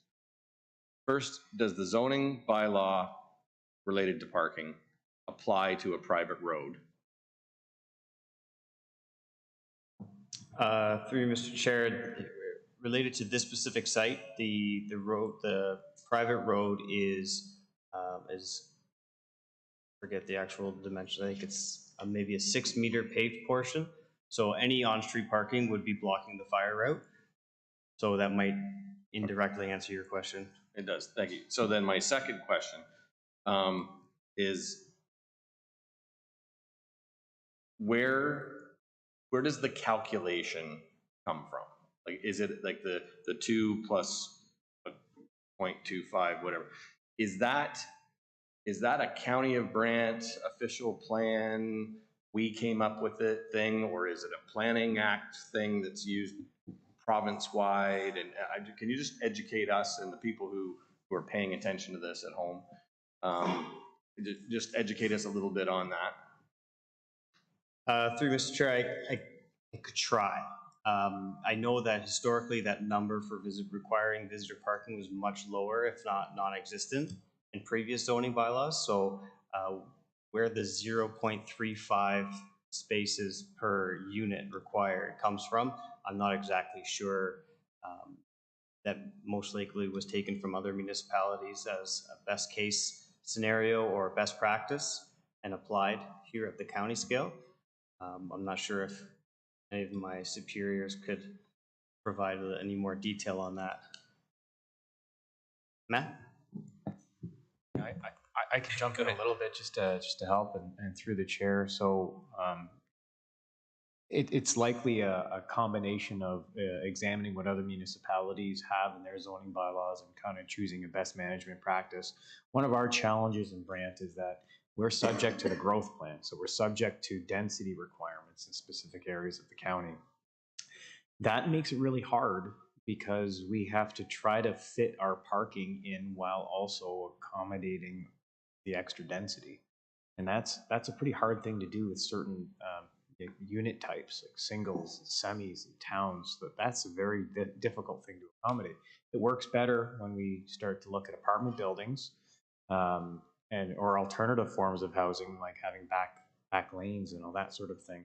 One of the things that we really need to focus on in the near future is when we do our comprehensive zoning bylaws is to look at our parking rates and to look at how do we fix some of these parking things, because Councillor Bell, he's got it right on. Like it's a deeper problem than just this site. This site is currently meeting our zoning requirements. Actually, it's exceeding our zoning requirements. But we need to look at the county as a whole and really try to figure out this parking thing, because we don't have a mass transit system. So everybody drives in Brant. And without transit, without an alternative way to move people around, we have to remember that we got to leave space for cars, but also accommodate density. So it's a challenge. It's a challenge that we've got to tackle soon. Right, and I'll just do a quick follow-up, Mr. Chair, if that's all right. Yeah, so I think the Ward 3 councillors have brought up a very important point. A deferral makes sense to me. At the same time, I look at any applicant, Dave here, is going to say, we're playing by the rules you wrote. Right, like they're playing by the rule book we gave them. And so it's a very tricky situation, but I have to believe that there are a number of other municipalities, smallish municipalities in the greater Golden Horseshoe growth area that have the exact same problem. You're right, they're like these types of townhouses, back-to-back towns and stacks, and they're, that's one of the housing products that's going up everywhere, and every single municipality must have the same problem. So I do hope we can find a solution. Okay, do I have any other questions on this? Councillor Pierce. Thank you, Mr. Chair. Through you to anybody on staff, please clarify for me. Did you say it was 0.35 or 0.25 for visitor parking? Through Mr. Chair, the current zoning on the property is a site-specific zone that was permitted through a previous application a few years back, which permitted a reduction in the required visitor parking from 0.35 to 0.25. Okay, so it's 0.25 times 101. That's correct. For the units, right? That's right. Okay, so if we do that math, it's more than what they have then. Is that not?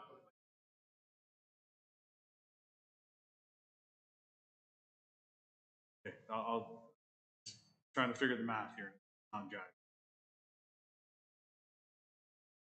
So I realize on my chart that I have 202 times 0.25, which is incorrect. It should be 101. And then we round up. I don't have my calculator in front of me to check my math. Okay, that's fine. Thank you.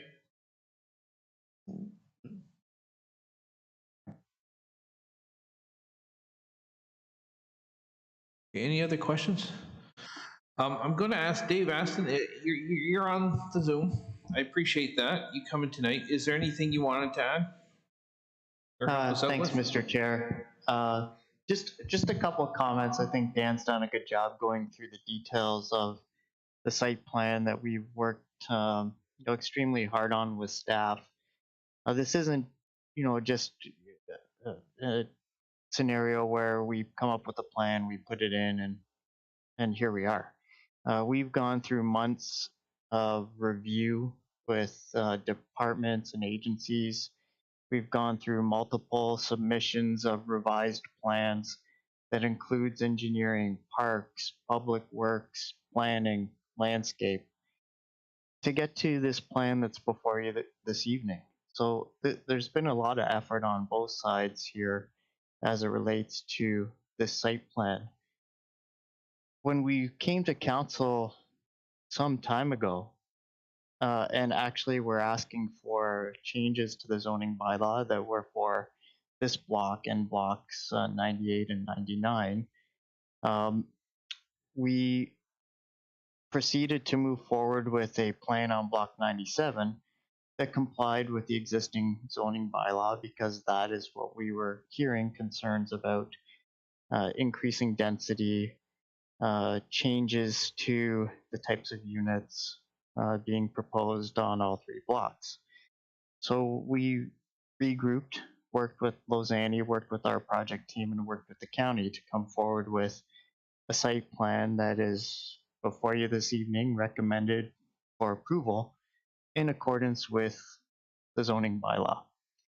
And that zoning bylaw reflects other policies and approvals from the county, the official plan, the plan of subdivision. So this block was always planned and zoned for this type of unit that's being proposed. The parking, I appreciate the comments of the ward councilors. I do. But the standard that we're working toward really is the zoning bylaw, and yes, it's exceeded. I recognize it's a couple of spaces, but it's exceeding the bylaw. And the parking requirement of 2.25 spaces per unit, just in comparison, as an example, just up the road, if you were at the south end of Cambridge, we would be designing to 1.25 spaces per unit.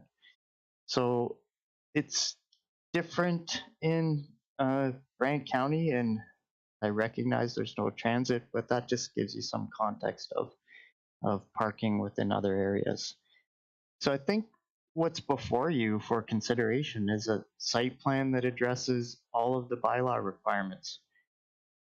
Parking's a component, landscape open space is another, providing for the fire route, waste collection, setbacks, design associated with Rest Acres Road, making sure that the density that's proposed is in line with what's permitted.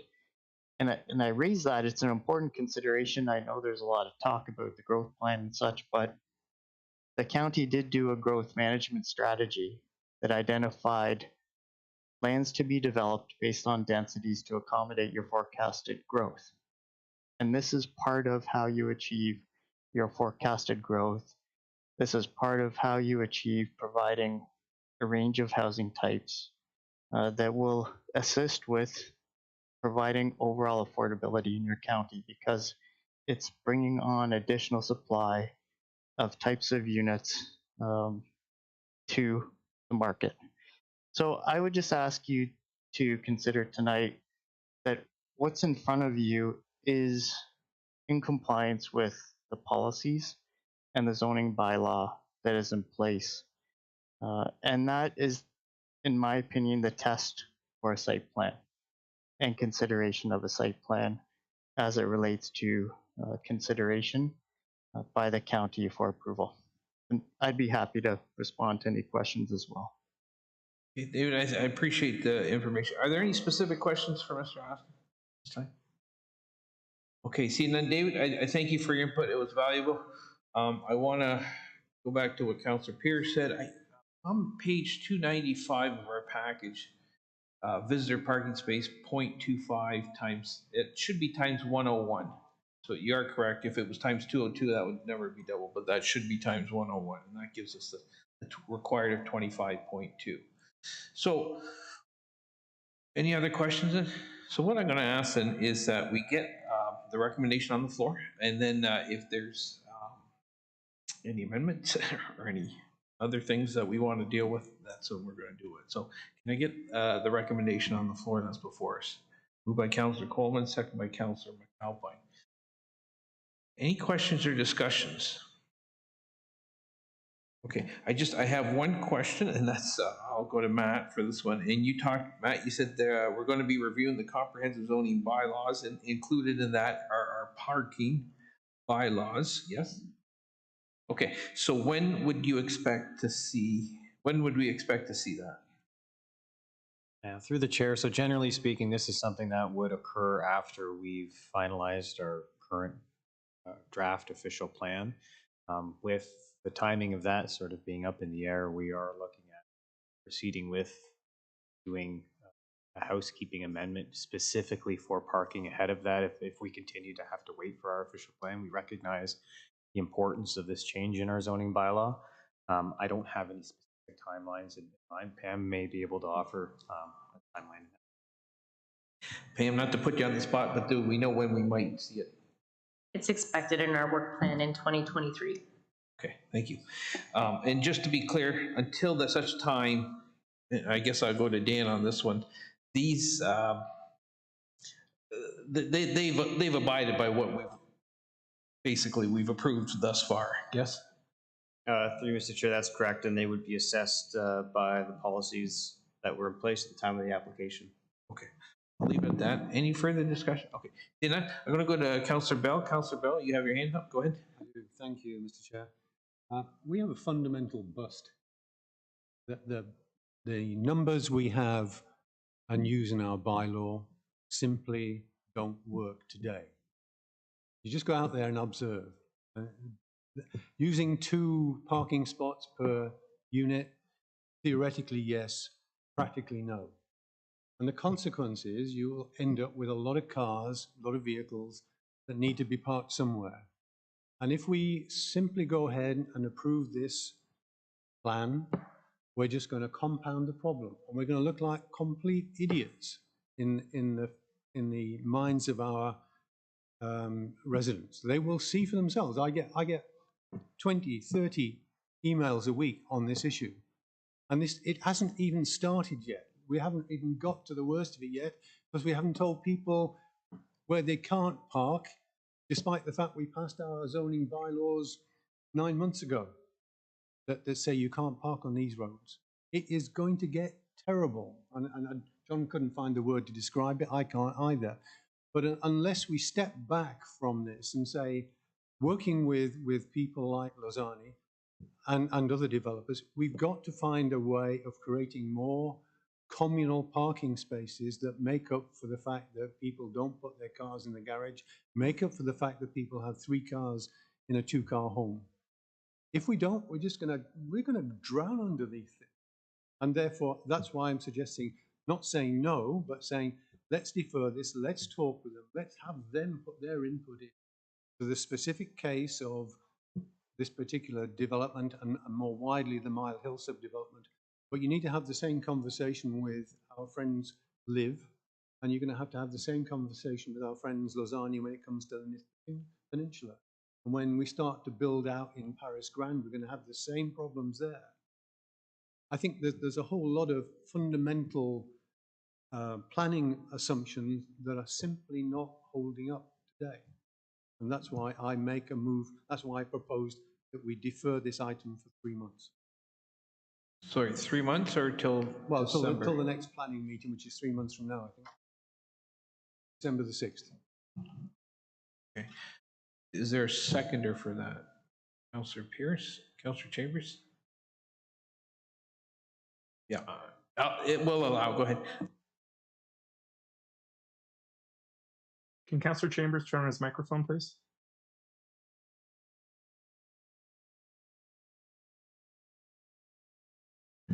At the discretion of the chair, I would like to just not speak to the deferral per se, since it's been moved and seconded, but perhaps just ask what is to be achieved in, you said 3 months, in terms of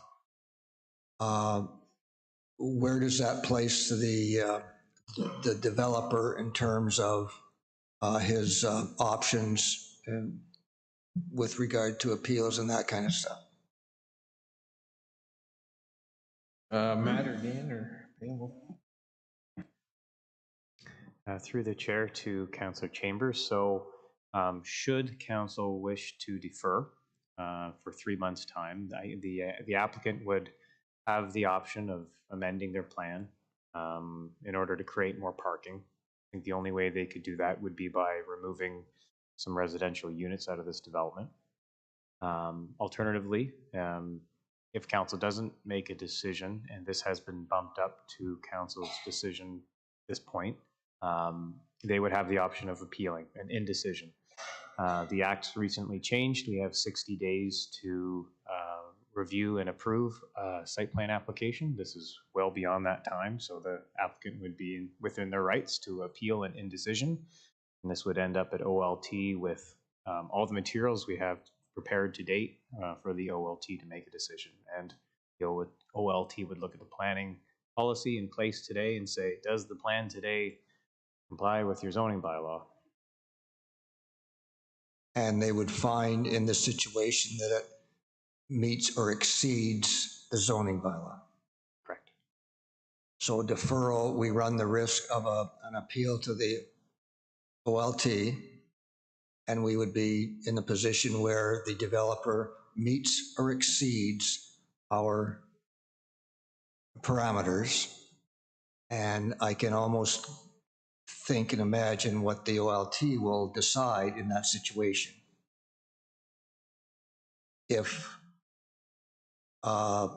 it goes before the OLT and the developer decides to maybe not meet or exceed, but just meet the expectations, then if it meets the expectations or the parameters that we set, the OLT will have a hard time, this is my opinion, on not seeing the point of view of the developer. So just keep in mind, if you defer this for 3 months, you run the risk of the appeal, and you run the risk of the OLT in looking at it in the way that it meets or exceeds the parameters, and our planning staff has recommended that we approve it. So take your chances and see what's going to happen.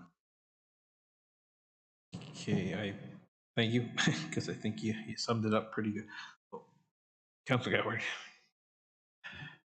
Thank you, Mr. Chairman. Well, it seems to be, and we've heard a lot about parking in the new development areas in Southwest Paris. And, you know, this report says that it conforms to the policies of our official plan and the provisions with the zoning bylaw. So maybe what we need to do, if possible, if the county or the province would allow it, is to amend our county zoning bylaw for dense urban areas like these areas in Paris, and change the parking provisions to alleviate the chronic issues that seem to be dogging the Paris councillors. And I think that's a better solution. And it's too late for this particular application, in my opinion. But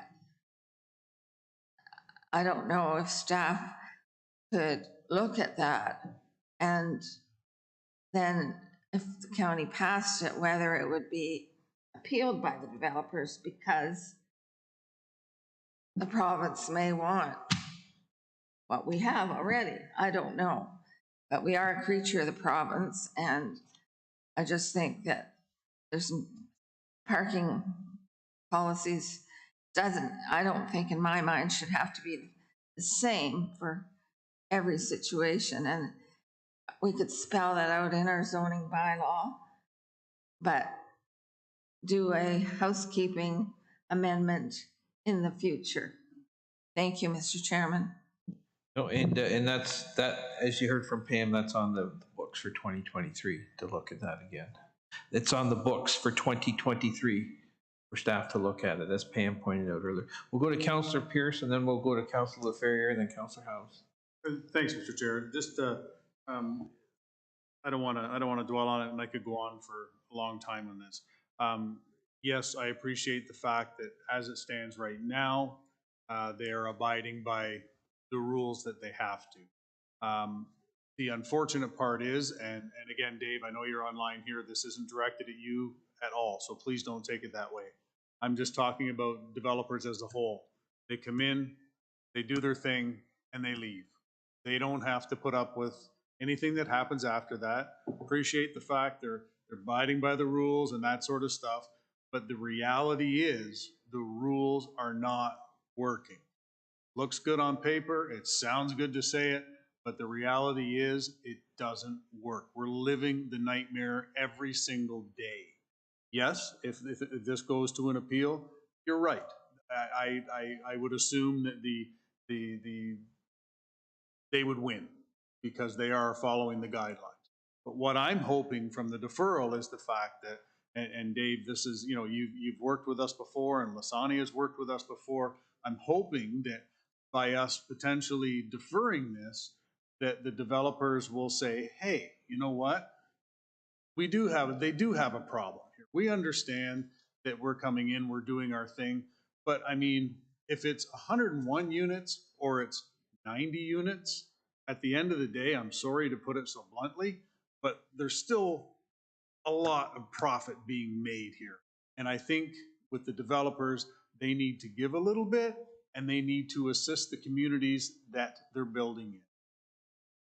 And again, I understand developers are there to make money, but there has to be a point in time where they also see what's happening.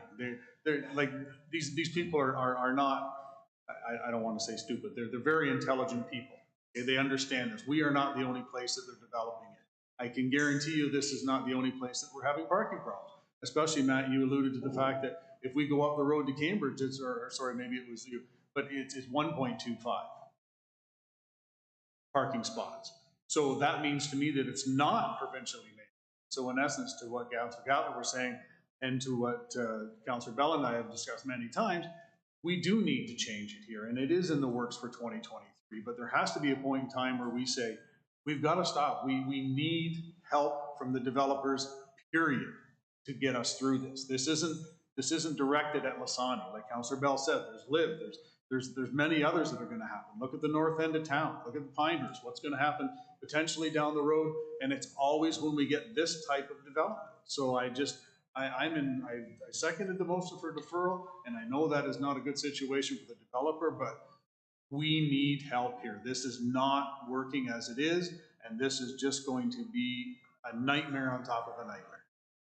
I'm going to stop. Get going. Councillor LaFerrier. Thank you, Mr. Chair. I remember when I first got elected, Steve and I were chatting with Councillor Pierce, and one of the things he said to us was, you won't believe how much you can't do, right, from this position. And boy, does that ever ring true when it comes to planning sometimes. And what I mean by that is we've done a lot of really good work this term, and how incredible is it that we have developers who come to us exceeding the expectations for parking, but we've also had how many who have been asking us to go under the expectations for parking, even just tonight. And what a car-filled society we are. And it's really troubling because this is not the first time and won't be the last time that planning committee where the local representatives see something that is wrong and are fairly powerless to stop it in terms of all the other policy that's there. And even when we do amendments, you know, and we change our official plan and it's not approved yet and all these other things, but it is incredibly frustrating. But by the other token, people will buy these houses and move in, and ironically, they'll be the ones filling Councillor Bell's mailbox with complaints. Yet they'll buy these places, sometimes sight unseen, without these provisions. So you look at the market, but then you look at the market for the social complaint, and you know all we can do as a council is try to vote in the public good.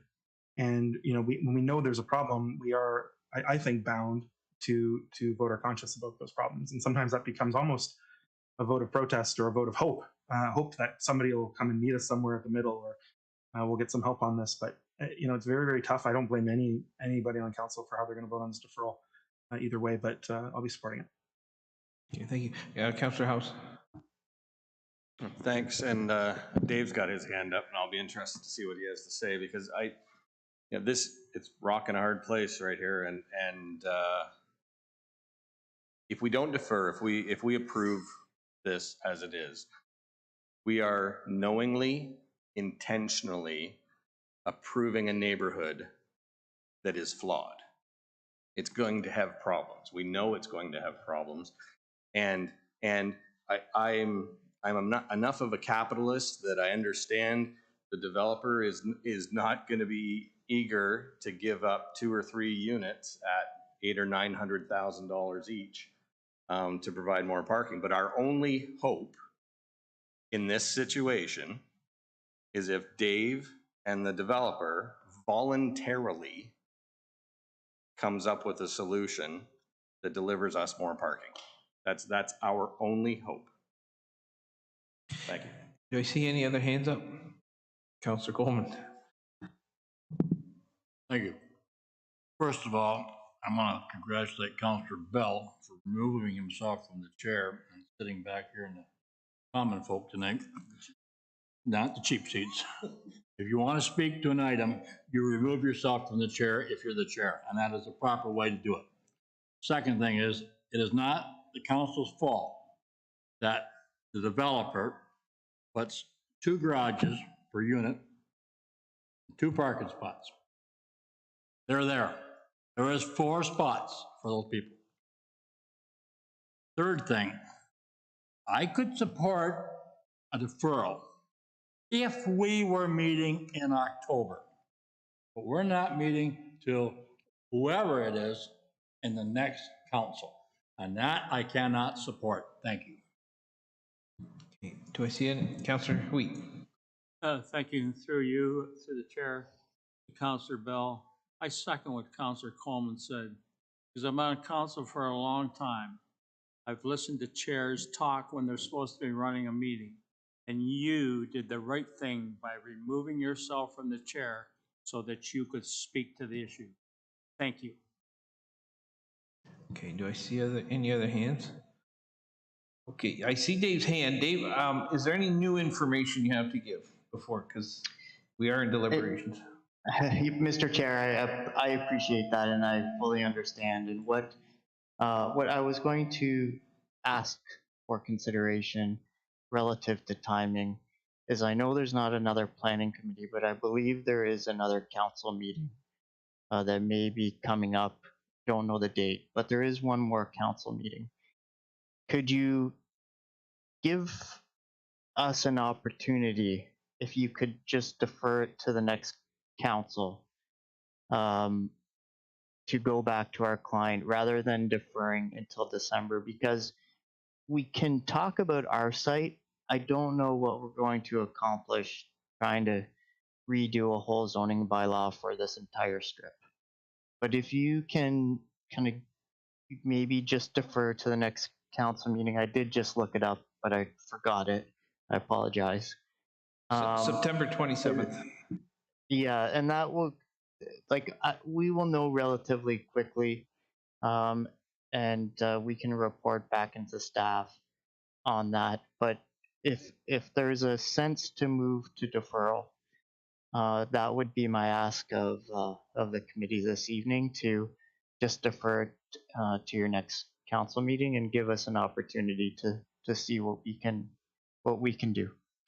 Okay, I asked for new information and you delivered, so I appreciate that. So, okay, we have a motion on the floor from Councillor Bell to defer it till December 6th, seconded by Councillor Pierce, I believe. Did you want to change that at all? I appreciate what Dave Aston did. It is obviously helpful to have 3 more weeks, but is 3 weeks enough to deal with this problem? I think the answer is probably not. What we can do is say yes to 3 more weeks, and then in 3 weeks' time, if we got where we want to get to, then at the council meeting we defer it again. So I'm John, will you be okay with that? I'd be okay with that. Brian, does that make sense? Yeah. You have to tell me what you're okay with. So defer it for 3 weeks till the council meeting. Okay, friendly amendment to that. Okay. Go ahead. If I could, through you, Mr. Chair, I want to say, Dave, just throw your camera on there because I want to look at you when I say this. And it's a good thing. No, I appreciate that, because that, again, who knows how this is going to work out, but I appreciate the fact, and I don't think it's just lip service here. I appreciate the fact that you're actually going to go back and look at this. And I had said that to a developer earlier that was doing something just south of town here, and I appreciate the fact that you're willing to at least look to see what you can do. So I thank you for that. We have an amendment, a deferral, I guess, for 3 weeks, and I will concur with what you said. We'll see what comes out in 3 weeks. We can look at it again. Councillor Chambers, before we call the vote.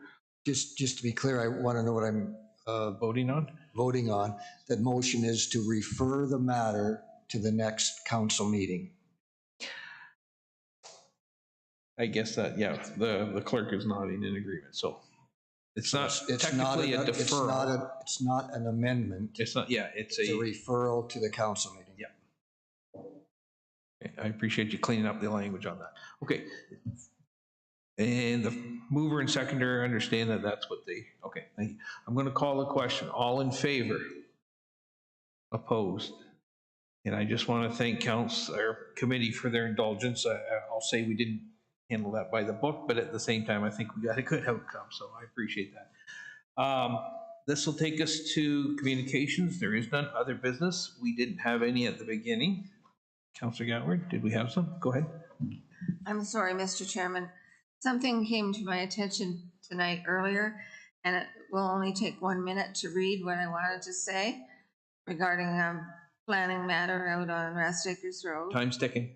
Okay, thank you. The comments tonight from the OPP on the Panatone development that were in the package, we purchased 5 acres at the corner of Bethel and Rest Acres Road, and that was to be originally for the OPP detachment and a small 1 acre, 1.5 acre new fire hall and ambulance station, a combination similar to the one that they have in the city of Brantford down by McDonald's.